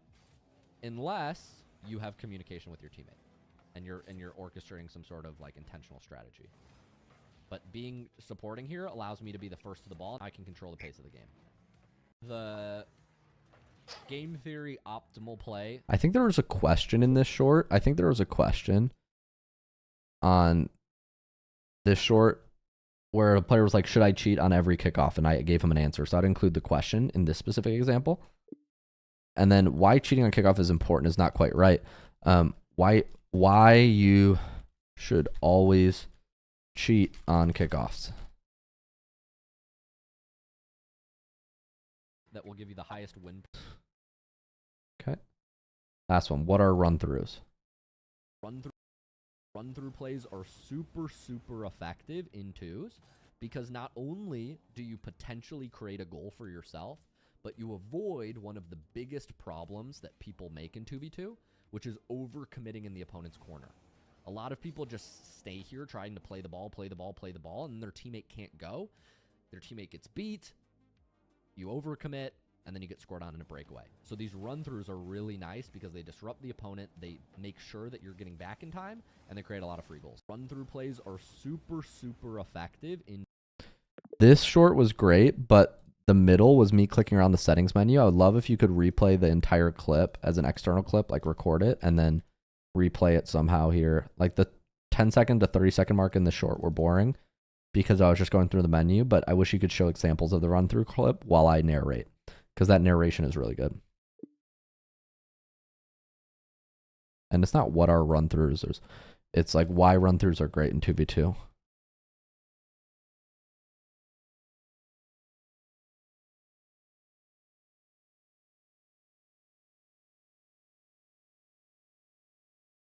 I'll just say run-throughs are broken in rank 2v2. Have I been SSL ever? No, I have not. Okay, we're done with Wednesday shorts. We're on Thursday. We're getting closer. Almost done reviewing the shorts for this week. All right. I'm bored, and this is when I remind myself, this is why other people won't win. This is why I will win.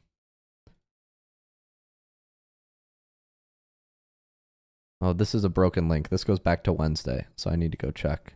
I imagine that was a mistake from Fozzie, the video guy. Let's go to our library. I imagine that was a mistake. Where's Thursday? I imagine he meant to link this. Yeah, he probably meant to link that for Thursday shorts. Okay. When other people get bored, we go longer. I'm going to send Sal some shorts. So these ones are golden.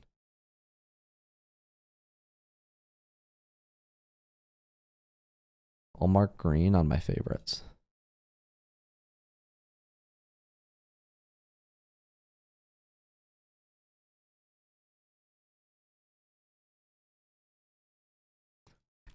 Sal and Fozzie, I'm marking green on the shorts that I think can be the most viral. Sal, these are golden shorts. I want you to take these and edit them highly for the main channel. I think these all have potential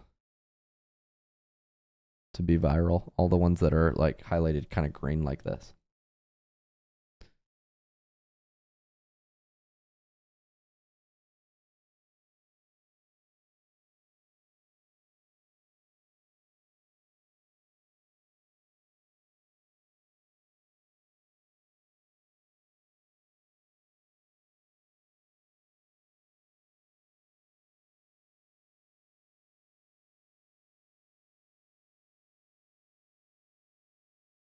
Luke, the status of the shorts, don't forget. I appreciate that, Fries. I don't want to adjust. They're the status is broken when I adjust them. Maybe I'm doing something wrong, but the status is just fully broken when I adjust these. They're not selectable. I think PS4 is better.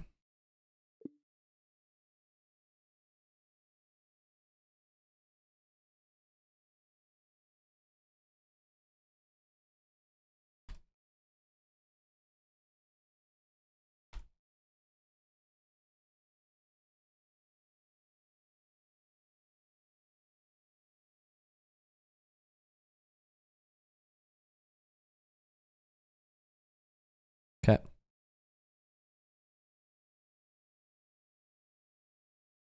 All right, we're on Thursday shorts now. Let's check out Thursday. Yeah, okay. Now it's Thursday. Now it's going on Thursday properly. All right, let's do it. You basically rob yourself of being happy. Like any goal that you set is a contract with yourself to not be happy until you reach that goal. And so this is really good fuel, and it's gotten you to where you are. But what I would suggest is that there's a difference between positive fuel that makes you better and builds up your mindset, makes you and makes you fulfilled and at peace, versus a mentality that makes you successful in Rocket League, but that robs you of your peace. That makes you a tilted, passive-aggressive, narcissistic, unhappy person. So what I would encourage you is to assess what's fueled you and gotten you to the rank that you are today, and decide if you need to switch your fuel sources. This has worked for me. I don't know if it will work for you. Maybe there needs to be a level before that of just like understanding, like, why do I care about improving? You basically rob yourself of being happy. I like the idea of this short. However, the hook isn't the best. You rob yourself of being happy. Like, I think the short would be better. Like, a player asked me for advice, or player said, like, we include a clip of the player going, my mentality is really bad, I'm always tilted, etc. And then I say, when you make a goal with yourself, you rob yourself of being happy. Like, I think that's the point.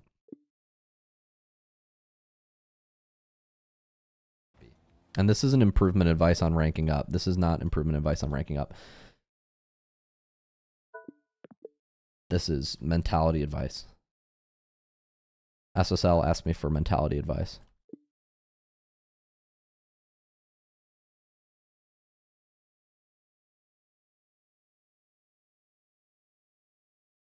I'm glad that double tap playground has helped you. Any goal that you set is a contract. Sometimes we're so hard on ourselves. If we accept all responsibility, we go, I lost, I suck. Because I suck at this game, I suck as a person. Why am I so stupid? I'm such a failure. I'm never going to be successful, etc., etc. I mean, that can cause some of these things. Why do you think you're hard on yourself? And why does that even make you upset in the first place? You have an expectation of how you should play, and then if you live up to anything less. These shorts have a lot of potential, but the dialogue is confusing. The entry point of the conversation lacks context. So when I'm thrust into this, I'm going like, what is this speech a response to? And I often feel the ideas are incomplete. Like they're being started halfway through. Like I think in this example, I'm talking about like there are two spectrums. There's avoiding all accountability. And this is like saying your teammates are the problem. And then there's taking too much accountability, which is like, I suck, I'm never going to be successful. I think that was the key idea. And somehow that was lost in the way that it was cut. Than that expectation, it's a disappointment. Low-ranked players, on average, have a problem with taking blame. So what they do is they cast out agency. They say, my teammate this, my teammate that. My teammates suck, I'm the best. This is the ego of a diamond player. This is the ego of a plat player. This is the ego of a champ player, even some GCs. But I would say if you've gotten to your rank, personally, I found that people who are on their personal development or self-improvement or can reach high levels of any dominance hierarchy, which just means that they're capable of winning games. And for you, you're clearly SSL, so you need to understand, like, you're top 1,000 in North America. Like, you're a very good player. If you're 2K, right? Like, if you just look at the numbers, like, you're definitely top 1,000, I think. Depending on, obviously, when you take the snapshot. It sounds to me like you have a problem of not blaming your teammates or casting out blame, but you have a problem of accountability. Low-ranked players. This ends at a weird point. Like this is the first idea to short number 2. And this video, if extended 30 seconds, would be a complete idea. Yeah, these cuts are just... And this isn't about stop blaming teammates. This is not about stop blaming teammates. This is about like low ranked players take too little accountability. High ranked players take too much. That's the idea.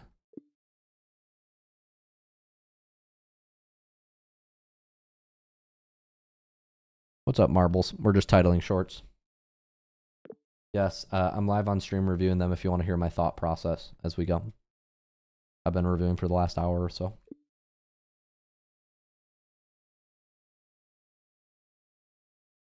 Reach GC with no speed flip. That's the next one. Is it possible to reach GC with no speed flip and no directional air roll? Yes, but I think you start to get into the world of what is the simplest way to rank up versus can I rank up with this challenge or handicap? So in other words, I think you start to get into the range of a handicap when you talk about trying to reach GC without speed flips. Like, in other words, that would be a YouTube challenge that I would do to make the game harder for myself. Does that make sense? Yeah, that makes sense. Refusing to learn speed flips, in my opinion, would be undoubtedly silly. Is it possible to reach GC with no speed flip and no directional air roll? Yes, but I think you start to get into the world of what is the simplest way to rank up versus can I rank up with this challenge or handicap? So in other words, I think you start to get into... I'm not recording a loom, but you can watch on stream. Talk about trying to reach GC without speed flips. Like, in other words, that would be a YouTube challenge that I would do to make the... Yeah, this one's pretty good. Reach GC with no speed flip. This one's approved. This one's very good.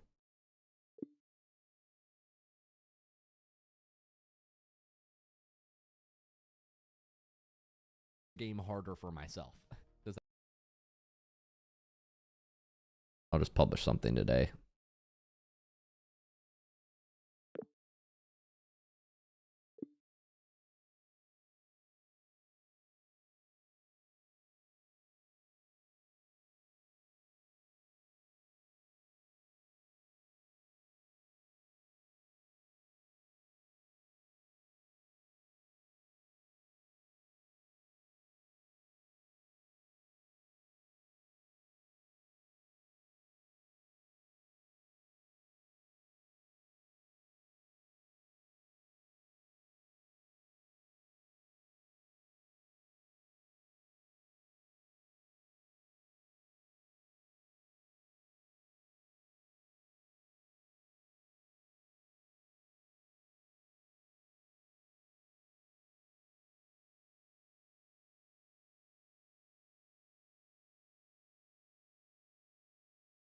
How are you still not done? I would love to play ranked, but the business needs more important. I need to be making content right now. Do not have time for that. So I may be playing ranked, but not right now. I want to, but I'm almost done. Almost done reviewing shorts. We're on fastest way to get supersonic after we publish this one. No worries. If you're just coming in, Rocket League lover, we are reviewing shorts. Oh, thank you for the Prime sub, Beluga Joe. I appreciate that, man. If you're still here. I didn't see that earlier. Thank you. Thank you for the Prime sub, man. Very kind.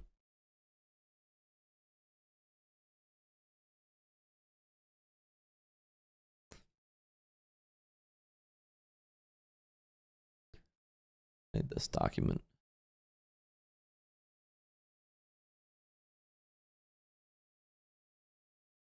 Thank you for all your attention to this, Fozzie. I also made this document for you. I hope this helps out with titling and what I'm looking for. Sent a DM to Fozzie as well with like titles and what I'm looking for, so hopefully that helps. When is the release date for the Air Dribble Roadmap? I will work on a post and I'll let people know tomorrow. Announce release date for Air Dribble Roadmap. Probably Christmas Eve.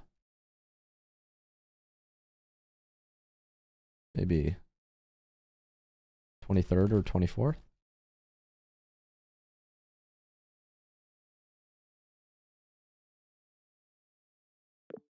Camille, I want to announce the release date officially for the Air Dribble Roadmap. And I'll set it to a premiere as well. Can we officially plan for the 23rd or the 24th?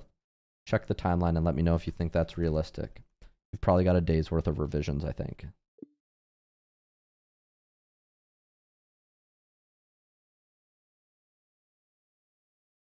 Let me know what you think is realistic as far as this goes, Camille. People are asking on stream. Appreciate the question, Rocket League lover. Does that make sense? Yeah, that makes sense. Refusing to. Luke, I don't get it. You have great game sense and you're still not SSL. It's a good question, England. I am at the constraint of my gameplay right now is not my game sense. It's mostly my mechanics and my execution. That might be oversimplifying things, but you can't improve by just making your strengths better. At a certain point, you have to address your weaknesses. Like, you think of a assembly line. If you have if you want to make 5 pencils and you have wood and you have lead and you have 4 pieces of wood and 2 pieces of lead, you're going to run out of lead faster. Lead is the constraint. You can't just go get more wood to make more pencils. You're still missing the lead. So you need equal parts mechanics and game sense to a certain extent to get to SSL. You can create different combinations, but for me, my constraint is definitely the hours I play the game, man. So that's currently how I view my weaknesses. If I get my hours up, I play significantly better. But I think this season might be the crossing point where I get my hours up enough. But like, as you can see, I'm just spending time reviewing content right now. I'm not getting my hours up. It's just, I only have so many hours in the day right now. Trade-offs. Trade-offs. With no speed flip and no directional air roll. Yes, but I think you start to get into the world of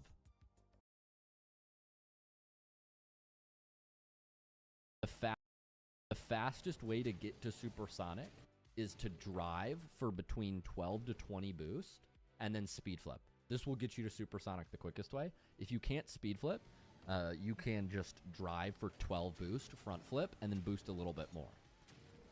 That's the fastest way to get to supersonic when you move across the field. Does that make sense? Yes. Once we get to supersonic, we no longer need to flip because you don't need to add boost to stay at supersonic speed as long as you drive in a straight line. The fastest. This is a good short. This is a good short and would benefit a lot from gameplay clips.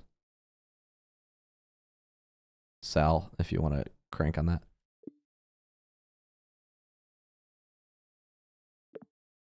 This is also a golden short, reaching GC with no speed flips. This one has potential for Sal. How to challenge a second man.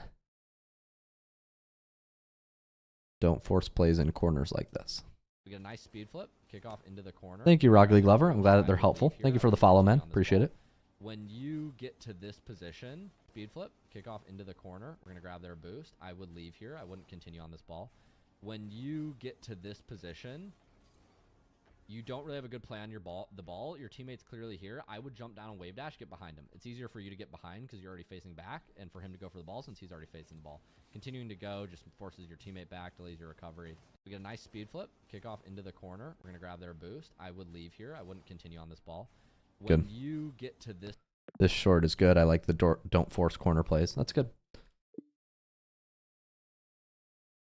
This is how to challenge a second man. Another thing that's useful for you is watching other players in your lobby. A lot of this play is just looking at the ball, which makes it very challenging. And you're colliding with people in the lobby. You're colliding with your teammates. Because you're not rotating, you're just going ball, ball, ball, ball, ball. It makes your movement very awkward. So rather than thinking, I'm awkward, I'm going to back up and continue going for the ball, I want you to think, I'm awkward, I'm going to leave so my teammate... A pan here would be really helpful. And then this is like, stop ball chasing. I think that's the main title.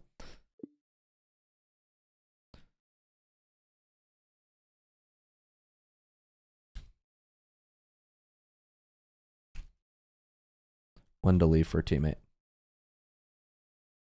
I remember this short. This guy was ball chasing really, really bad.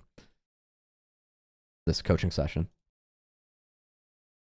This coaching session was crazy. This guy was not leaving the ball. If this one does well, we can make this into a higher quality short. I can give you the coaching session and the replay file, Sal. It was this one. This guy's like one of the biggest ball chasers ever. I mean that in a nice way. Like he's a nice guy, but yeah, he was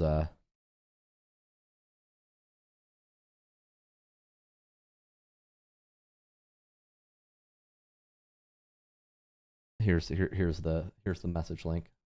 This is in the Discord. I remember this session. This is the initial session.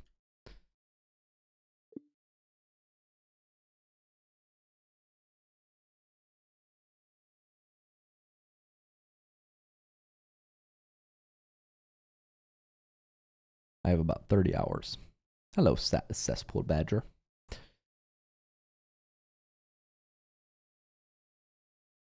Rotate smarter, not harder. That is true. Rotate smarter, not harder. That's real.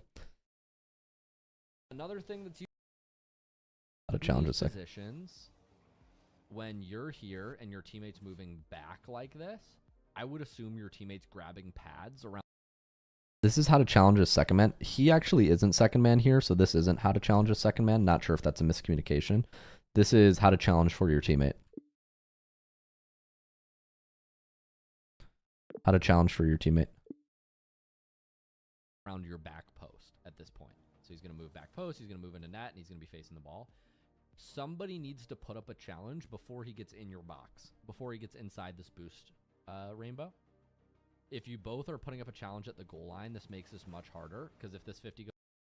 Also pan when I draw.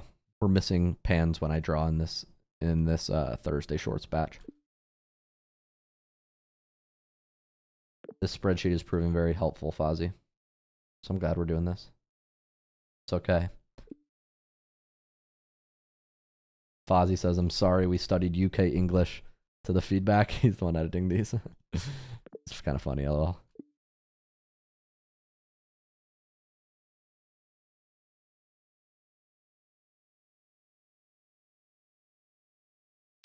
Kinetic, if you're having trouble with making a Discord account, I would start from scratch. I can't help you with that.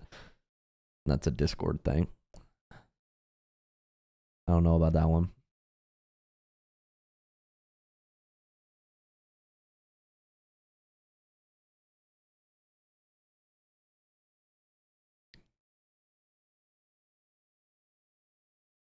Alrighty. How do I speak and the words are there? What do you mean by that, y'all? Not sure what you mean by that. Turn, grab boost. I like this. Play mid boost here. Get behind your team as fast as possible. Okay, we're on the last batch of shorts. We're on Friday right now on stream, Fozzie, so making progress. Oh, text-to-speech? I have a plugin. I use Whisper Flow. It's very, very useful. I highly, highly, highly recommend. If you haven't used it, I would recommend using it.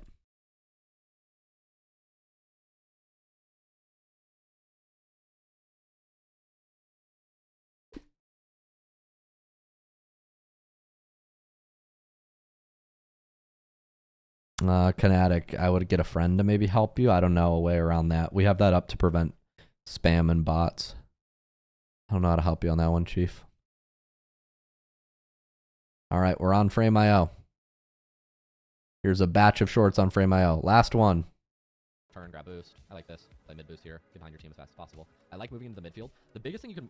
So far, your use of ball cam is very disorienting to me, Apple. I don't know if, like, you're comfortable with it, but for me, I'm having a very hard time. So, like, I saw the ball bounce. We looked away. I didn't see what happened. We looked away. I didn't see what happened. We looked away. Like, we do a lot of cutting, and it's really it's giving me a headache. But more so than just me getting a headache, like, you're basically Frame.io is turning the light off frozen. a lot. Ideally, we get...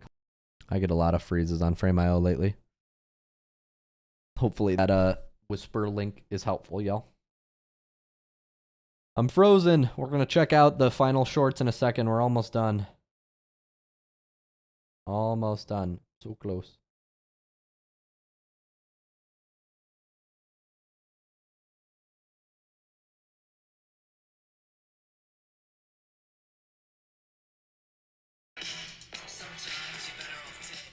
Dun, dun, dun, dun, dun.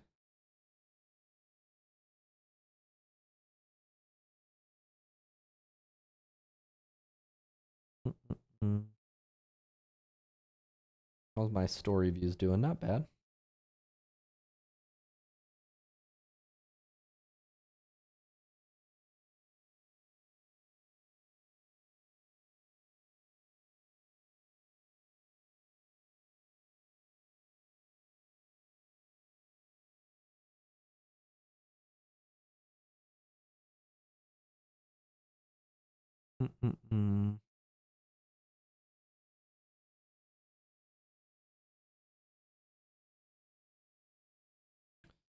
I'll go to this.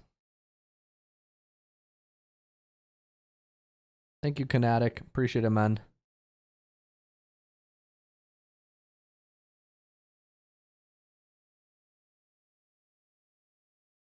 Okay.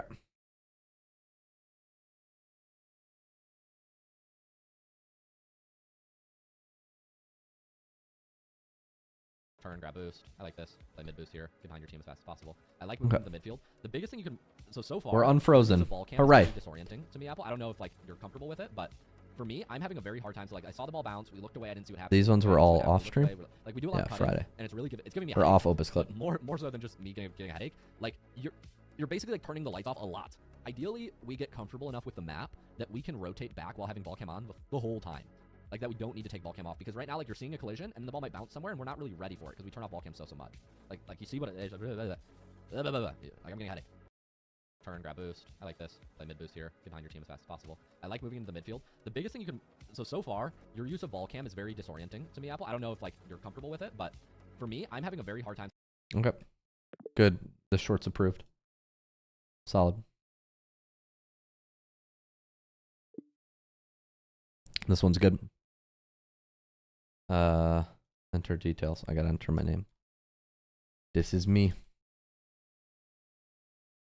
Hi, Luke. I'm subbed. Appreciate that, Siege. Cesspool says I do not. Like, I saw the ball bounce. We looked away. I didn't see what happened. We looked away. I didn't see what happened. We looked away. It's Like, funny. we do a lot of cutting, and it's really it's giving me a headache. But more so than just me getting a headache, like, you're basically, like, turning the lights off a lot. Ideally, we get comfortable. Click the back button. Okay, let me click the back button. There we go. All right, next one. I can't change the status on these. If you can make this field editable, that's ideal. If you are going to share frame IOs with me in the future, making this field editable is nice for me for quality of life. I mean specifically the status field here.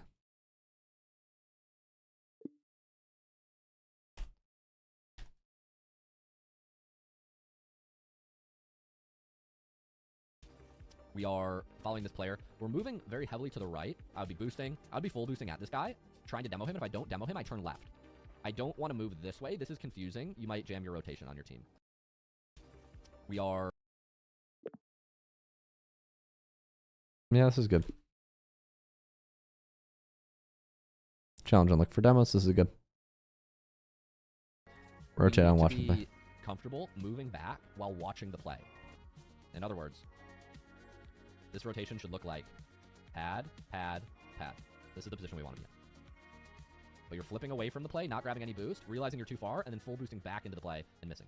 This one's good too. Very awkward movement. This one's good. You're doing like a hard back post rotation. Cover the midfield in your back half. Okay. But the problem here is nobody's covering the midfield. So you have to understand that this guy is kind of covering the midfield. There's an orange player on our right that's covering the midfield on the orange team. You have one blue player disrupting and one... A slightly better title would be cover the midfield while rotating back. However, I think this is still good enough to post. So this is more like a for the future thing. Blue player teammate in the corner, which means your job is not to go full backboard. If you go full backboard instantly, the midfield is uncovered.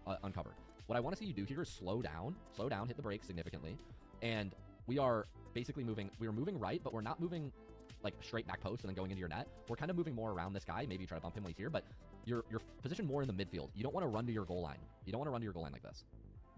Because if a ball comes middle here and he turns and can shoot, you can't really split it up because you're playing like hard in your net. You don't want to be in your net like this. And obviously we don't hit the post, but you don't want to be this deep in your net. You're doing like a hard back post rotation, but the problem here is nobody's covering the midfield. So you have to understand that this guy is kind of... Okay, this is good. I think I can post all the top 4 here, so that's good. These first top 4 are all approved. Now we're on look for demos while rotating. When you're rotating out, we always need to remember to check for demos. Look at this guy. He's back here. So the minute you grab this boost, I think that guy's pushing up in front of me. I'm trying to demo him. You flip before you turn off ball cam and check if there's a demo to your right. So make sure you check if there's a demo opportunity, and you might have been able to sync your rotation with demoing. When you're rotating... Very nice. Yeah, these shorts are excellent. The short from batch 5 is excellent.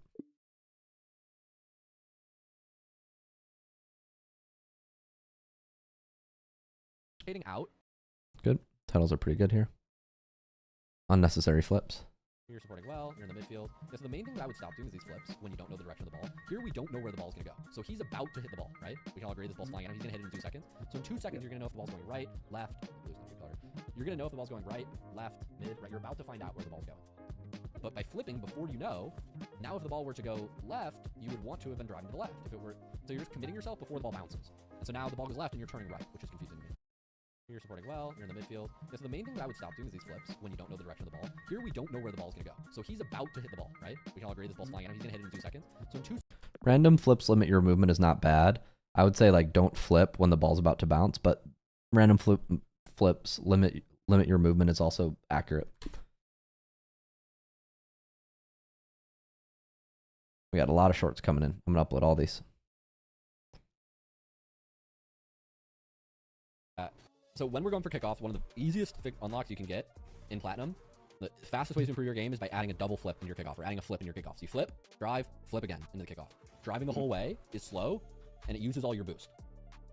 So it's consistent, but it makes you really slow after the kickoff, and we do a lot of this like really slow driving around, as you can see, right, without any boost. Having 12 or 20 after the boost, after the kickoff, is very important. So we want to be flip into the kickoffs. This could be made into a golden moment short as well. Sal, I've given you a lot of moments, but this could be made into one. Check the sheet for golden moments. I think this one's good. Kickoff strategy for lower plats. What we're trying to do here is we're imagining the ball is a clock. I want to say plats and below. For lower plats, I'll say for plats and below. Setup from this part of the field, the farther we are back, the more we need to be behind the ball. This sounds intuitive, but like you imagine, 9, 12, 36, right? We want to be hitting near 9 the farther we are back. And it's like, you watch me hit this here, I'm gonna really come behind the ball and see how that first touch goes high and far.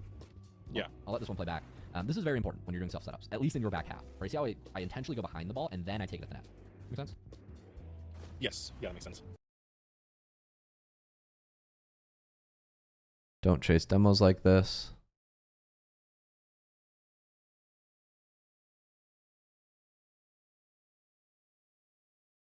Nice, you should have first this ball. Don't let him get 50. Good. You almost let him get a 50. I was scared. I wouldn't be driving in front of your teammate here. I think this is a little overzealous. If this guy's smarter, he could just go up the backboard and then you can't really demo him at all. Yep. But he's too far back for you to really get a demo here. This has to be more than that. When you get this beat, I would just slow down. Slow down. Slow down. Grab pads in the midfield. Running into the corner here, ahead of your teammate, I think is a bit overconfident. Maybe you could get a bump, but yeah, I think it's sacrificing too much on positioning and you're too slow now. Okay, that's good. It's good. Nice, got this off. I'll just hit this high. Yeah, that's fine. Not the best touch. I would just boost through this. When in doubt, play the ball to open space. I see a guy here, a guy here. Yep, all the open space is over here. So we want to bump this to the left boost. That'll buy you the most time. Here's buys you the least time, because they get to go again. If that makes sense. Get scored on. Yeah, so when in doubt, if you don't know where to make a touch, use all your boost and just hit this ball to the left side. Because the left side, they will be slowest to respond. But by playing this to the right side, he was on the ball by the time you landed. You kind of made a bad touch here, to be frank. You should just hit this in the corner. But the point stands, you panicked because you had no time. Okay, good. Yeah, these are all approved. These are good. I'm going to upload all these. Let's upload all these, and then I'm uploading all these from batch 5, but batch 1 to 4 I'm going to wait to upload since there are so many title revisions, Fozzie.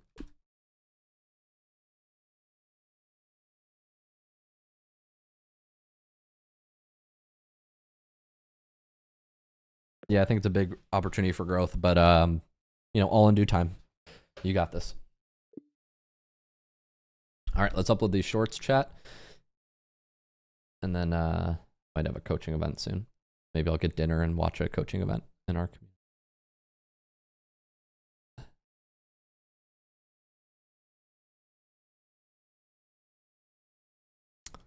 That's cool, Marbles. Appreciate it. Okay, let's upload all these shorts. Home. Calendar.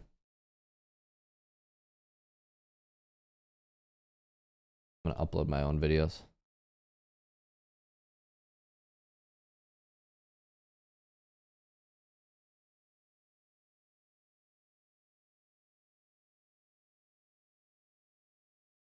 I have 10 shorts here. Nice.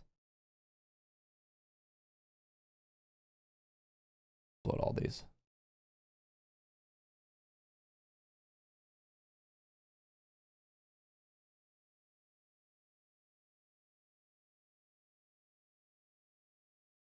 For some reason, I lost some shorts here.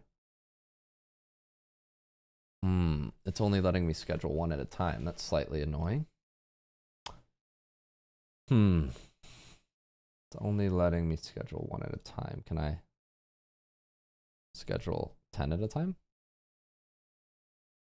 Let's see.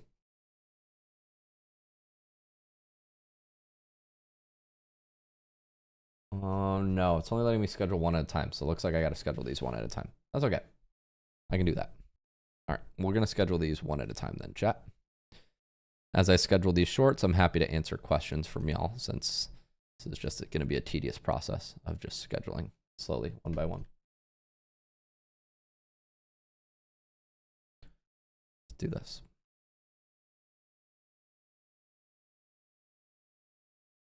Actually, I could probably ask my team to do this. I'll ask my team to do this. Hey, Vazi, all of these shorts are approved. Can you please handle the scheduling on batch 5 tomorrow? You can use the titles that I've given you, feedback I've given you on Frame, but if you could upload these all via Opus Clip and just make sure they're published to each platform, that would be ideal. I'm going to show you how to do one right now.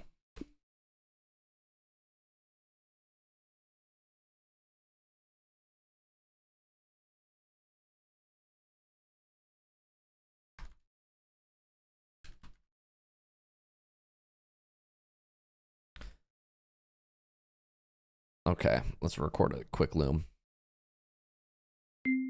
Yo, Fozzie, quick loom for you here, man. I'm just gonna show you how to upload one of the videos you sent me, and then I'd like you to upload the rest of the 9 because these videos are on Frame.io, so I have to upload them one at a time, and I don't want to upload them all.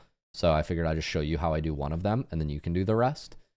I want you to use the same titles that you use there. So air dribble from back half. Upload the video, let it go, let it slowly upload. This is air dribble setup from back half. We're gonna switch all of them so that they're reels, reel, feed, reel. This is correct. So you want it to say YouTube, you want it to say feed, you want it to say reel, and you want to make sure this is a reel on Facebook. And then all you want to say is this is how to air dribble setup from your back half. That's all you need to. All you need to say. Just make it somewhat make sense. Copy paste that to all of them. Boom. In this video, I show you how to air dribble setup from your back half and how your first touch should change. Hope this helps.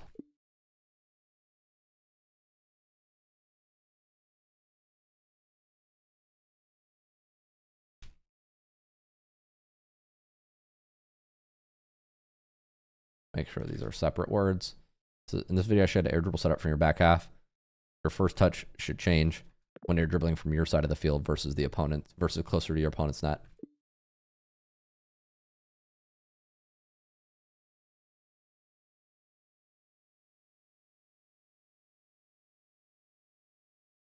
And so then I can just publish these.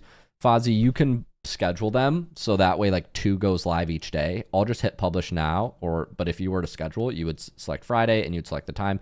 I would just schedule like 2 to go live each day. So like schedule 2 to go live today, 2 to go live tomorrow, 2 to go live the next day, 2 to go live the next day, 2 to go live the next day. And then, you know, all 10 should be up in the next 5 days based on that system. But I'll just hit publish now to show you how this works.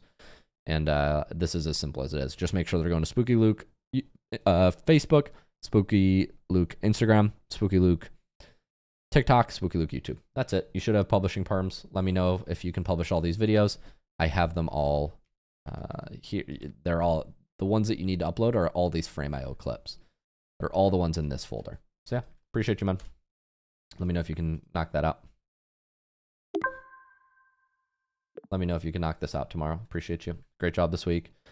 All the revisions for batches 1 to 4 are left, and if you could post the level 5, that would be ideal.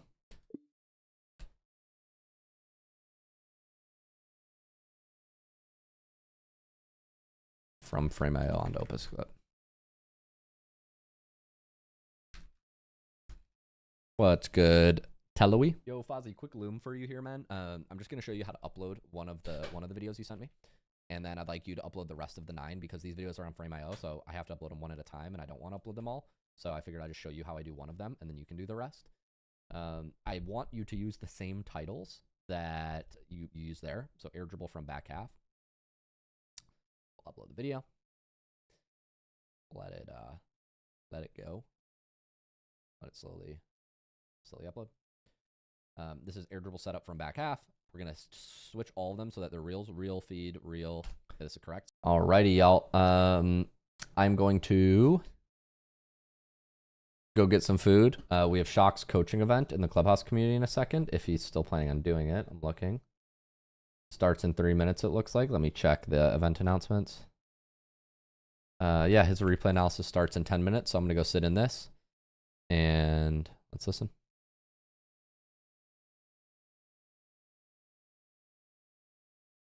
All right, I'm going to be on mute in the event, but I will let folks in the community talk, and I'll let y'all sit in on the event.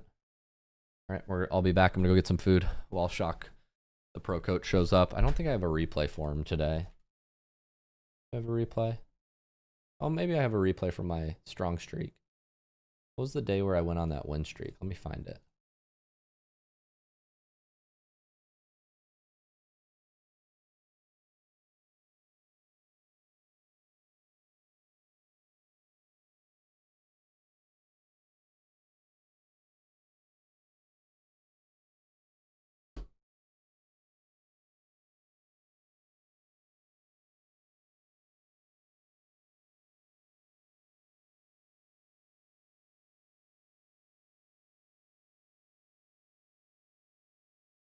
December 10th was the day I did my placement games. So that's the day I need to look in my demos folder.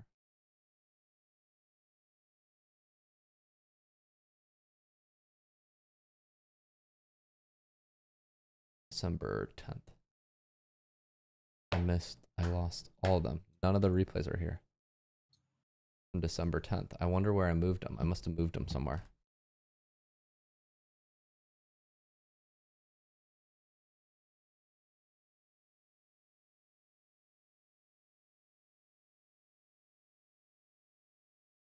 Maybe I didn't save them. Let's go try to find where I saved them.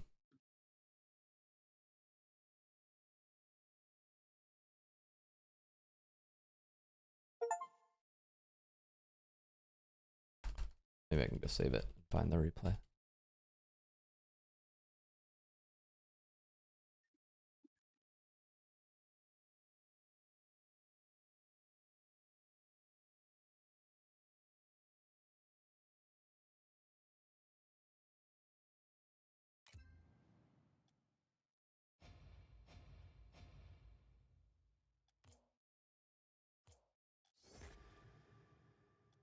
I got Hufflepuff. What does that mean? I don't know how this works.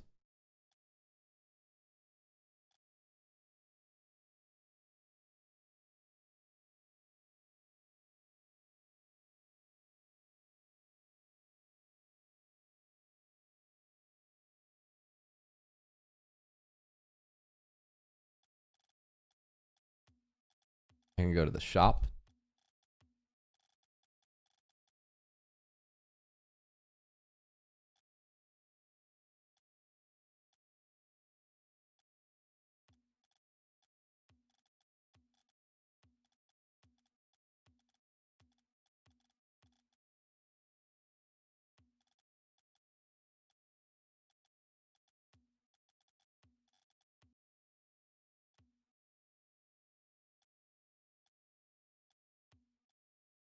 Those are all CS.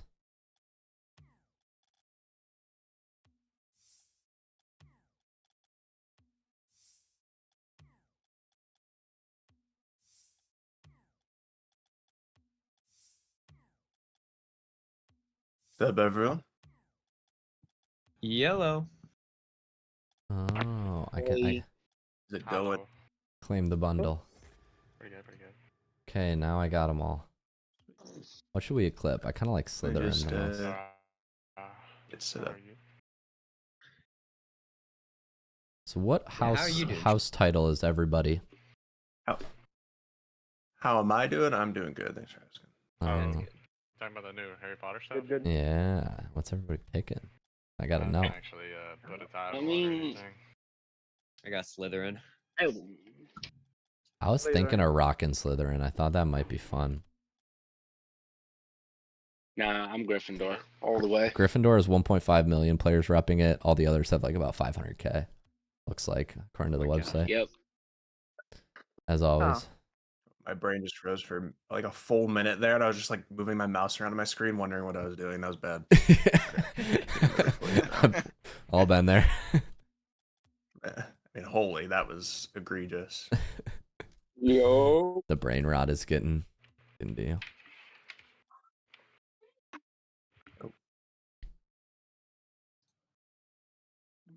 Yeah, I just recently signed up for your VIP stuff, so fun. Poggers. Sick. Yeah. Save. What the hell?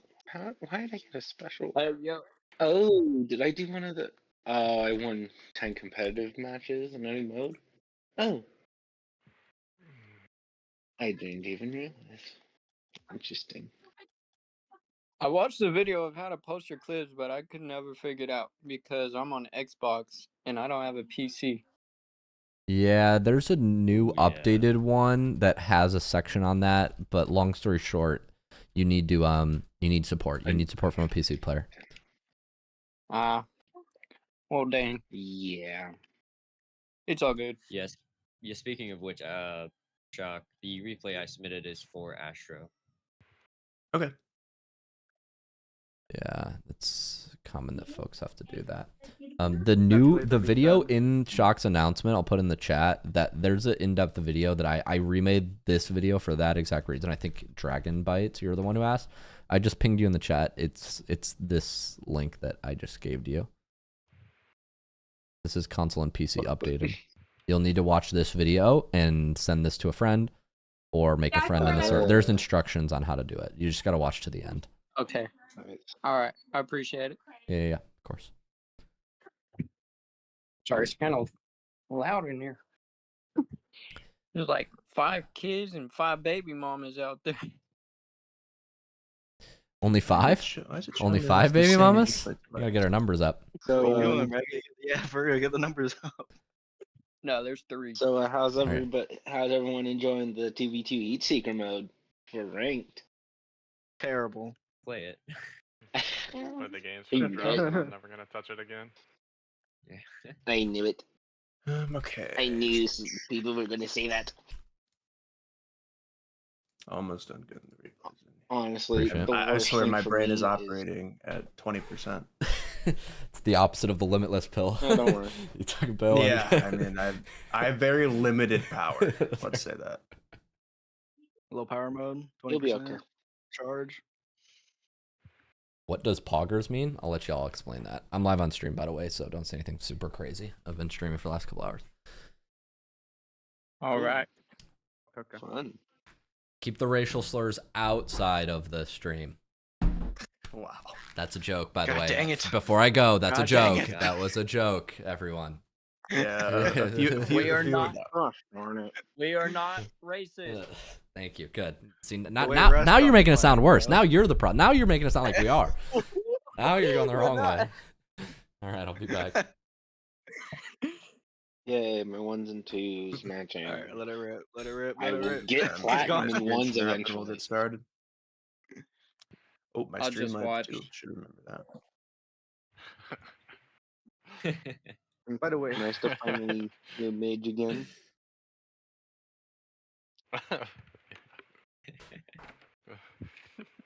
You on your phone, Ash?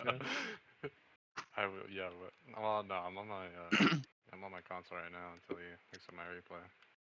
Okay.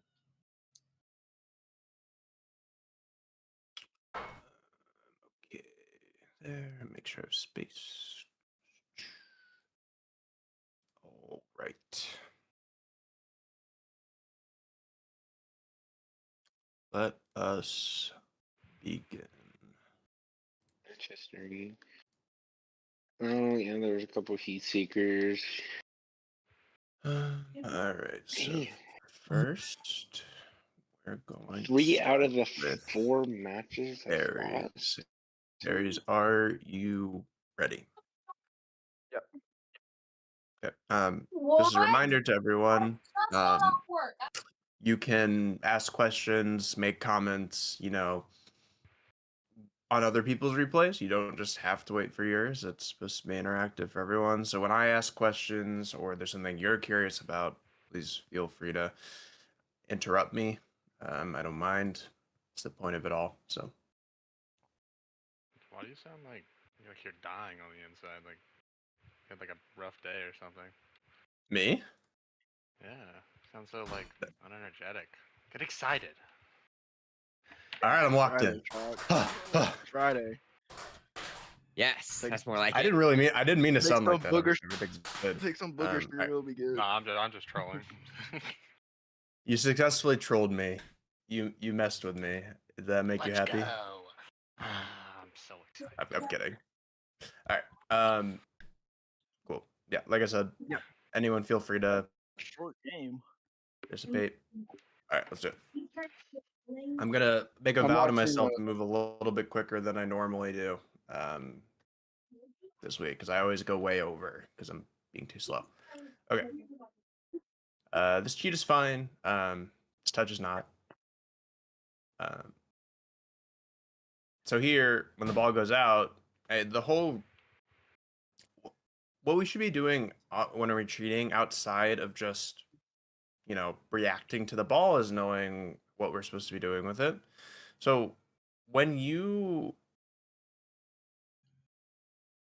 cheat up, Yeah. you should be looking at this guy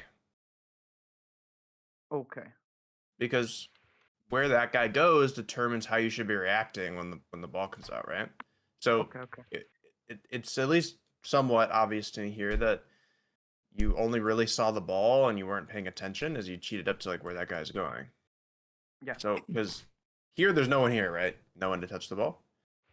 Yeah. So you could easily just dribble this to the mid boost, right? Yes.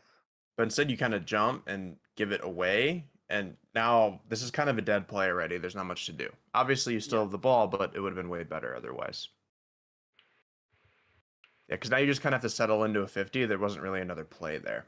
I'd say maybe the best play here is once you drop the ball, don't drive it out mid and try to take a 50. Instead, you're going to want to do something that makes the opponent hit it past you, so it goes to your teammate. So perhaps hit this ball forward, just like drive on the wall and chip it forward, and then try to bump that guy. So hit it over you, give up possession. That will be a bit harder for him to deal with than what happened here. It's not horrible, but could have been better. Yeah, and then here, And then I try once to you bump him. land, yeah, just bump him. But you jumped for no reason, which stopped you from bumping him. Yeah. That spun you out.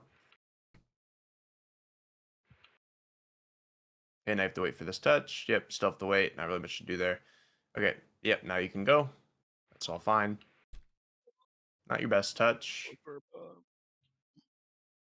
But yeah, I mean, there's no need to. So, I guess I should say this. What do you need to see in order for you to challenge here?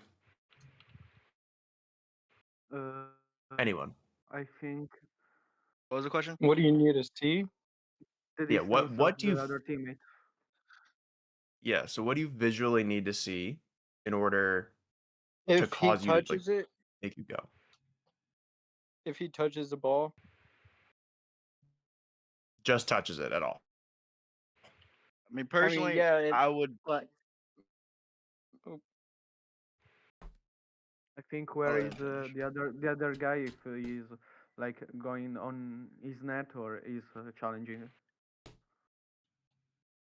So the answer is when he's no longer able to sharply change the direction of the ball, or he has controlled it really well and it's getting close to your net, so you need to go. Okay. That's the answer. Because here, I'm not afraid of what he's doing because I have a guy in net behind me. And if he brings it to the ground, obviously I have it. If it goes over me, my teammate has it. But, you know, say, for example, instead of doing a ceiling shot, he's air dribbling this and he's starting getting close to my net. And instead of being on top of the ball, he's underneath it and carrying it. I would jump here and try to force it over me because he's getting close to my net and it's dangerous. But here, I don't feel a need to jump here because the only thing he can do with the play that he's making, once he goes to ceiling here, and it's like this, where he's kind of on top of the ball, he can only either hit it at the net, hit it at the ground, or mess up. Right? So there's no need to jump here because there's nothing dangerous here. And but he's still in a point where he can sharply change the direction of the ball because he can flip into it, right? So I'm not jumping. Because if he can sharply change the direction of the ball and we jump, then why did we jump in the first place? Because it wasn't dangerous, right? Yeah. Okay. Okay. This 50 kind of bails you out on your positioning. Your positioning is not good here. So the idea of how we should be playing second man is we want to be faced towards the play so that we can cover all the likely outcomes. This pinch that goes all the way across the field is kind of a, I don't know, 1-2% outcome. Doesn't happen very often. You're preemptively pushed up here, like it's for sure going to be a good result. But there's a million 50s, likely 50s that go this way or this way, right? And then there you'd have to be turning around. That ball. Sorry, what was that? Is that because once his teammate hits that ball, the other guy can jump up, hit that ball, and then he's faced towards the other net. So it's going to be hard unless you can back up really fast. Yeah, where that speed flip comes in. We're not correctly positioned for the likely outcomes. When you see your teammate on the ground with the ball and a guy challenging him, the likely outcomes are it kind of softly goes in every cardinal direction, right? I'm not going to draw the arrows. But it's also possible that it either wins this way or loses this way. We don't want to be positioned very nichely over here because the possibility the ball shoots this way is only one possibility, and it's the only thing we're ready for. If we're just here instead, faced at the play, any way the ball goes, we're ready for. Ball goes this way, we just turn right. Ball goes at us, great. Ball goes this way, we turn left and we go. Ball goes forward, we continue pushing up the field. Yeah. But when you're preemptively out here, every result that goes this way is bad for you. Whereas every result is fine for you here. When I think 1 second earlier I jumped and I landed, but I need to slow down. I need to yeah, so when you land here and then you see there's no immediate challenge, right? Yeah. I'm going to take this time where there's a lot of downtime. You see how nothing's happening? Yeah. I'm going to take this time to go probably pick up this pad and reposition right here. Okay. Yeah, I'm going to use that downtime to position correctly. And go a little bit slower. Okay. Yeah, because you see how you're already preemptively turning away from this because you realize you're too far forward? Yeah. This is why I was saying it's kind of lucky that this pinched all the way over here because most 50s would not do that, and then you'd be in a bad spot. And then here on a ball like this, the last thing you want to do is hit the ball forward on this catch because you're just making it easier. That's a very instructive for the guy moment. ahead of you. A very What you should be instructive doing when you're about thinking that. about how you should touch this is where's this guy? Hear me? If that guy's over here somewhere, sure, I have all day to catch it forward, take a dribble, but he's right here. So if I hit it forward too much, he gets a free challenge, which is exactly what happens here. Your catch should be continuing the momentum towards the wall, so he has a hard time catching you, and you bring it up the wall. But as you can see here, from his perspective, you tap it forward, you completely bail him out, and now he just gets to go for free. Okay.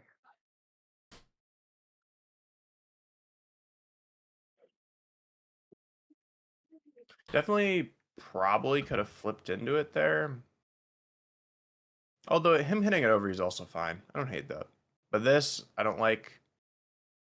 Super greedy. Again, it seems to me you're not looking at your opponents enough because this guy's made it obvious to you right here that he's going to challenge. He's full boosting at you. Right in your face, but you don't even really kind of notice. When I'm in these spots, as soon as I have an opportunity to catch it, the first thing I'm looking at is where's my opponent. Because now that I see this, as my camera turns, I'm trying to push the ball quickly up here into open space. Yeah, to the left. Okay. Yeah. I'm just playing a game of keep away from my opponents, right? But it seems to me that you're really focused on the ball, and then it comes as a surprise when you get challenged. That probably jump scared you. I was. Yeah. I like that bump though. Slows him down a lot. Bad recovery though. Obviously, you do want to be in the habit of wave dashing when you get off the wall, which I've seen you do a few times this game, which is usually good. But here you're already close enough to the play. You should just drive down. Yeah. You land a wave dash, and you're like, oh, I'm too close. Where if you just driven down, you'd be already clearing this into their side. Okay. I need Because I water was though. too much I need water. upwards.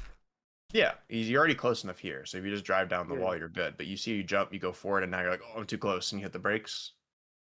Yeah. Again, this is kind of a thing. Like I think you're just probably doing things habitually. When the ball's slow and it's close, you dribble it and try to set up. When you're on the wall, you jump down and wave dash. You're not probably critically thinking about what you see on the field enough, is what it looks like.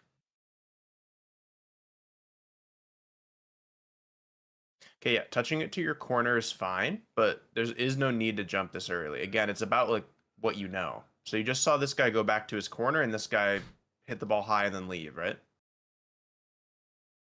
So I can wait. Yeah, you can just wait on the ground. There's no one there, right? But I think you're can probably catch just it. looking at the ball here, Yeah.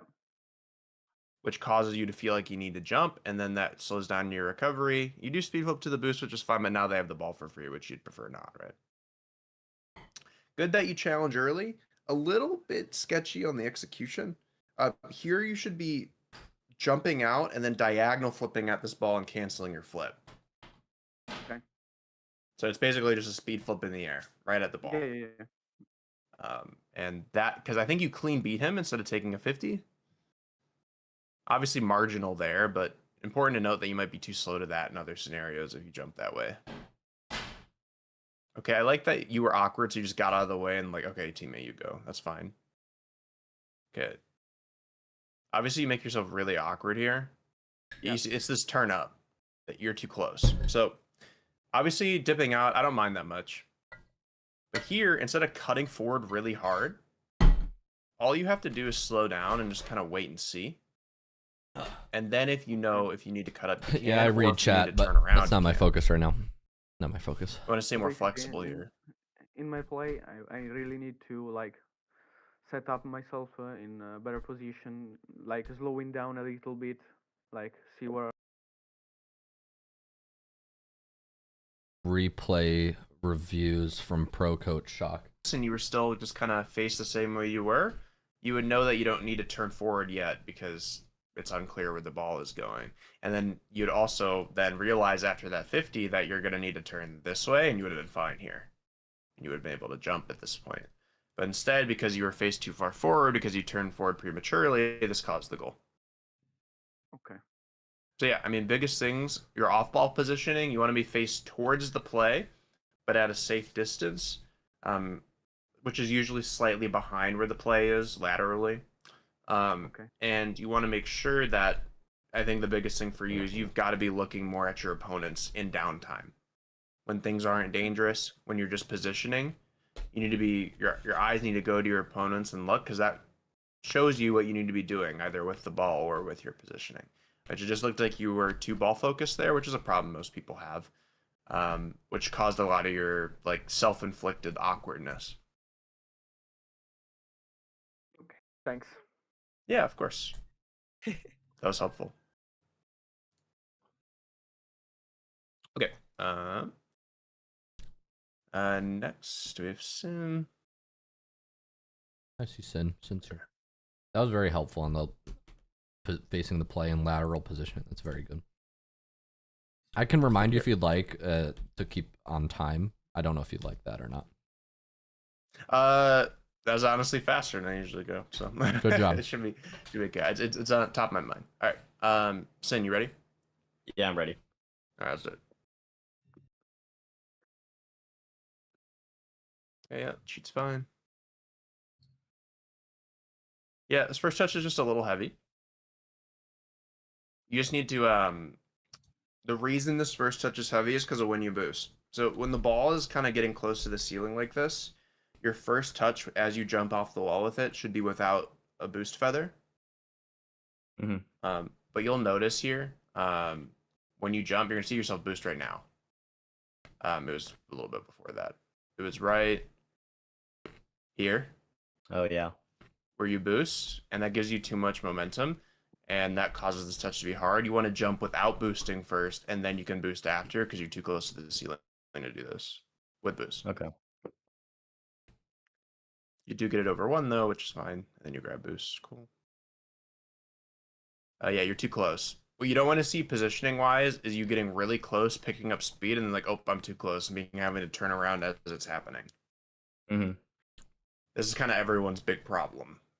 Because it's really hard to tell in the middle of a game because everything feels faster than it is. So right here, when you're in this situation, and arguably maybe half a second earlier, you need to slow down and just sit here and look at the play like this and wait. Okay. Because you don't know what's going to happen here, right? Yeah, just wait for the play to come to me. When things are uncertain, you just face at it from a moderate distance, obviously depending on the speed of the ball. The bigger the speed, the farther you need to be. And you just wait and see. Because here, if I'm in this spot, ball goes anywhere. Ball goes this way, ball goes here, ball goes here, ball goes up here. I'm ready to turn and go for any of that. But the closer you get, the more open space you leave behind you, and the more awkward more results are. Okay. I don't know if you've ever played chess. A little bit. But the pawns only move forward. You can think about the positioning that you have in any given play like a pawn, where if you move a pawn forward, it vacates the space behind it and doesn't control it anymore. So as you get closer in this play, you vacate all this space, and now only things that happen right here are good for you, and anything that goes anywhere else is bad for you. Yeah. So you want to treat your positioning like, it's control. Because now you're backwards, because you got too close and felt like you had to turn around, and now this play, which should be easy for you to challenge, is now difficult. Oh, yeah. Teammate does a great job to kind of stalling. Yeah, stealing that boost is fine. Again, though, you want to be mindful. You're like full speed at him and like preemptively turning away from him. When you're coming up here, everything about this is fine. And here starts slowing down. And then you can go up the wall, but when you go up the wall, don't start turning away. Just go straight up.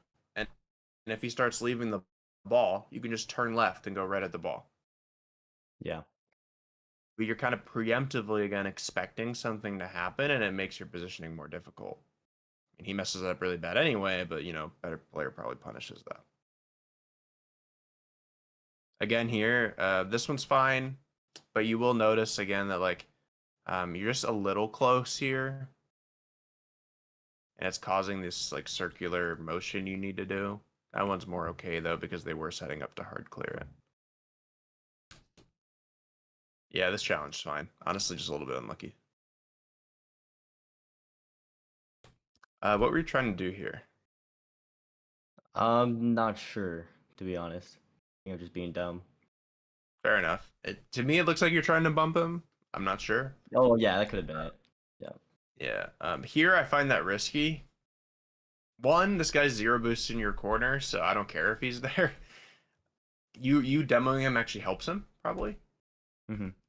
But also, again, so the concept of the field and controlling space, you have this tendency just to be too close while challenges are happening. This challenge happens, and this can go anywhere, right? Any cardinal direction.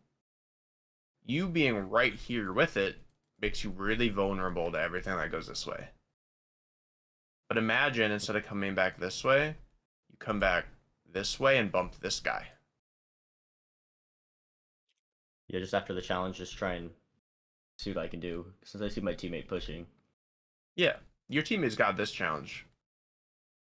You bump the mid guy, there's no follow-up to this challenge. And now this guy's stuck with 0 in your side. This challenge happens. And if this guy's dead, or you made him move out of the way because you chased him, your teammate then has a free follow-up on the ball. or you do, depending on where it goes. Or, yeah, depending on the challenge, it could be a 2v1 if we get Yeah, lucky. but here, now that you went for the bump, I don't know. caused you to stay. I don't know what's happening here. Maybe you just had to do something. I don't know. Yeah, it could be. It's from a little bit back replay. Yeah, and then here, this is just, it's a little bit lazy. Might be the wrong word, but it's kind of nonchalant on the challenge. The guy who's full speed at you, diving you. Mm-hmm. So like the only thing you can't do here is give him what he wants. What he wants is for you to jump at him and 50 it into your net. Yeah. Right. So all you have to do here is just fake. Fake and grab that corner boost and then turn around wherever he hits the ball, right? Because he has no angle in the net. Only way he can hit the ball is this way. Mm-hmm. So if you just let him do that, grab this boost, turn around, and then field the ball, you're in a perfect spot. But you don't want to be kind of baited in by this. Like, you don't want to give players what they want. Yeah.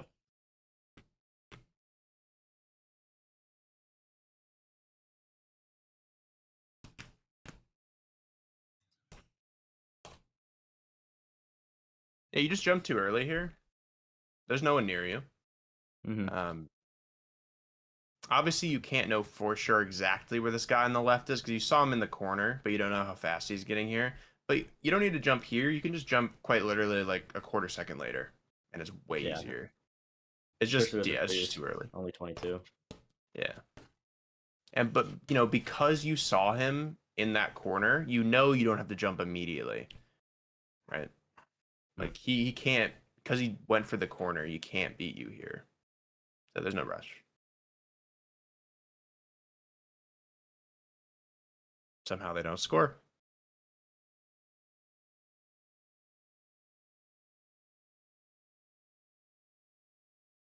So it's not really that egregious here, but I again want you to notice how this play is like, there's going to be some sort of challenge, right?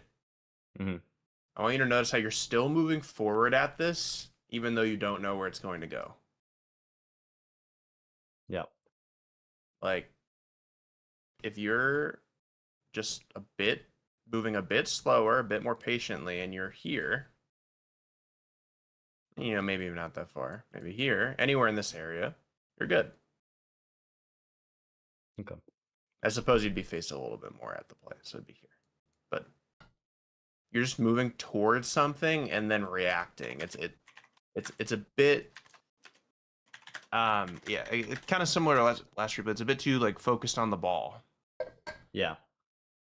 And the ball just, there's like a magnetic force on the ball that continuously pulls you in until a challenge happens and you have to react. Mm-hmm. Here, this is super rushed again. So, no one near you. All you need to do here is let this bounce to you, catch it, and drive it to your corner, pick up the full boost, and then start a 100 boost aerial play over here. Mm-hmm. But again, magnetic force of the ball, you feel compelled to go up and touch it. Yeah. And this is immediately a goal now because it's a perfect shot. Can't save it. And we'll see his last goal here.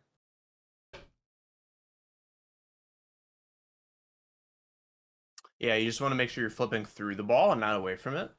So here, you can either try to push the ball left or right, but you just got to make sure you diagonal flip the way you're trying to hit it. So, like, for example, if you're going to hit the left center of the ball, you need to be diagonal flipping right so that you push through.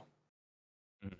And if you're going to hit the right center of the ball, you need to be diagonal flipping left so you push through. But you'll notice here, you flip diagonal left, but also hit the left center of the ball, which now he pushes through you.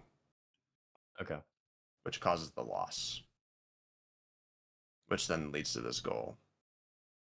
Because it's not back in time. So yeah, I mean, again, biggest thing, like,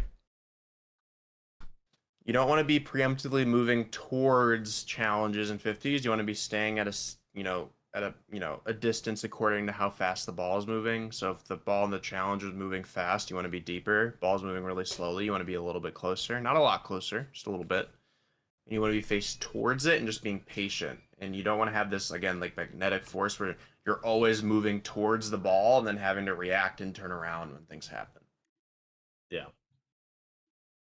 It's kind of one of the biggest, like, you know, because everyone kind of learns that you're supposed to always have some momentum. But it's actually rather incorrect, or it leads people down the wrong path, where I always need momentum. I always need to be moving. So they're always like doing these circles and turns while things are happening, and then they're just in horrible spots. Yeah. All right. So yeah. Hope that was helpful.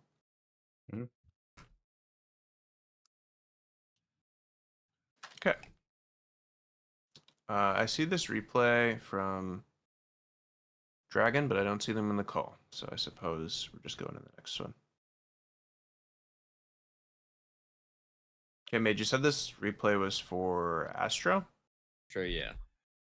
But he is not here unless they just did a different Discord name. No, he's here. I'm here. Oh, sorry, I didn't read your name as Astro. I was only Yeah, seeing the yeah. X, and I ignored it. Okay, cool.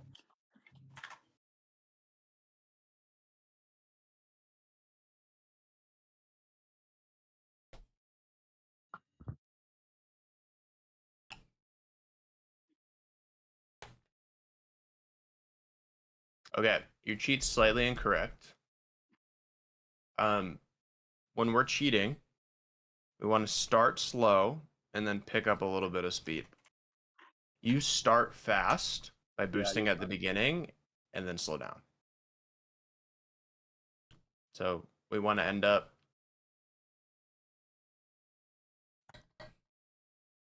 about here-ish.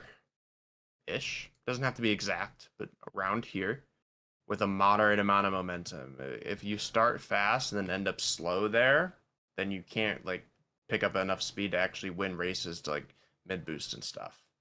You just end up a little slow.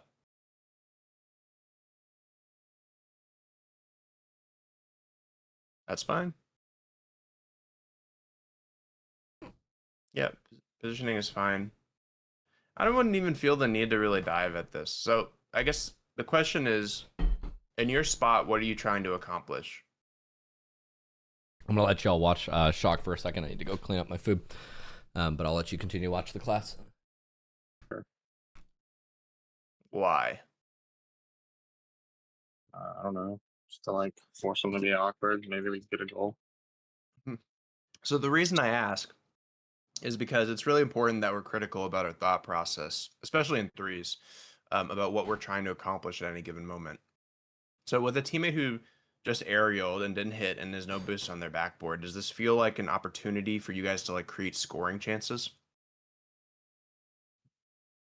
Well, I know other teammates behind me. I'm just maybe like I can get a mid and maybe he's there for it, but probably not. So my other one's up. Yeah, But, your thought process shouldn't be mid and try to score because you just have that teammate who's still stuck. But also, you also know from the position that the ball just came from, as you came up here, you know that the defense is set up behind them, right? Yeah. Even if the ball does go mid here, you've got a guy in net and a guy who will dart out and challenge. So this isn't a situation where you're trying to make something happen. It's a situation where you should be buying time for your teammate to recover. But you'll notice that you committing to this ball, again, gets you stuck just like your teammate was. And if this guy was a bit more aware here, he would take this boost from you and then move the ball out. And you would have successfully just kind of used all your boost for no reason. But even here, even without him grabbing that boost, you see how this play. Now it's another challenge that's kind of forced in their side, and all of a sudden it's a 1v1. Yeah. So instead of diving in at this, does this guy look comfortable on the ball to you?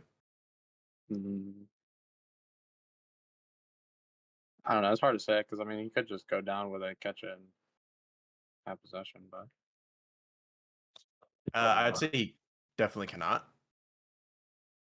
This ball is falling, and you just saw him use at least 50 boost hitting that. Right? So you don't know he has exactly 0 in game, but you know he has low boost. Right. And this ball's beneath him. There's no way to catch this. So you can just let him hit it again. If it goes over you, it goes to your teammate. If he messes it up and it stays right here, you get the ball for free without having to commit.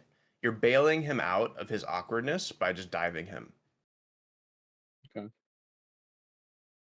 So it's just be a little bit more passive there.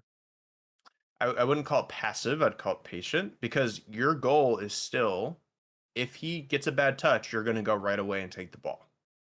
Right. So it's not passive. I wouldn't describe it as that. It's patient because there's nothing that your opponent can do that's actually good for him here.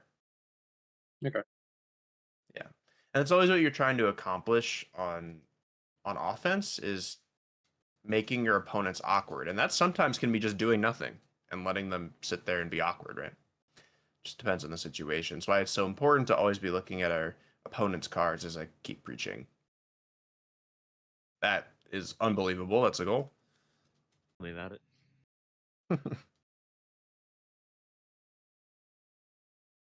All right. Again, kickoff is important. We need to be watching where we're sending the ball. You see your opponent is going back. Like when I'm on kickoff, I'm looking at where's the cheat, which side of the ball is this guy going to hit, and which side is this guy going. Right? So you see cheat here, guy going for this boost. Where should the ball go? Probably to the right. Yeah, anywhere over here is fine. But the way you hit the ball is actively pushing it that way. Yeah. And you're just giving them possibly possession. Your teammate hustles really well off the cheat, which is good, but there's a lot of times you win this a little harder. You're giving your opponent full boost, full possession. Right? So when you're coming up on this ball and you see them going back to the boost, you should be hitting left center of the ball, diagonal flipping right, so that the ball goes this way. Okay. Yeah, and that way you're not just giving them possession. You don't want to play into what they want.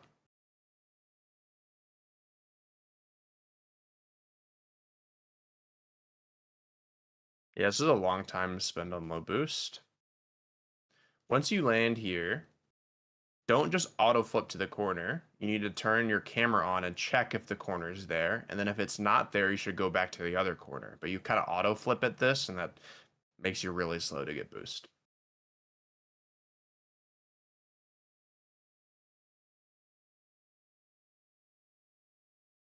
You positioned awkwardly here, but it's okay.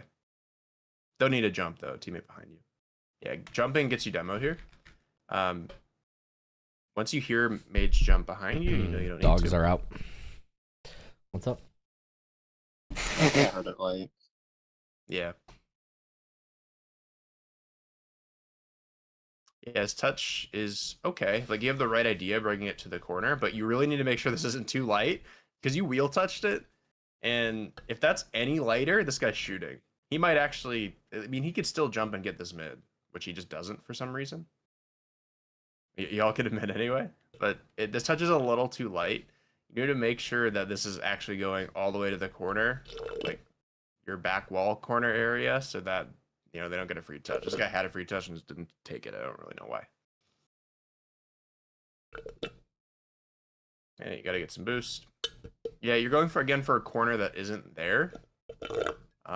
Here, you should probably just be picking up pads, waiting for the boost to spawn, and then taking it, because you don't know if that's going to spawn right then. Yeah, I do that a lot. I just don't get pads. I just don't rotate with them. You know? Yeah, it's just you'll get bailed out sometimes from it spawning, but other times you won't. Again, here's the idea like that I was talking about earlier in the first replay about when we should be jumping, like what causes us or makes us jump when our opponent has the ball. I see this and I don't feel any danger. Do you? Not really. I mean, yeah, it's not really much to say about it. Just yeah, I mean, you have two teammates behind you in net, and this guy got a bad first touch and he's bringing it to your corner, right? Yeah.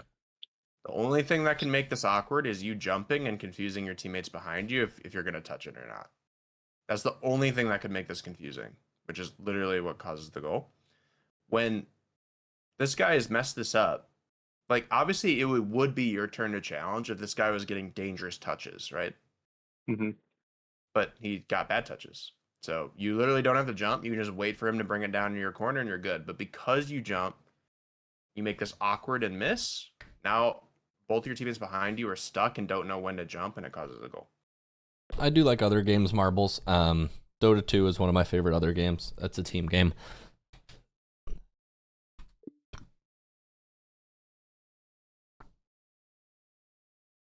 Yeah, this is your turn to challenge.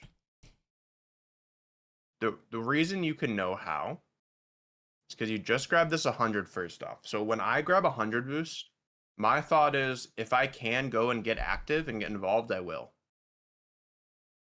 Because, you know, when you have boost, you're the one who's able to make the most on the ball happen, right? Obviously, we're not jumping over our teammates to go, but, you know, I'm if there's a gap in rotation, I'm going to fill it because I got the boost is the idea, right? Right. So I turn here and I see that my teammate's flipping back. This is the kind of spot where I'm like, I have the boost. I'm going to cut in and fill the gap, right? Because you see this gap forming here, right? Mm-hmm. So here I'm going to be the one to go. And if it gets past me, fine. My teammate's going back getting 100 boost. Not a problem. But you turn out wide here. You wait and you go, oh, wait, I should have went. And you start moving forward. And now you're confused because everyone's all in the same spot, right? Yeah. Here you should still go and just accept you went a little late. It's better to do that than this, which is, you know, making everyone uncomfortable. And then, you know, it just leads to a goal, right? So kind of similar to the other replays, like your attention to detail about what your opponents are doing, what your teammates are doing, where they're positioned, and what's possible is important. And when you're rotating, that needs to be top of your mind. It to me looked like you were very kind of ball focused here, and then everything else was kind of in your peripheral and not fully being registered. And that just causes the awkward decisions, the like, I'm not sure if I should go or not, that kind of stuff. That alongside, make sure you're doing a bit better actually picking up pads when boost isn't there rather than just hoping the boost is there. Yeah. Yeah. Kind of, it's funny. A lot of times with rapid replay analysis, you know, all different ranks, different games, you kind of see a lot of the same stuff. So this has been like we got to look at our opponents more, like section of replays, which is good. It's very instructive. My old teammate used to jokingly call it the using your eyes meta because none of us do it enough. Using your eye. Can you share which teammate that was? That's hilarious. Yeah, Hoxer. Is Hoxer using your eyes meta? He's hilarious. But you know it because I catch myself doing it all the time too when I'm playing and I'm not paying enough attention. Like I'm just like, why am I there? Why am I backwards? Why am I doing that? It's like I'm just not paying attention. I'm not using my eyes. Mm-hmm. So yeah, that's what I'd say. All right, thanks. Yeah, of course. All right, Ying, you ready? Yeah. Good. I know we talked about this in one of our previous sessions. I like you saw that your opponent was going right, so you hit right center and flipped left. Yeah. Good. This is kind of weird because I had like no momentum. I just like I felt so awkward. Yeah. When you have no momentum here, you should just let your teammate take it. You just go for the mid boost right away. Yeah, You didn't really get you wanted like I didn't know if he wanted to go for an air dribble or not. So I kind of was like, do I just leave it and go for corner or? Well, the best play here is your teammate cuts the ball towards the net and then scores in a 1v1. That's the play. Yeah. Going for an air dribble there would be very greedy. Here you're too close. Yeah. Once you grab this boost, you're in a perfect spot. I mean, you want to be a bit more right than this. Like, you just want to start turning right here after you get this boost. You want to end up here. Perfect spot. Okay. But you move forward with the play, and you see how you're preemptively turned because you realize you're too close? Yeah. Makes this really awkward. Yeah, I understand this. I like that you're ready to, like, because you know you're going to get challenged quick if you catch this, right? Yeah. Do you remember our multi-touch training? Yeah, that's what I wanted to happen, but I just it didn't happen. Yeah, I would turn. I would try to diagonal flip this up and right, loft it up, land on the wall, go again. That Or what I would also consider doing here is just letting the ball go over my head, catching it, bringing it back to my corner. Yeah, that was one of the that's what I was thinking of, like as like second, Yeah. and it's just like I kind of fumbled it a little bit. Okay, I like that you shielded him off that ball. Yeah, I tried to mean, wall there's not even dash. really any point to wall dashing here, even if you didn't mess it up. Like, Yeah, just bring it down. I just felt slow, and I wanted to keep a little bit of momentum, I get it, but like momentum for what? just to like for my presence to be there, because just to make him nervous, knowing that I'm there. I think you still have presence right here. Okay. He knows you're there. And you can jump out at any time here and at least like get a 50. Jump out, diagonal flip, cancel. Yeah. Just a bit unnecessary there. You're opening yourself up to make a mistake like you did. I like that you looked to bump there in case he was around you. Oh no. I missed the boost. Not the end of the world. At least your teammate gets it. Yeah, you just overdrove it. Yeah. I knew I should Yeah, have here you slowed need down to slow a down a little bit. bit right Yeah. there. Yeah. Yeah, slow down a bit so you have both sides and you're good. Just too much momentum.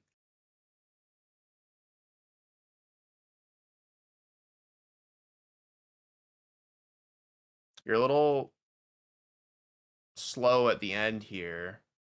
Like you use a little too much boost, so you're a little close here. Not the end of the world by any means. So you probably want to be slightly farther than that and use a tiny bit less boost. Here you just wait. Yeah, I don't like this at all. So the question of when you're challenging here, what are you trying to achieve? A 50. Why? Just so they don't have like control of the ball, so it makes them not have it like on their car at all. Okay. Just to mess up their their rotation and to slow down their like progression of like settling into the game a little bit. Okay. Are we so in that case, like you don't want them to have the ball? Yeah. Is it bad if they have the ball at the top of their backboard? No, not really, unless they're really good, but I would say I'd even still let good players have the ball here. Because them flipping this out and trying to cross map air dribble is fine for us. We have two back. One guy will just go, other guy will receive the ball once it goes over us. You diving here just makes his life easy. He just gets to fake, or in this case, he doesn't even have to. And now we're in this situation where you guys should be getting scored on. I don't know what the other guy's doing. Like imagine like this other guy is actually ready and positioned would be a goal. Yeah. You don't need to stop your opponent here. Just let them have the ball. Like especially if you were playing against I still wouldn't recommend it, but I'd understand this a little more if you're playing against First Killer. Okay. But even then I would say no, because he would just hit the ball around you. But this is just some GC. If he cross map air dribble flip resets over two people perfectly, you just tip your cap. Okay. Because that's going to happen way less often than a goal coming from you challenging too early here. All right. Like trying to stop him in a play that he's not going to do anything really that productive with anyway. Most likely.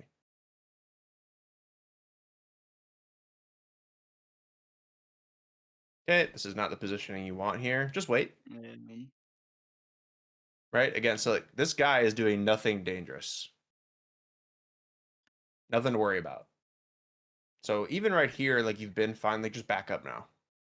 Okay. Your teammate's already in the corner. Don't continue. But you continue and then now turn around instead of just backing up, and now you just made yourself awkward. Luckily, he gets the worst touch of all time. Okay, this is not your best. Yep, not at all. I felt so mad about it because the vision was there, the execution was not. Yeah, I get it. So the idea here, at least what I'm thinking about when I'm going to air dribble, which I think is a fine decision here. You have 80 boost. I'm going to hit the ball with my left corner, and I'm going to be on the right side of the ball, so I go straight at the net. That's going to be I the wanted to easiest get way like a to win really it. high pop to get like a reset, and then just sort of wait to see what he does, and then either go over him or just fake it. Yeah, I get that. I think that type of play is fine. but it's just the setup that was bad. You hit it with the like more middle side, and because the ball is going across you, it's gonna go a little bit right. So that's what I'm thinking. Like I'm gonna hit it with my left corner on my jump, so it goes forward. Okay. But here though, I don't go for reset because once you mess up the first touch, this is no longer a scoring opportunity, right? Yeah. So all I'm thinking here is roll back to the ball, hit it to their corner, land, take their boost, rotate. Okay. You don't want to try to continue to force this to be something it isn't. I also want to pay attention to your roll here. You shouldn't be doing any sort of like rolling, really. You should just be flying at the ball. But you'll notice you reverse tornado spin here, and you actually roll your nose away from the ball, which actually makes you slower.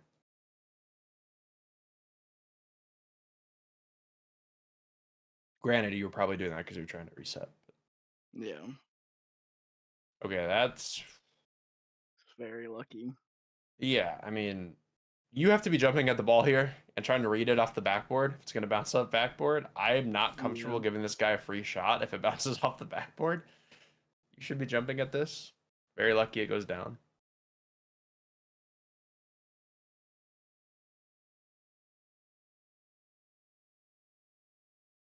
Holy.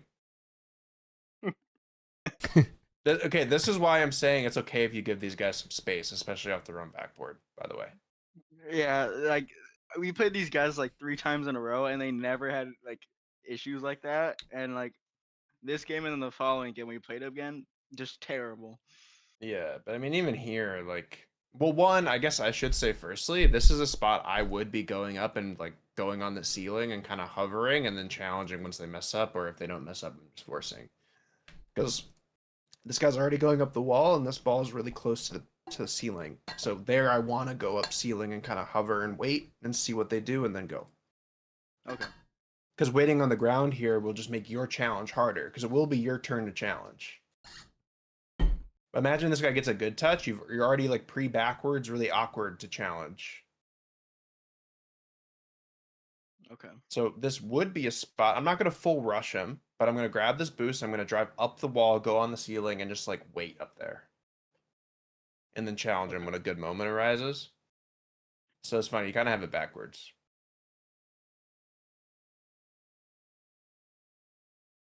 Yeah. I think biggest thing is like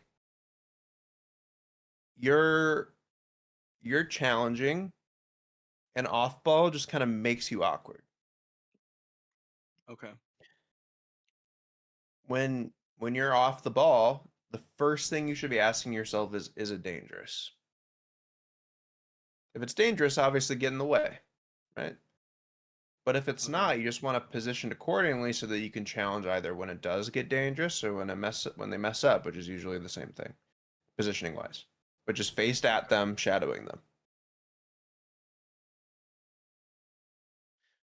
So yeah, you're just making your life really hard on both challenges, because when the play does actually like come to you, you're at an awkward angle because you were too close or faced the wrong way. And when your opponents do clearly have the ball, you're either making yourself awkward with your micro positioning about where you're faced, or you're challenging them too early on something that's not dangerous, or not challenge them early enough when it is dangerous. Yeah, again, take the thought process as, is it dangerous? And then work from there. I think you just kind of have like positioning habits that you do and things that you do when people have the ball normally in certain spots, and I think that gets you into trouble. Okay. Mm-hmm. That's the biggest takeaway. Like, ask yourself, is it dangerous? And you could work logically from there. But I think you just see the ball in a certain spot, and then you just do what you normally do. Okay. Which can either be good or bad, depending. Yeah, the weird thing with that is like when I'm solo queuing, I'm like talking like the play out. I'm like, it's not dangerous. I don't got to challenge this. As soon as I like queue with someone, I just turn into a rat. I'm not even gonna lie. I just turn into a rat. Yeah, it's a bit yeah, a bit more focus is needed on the little stuff, and you'll find that these games are really easy to win because these players still mess up. Yeah. And they're still making a lot of easy mistakes, and so are you. So if you just fix the easy mistakes, then a lot of rank up follows.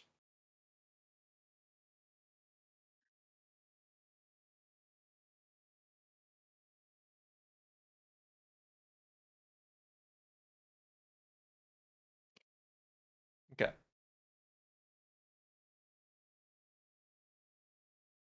Yeah, that makes sense. Jumping early, I like.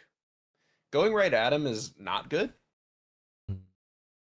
So when you jump here and hover, like your teammate has to be back in order for you to go at this ball right away. I see. And your teammate's not back yet. You want me still flying back more, not playing like bump. Yes, you should be flying back and like covering your net until he's back, and then you get in the way. Because when you go right at him, this ball goes over you, it's on net, it's a goal. I see. You're right. Yeah. Certainly could have been. If your teammate's already back, I love this play because your teammate just saves it, but he wasn't back yet. So you got to hover a bit more and wait until he's back. Yeah, this is just open, luckily. Arrow shots, everyone. Learn them. I was about to say, this looks awfully like it's not going in. I was scared I missed this. I had a great placement run we're going to put on the main channel. We're going to do Gotham Chess vibes. Levy's, he's like, I will be GM this season or whatever. Like, he's been grinding. So we're going to do something similar. We got some crazy clickbait thumbs. It'll be a good time. SpookyLuke getting trained? Getting SSL is the idea. I went 10-0 on placement, so this is GC something. I don't know. Wasn't Shock's name just Shock? Did he just change it? Wait, what are you talking about? I'm lost. Like your name, like it was just Shock, wasn't it? Did you just change it to Shock RL? On what platform? I don't even know. That's still my name and everything. Yeah. I don't know. I don't know. I don't know either. But yeah, anyways, sorry. I wanted to tell you that. Yeah, take it over. Sorry, guys. Yeah, no worries. No worries. No, you're good. No reason to rush the ball here. Either he dives at you and you see him do that and you take a 50, that just kills, or maybe hit it past him. And if he waits, you also want to wait with the ball and make him awkward, but you just kind of bail him out by flipping. Now he just gets a free ball. Yeah. Or he should have had it. I don't know why he didn't flip. Oh yeah, you can go quick here. You're faster than him there. Yep.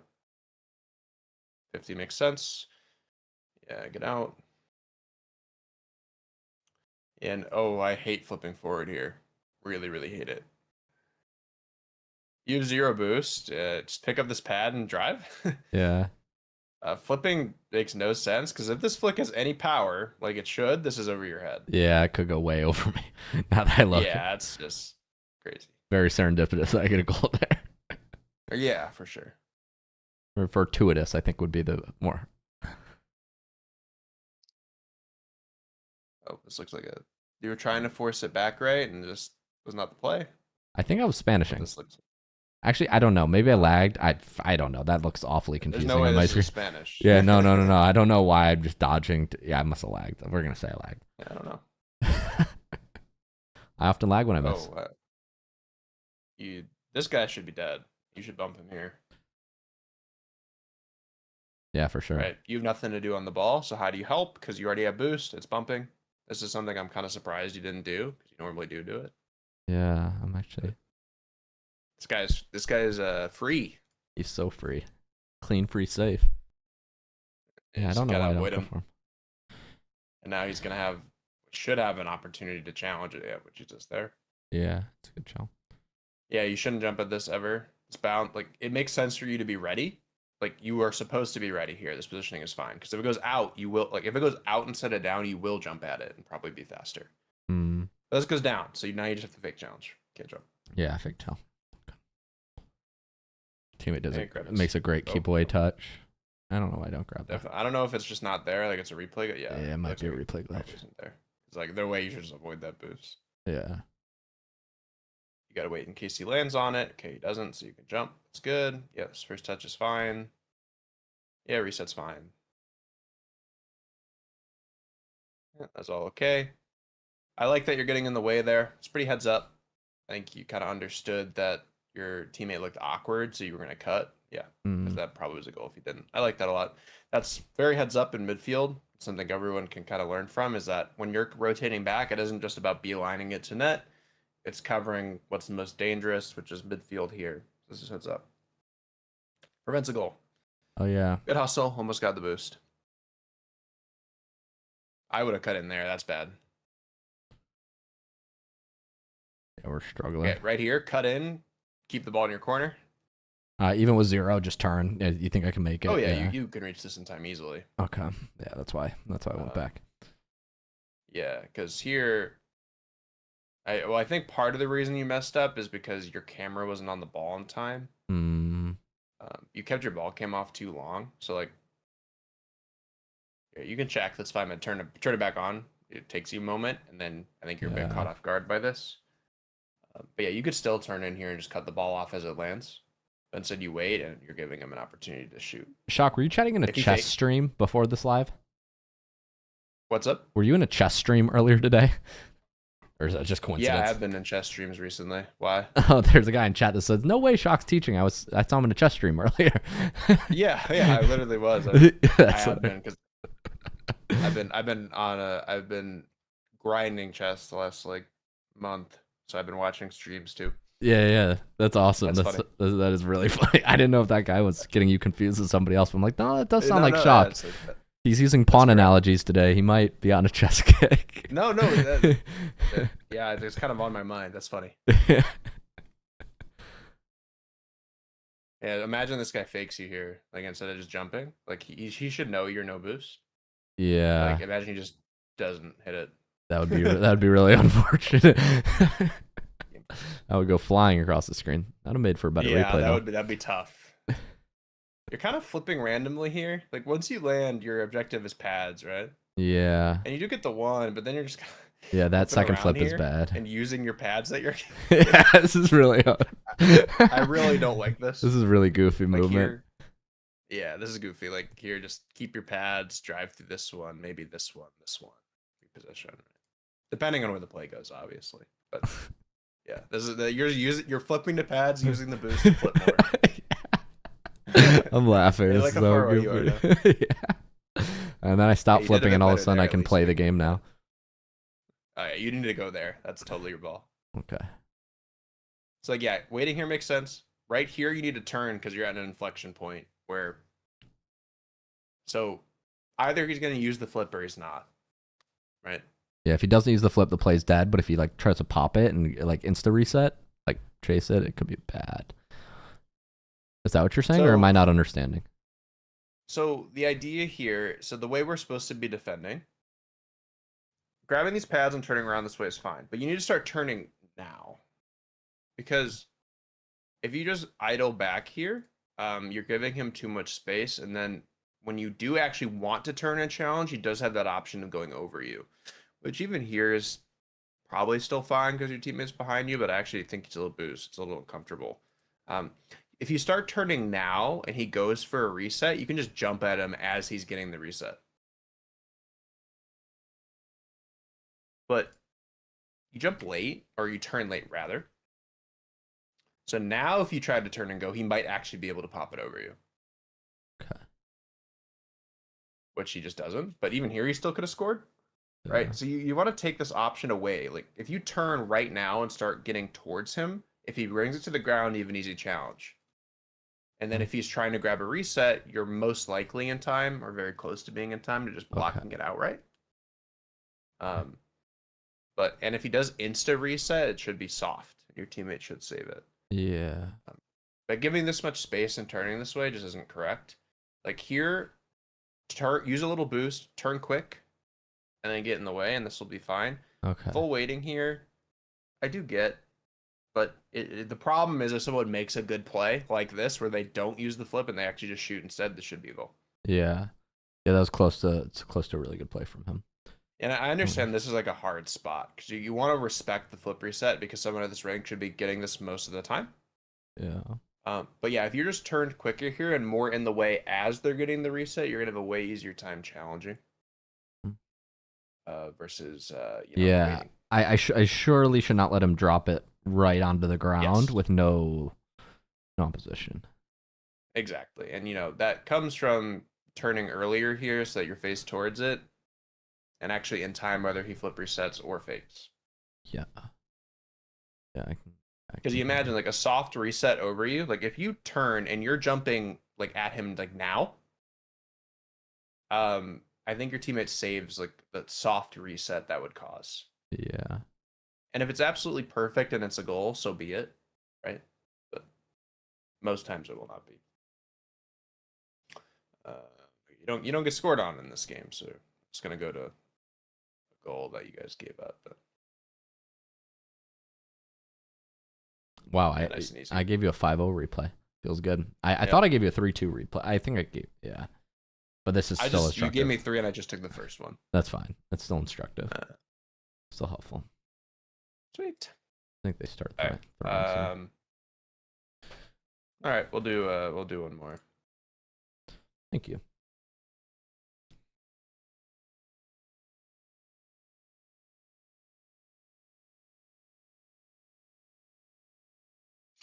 Orange, are you here? Yes. All right, cool. My game is freaking out. All right, let's do it.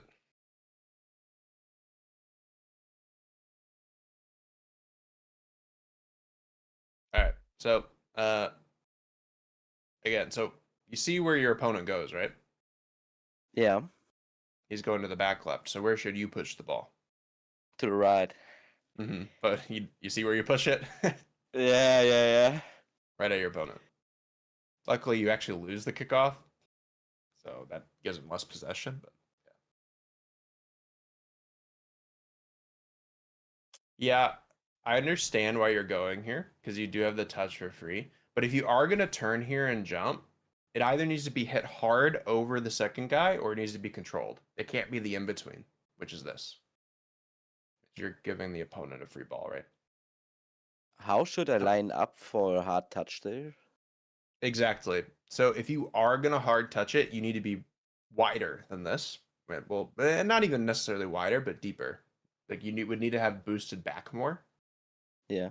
And then cut towards the ball quickly and went, which I don't even think is necessarily correct because you do have an opportunity to touch it for free. I think it's fine to turn and go here. But what your touch should be is you should turn your car back and left so that your wheels are facing it. And then you tap it with your top wheels and bring it down. Okay, like the glue touch. Yeah. And that way Okay. you'll bring it down into your corner and that will be completely safe. Okay. Yeah.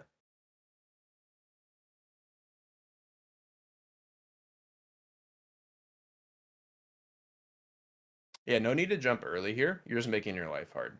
This actually is a decent catch, but it's like ball gets hit hard here, right? If this just goes to your corner and then you just play it off the bounce, you're completely fine. No one's near you, right? Yeah. This is actually a really good touch, but that could easily not have been if you're a few pixels off. So the idea here is that it's flying at your corner. This whole debate in the stream chat about a coach getting coached and it being weird is funny. Yeah, I can get how it could be weird. But yeah, coaches need coaching too. I'll be right back. And Shock's way better than me. To cause a goal. Yeah, I like that quick turn here. I like that you're ready in case like this guy is not ready, so you would go in that scenario. Yeah, this makes sense to me. And then this quick turn when you realize is awkward is really good. Obviously, if he got a better controlled touch where he still had the ball, I would tell you to, maybe fake challenge one more time. But yeah, he had got a bad touch. He went right away. I really like it. I like bumping here, but I don't like jumping. Okay. Bumping so makes drive total up? sense. Yep, you drive up here, you force him to jump and be awkward, and you leave. Okay. Because jumping here is way too ambitious. Like, you're not going to demo him. Yeah. And now you're stuck for a while, and he's still getting the ball for free. So yeah, if you just drive there, force him to jump and avoid you, and then you turn around, you're already back, and you're playing defense with your teammate, but now you've put your teammate at 1v1. Okay. By the way, this is a mistake. You should also notice how this is happening and your team is flipping forward, this is also a mistake. So you both made one here, which makes it so dangerous because he should just be waiting.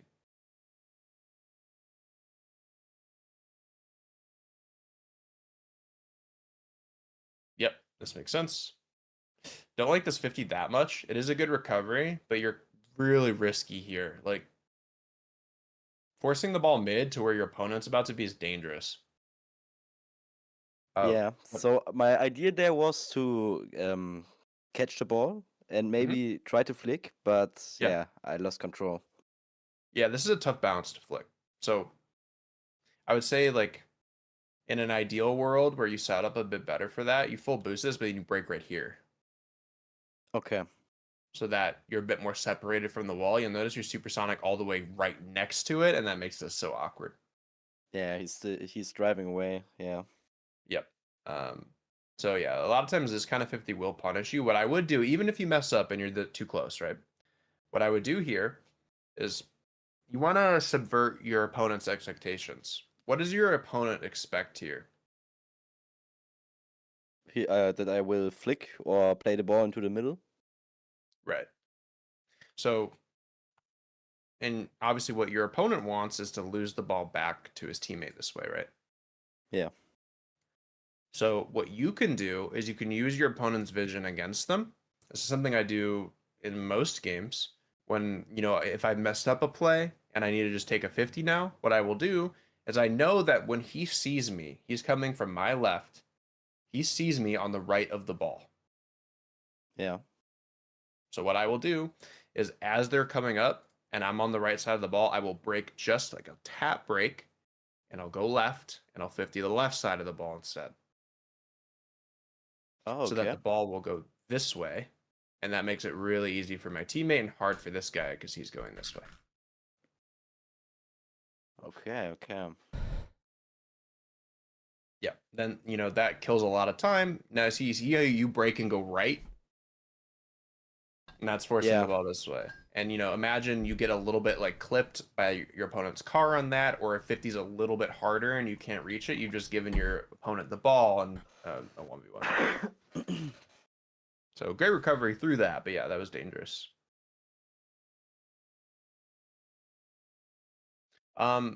This is good, but it could be better. Yeah, I wanted to air dribble bump, but I thought too late of it, and then I think air dribble bump's a great play, like great choice here. I think you just over air rolled. Okay. So why do we air roll? To recover a position. To put our car in the correct spot, right? Okay. So once our car is in the correct spot, we should no longer roll. Okay. So here you roll to get underneath the ball, which you do. Great. Now right here, why roll? You're already underneath the ball and face towards it, right? So imagine you just don't roll and you're just pushing the ball right here all the way to the net, and then you just fly past the ball and bump him. Yeah. Like I will. Let me go to. Just go to wild air dribble. Like, I bring the ball up and I roll and I'm underneath it, and then I'm here. If I want to air dribble bump, okay, I get under it. I gotta warm up a bit. Once I get under it and I'm here, like, why would I ever roll? So, like, what happens to you is you roll and then you touch it and then you kind of roll, and it kind of makes you lose control of the ball a little bit. And it actually made it so that when you got to the net, your car was placed like backwards like this. So he kind of bumped you instead of you bumping him. Yeah. If you roll and you're here and you get this touch, I don't need to roll anymore. I just tap it and then I bump, right? Yeah. So that's what caused you to mess it up, because the decision was correct. The first touch was good enough. And the following touches were also good enough, but you started to lose control because you're over rolling, and that's going to be really obvious to you once I play this back. Okay. Yeah, I think that's what I do a lot. I feel like it's like faking the opponent, but I think it's, I don't know, Right. like wasted. So yeah, you'll see here. So you roll to get underneath the ball, that's fine. I'd argue even this little roll right after is also a little bit too much. Like, this roll was enough. Right? Yeah. But okay, you know, you But then here, you know, why roll, but you'll see here. You start losing control and you have to come back up underneath the ball to hit it again. Yeah. Which causes you to be backwards, and now you're hitting him with your wheels instead of your nose. If you hit him with your nose, you might score. So yeah. Yeah. It's just a little bit too much rolling. You didn't need it anymore. You'd already set yourself up in the perfect spot. You'll notice, like, if you watch professionals play and execute those, they roll until their nose is faced forward, and then they don't roll anymore. They just fly and bump. Yeah, yeah. So what should be my first thought to what to do when I have the ball like there on the play? So I first Right off here? thought about the flip reset. No, on the play where I On the air did dribble. a weird bump. Yeah.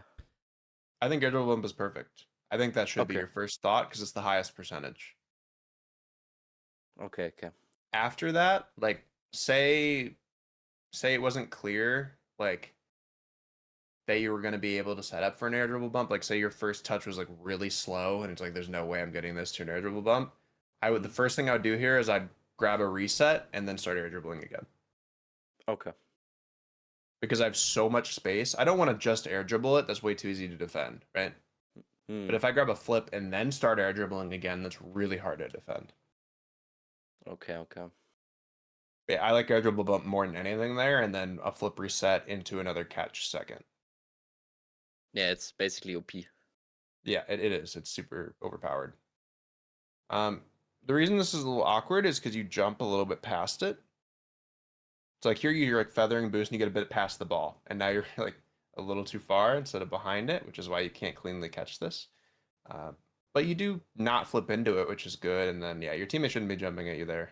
You still have the ball. Can I correct it when I'm too far from the ball with a tap break, or is it too much? Yeah, if you just tap break on the wall there before you jump, you'll get behind the ball, absolutely. Okay. Yeah. Teammate scores on this shot there. Let's go up to when you guys get scored on. Ooh, this is a little bit not good. Yeah, I struggle a lot. I don't know with this when my car is sidewards. I don't know. Yeah. I'm super in between on whether the play you did is good or not. Like, I totally get the idea. You're gonna go steal that boost from that guy who's recovering, and then you're gonna play backboard. At the same time, I think this guy should really be punishing you for that by not rushing this ball and just letting it float, and then shooting when you dive off the wall.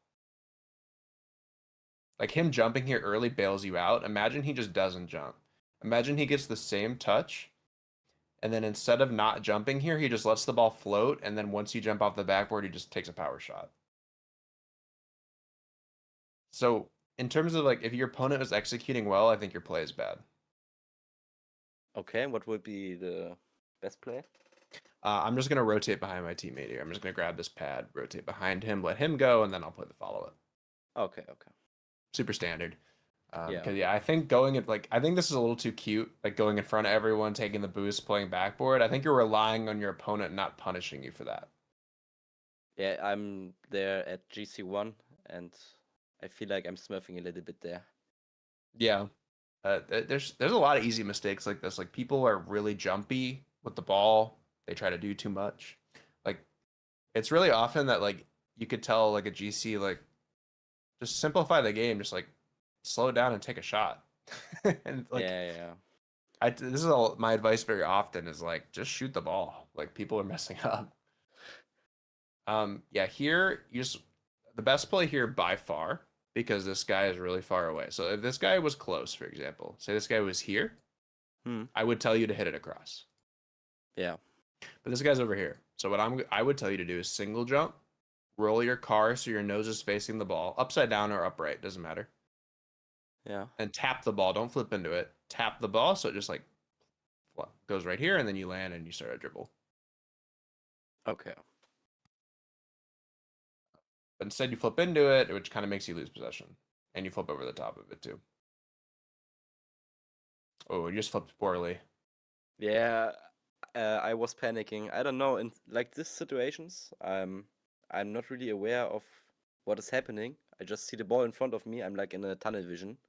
And then I do like a lot of panicking Do you know Yeah, so, I mean- how I could maybe fix it? Yeah, the idea here is like feeling that sense of like panic or like too much urgency when you shouldn't Yeah. is usually about how dangerous you think a play is. Like right now, you're in no danger, Okay.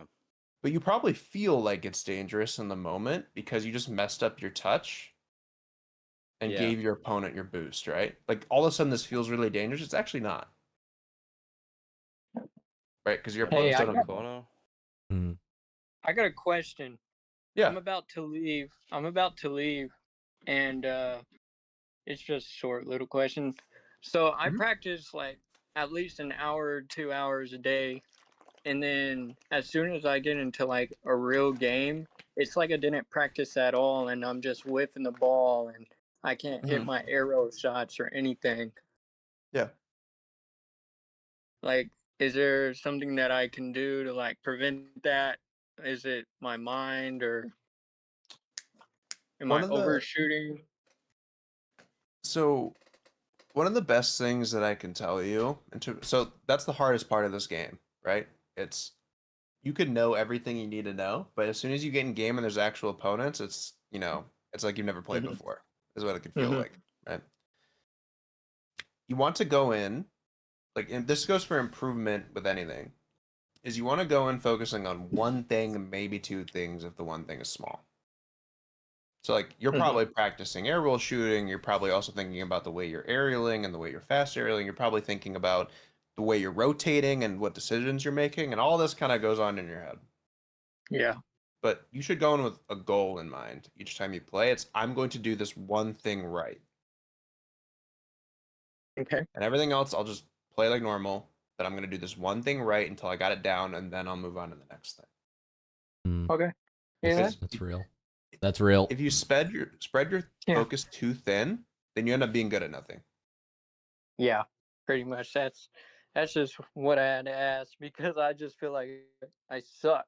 Like I practice so much, like just arrow shots and saves, and then as soon as I get into a game, like they 10-0 me, and I'm like, what did I just practice for? Right. So yeah, like whatever your biggest focus on, what you observe as the biggest hole in your game, I want you to go in with the mentality next time you play that this is the one thing I'm going to do right. It's what I'm going to focus on, and everything else is just, will happen. It's secondary. What do you think is the best thing that I should focus on? It depends. Like, what rank are you? I'm gold. I'm gold 2. So if you're gold 2, the biggest thing you should be focusing on is not missing. Now, I know that's kind of funny, but it not only is it not missing, it's being able to hit the ball with power consistently. It's not shanking it. So basically what I'm saying is how, like, you need to focus on whether it be like the way you're physically flipping into the ball. Like if you're trying to hit the ball hard and you're consistently just pushing it forward a little bit, then you know you're not hitting it with your nose properly. You know you're not timing your jump correctly so that you're hitting it after it bounces, right? Or, it's simply like I said, it's like kind of like a positioning thing. Like if you're always making it so that you're really close to the ball and you can't line up and hit it hard, then you're doing something wrong, because you're gonna have plenty of opportunities in gold where the person on the other team just hits it at you, and you should be able just to hit the ball hard over them. Yes.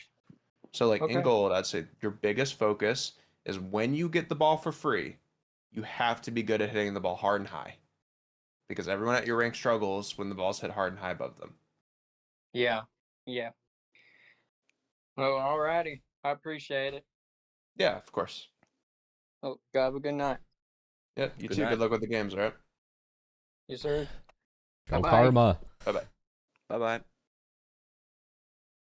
So here, when you're in the spot, when it feels like it's too dangerous, and it's really not, the idea is, like, in terms of like not rushing challenges, it's again, it's understanding, like, as soon as you reach this spot, you got to assess where everyone is. Right back. Teammates behind me was 0. This guy's going back, guy in front of me. Right here, I have all the information I need. Yeah, so What I should know. Sorry, go ahead. Yeah. I know someone will challenge. So I'm like, okay, I need to get a good 50 or touch the ball good. And this thought is like so rushing in my head and making me, so shaky.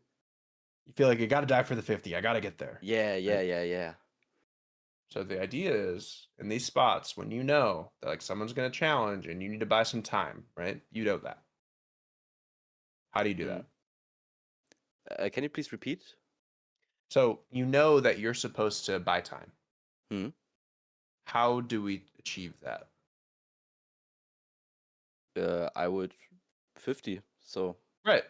You'd Yeah. 50. So only thing we need to change is the way you 50 here. When you feel like you have to reach for a 50, like you're not there in time, what I usually like to do in these kind of spots is I'm going to try to kill the ball in any way possible. So the same thing applies as the last time in the quarter when I told you not to 50 it this way, right? Because this guy gets the ball. Yeah. So Left I want the side. ball to stay here, close to my teammate behind me. Huh. So the way I'm going to 50 this is I'm going to drive up, I'm going to jump, I'm going to turn my car sideways, and I'm going to side flip into the ball. So the ball has to stay here. Okay. Then you could probably even beat him. Yeah, there's a chance if he takes the 50 wrong and he's trying to like push it really hard this way, you beat him around him like this. It's possible, yeah. Yeah. But most likely the ball will just kill right here. And then you'll land, you'll have a quick recovery, teammate behind you will have an ability to challenge because you kept it low and slow, right? And that's going to be the way you want to buy time. What you're not trying to do here is desperately dive and try to dunk someone, which is kind of what you do here, which causes you to misflip. Yeah, that's like what I often think. Okay, how can I dive him and beat him? Right. But I should just think, okay, take a good 50, place it there so my teammate could follow up. Slow it down, yep. Okay. Exactly. And let's go to this other goal here.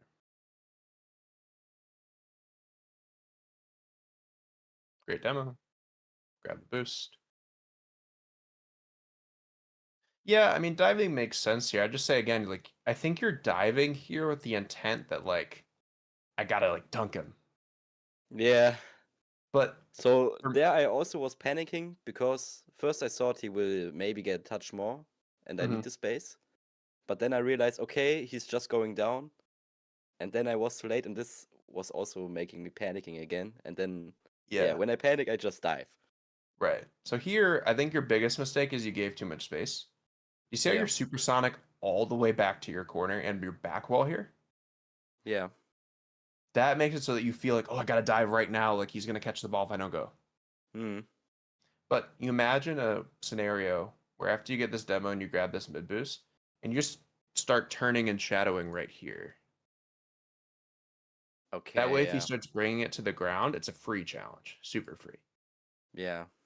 And if he starts going higher, it's an easy save because you've shadow defended correctly and you have good momentum going back to the net. And then thirdly, in a situation where you do mess up and you are too far away and you need to dive here, the way you take the 50 also matters. You notice the way that you dive here is you just jump straight forward and then you flip left. What I'm going to do here when I'm diving from this far away is I am going to flip left, but I'm only going to do it with my car faced right. So I'm going to do something similar to what I just described, but it's a little bit different. I'm going to jump this way. Obviously, this line isn't perfect to where he is, but I'm going to jump at him, like jumping towards the right side of the ball, and I'm going to side flip. Well, it's more so a diagonal flip. It's a diagonal flip left this way towards the ball. So I'm trying to hit right here on the ball. Okay, to put as much force and body into it. Okay. I'm completely blocking the net that way. I'm also hopefully winning it this way to the open space, right? Because I don't want to hit this side of the ball. It's going here. Yeah. Right. So that's what I'm thinking about in that spot. But your bigger mistake is going back that far. Yeah. But secondarily, also, like you flipped the wrong way here, which causes it to be a free goal. Yeah, double mistake. Yep. So yeah, I mean, I'd say really like obviously the diving problem that we talked about, like being more thoughtful with where you're pushing the ball on 50s. And I think what we saw with the air dribble was like, don't overroll. Like, don't overdo it. Simplify. And you'll get a lot more efficient goals that way. Okay, thank you. Yeah, of course. All right. That will that'll wrap it up. All right. Great success. Appreciate you. Shot, can I pull you for a chat? Do you have 5? Or no? Let me know. Yeah, I do. Okay, cool. All right. Cool. Thanks, Chuck. Yeah, of course. Sweet. Thank you. Yep. Hope you all enjoyed. That was All great. Yeah, I appreciate it. Thank you. Bye-bye. Thanks. All right. Bye, everyone. Thanks. Stream chat, I will see you. Thanks for coming out. Shout out, Shock. Whoa. Young Nate. Yeah, W's in the chat. I'll see you guys later. Thanks for coming out to the stream today. Dribble Roadmap coming soon. I love you. I have no stream schedule. Follow to be notified when I'm live.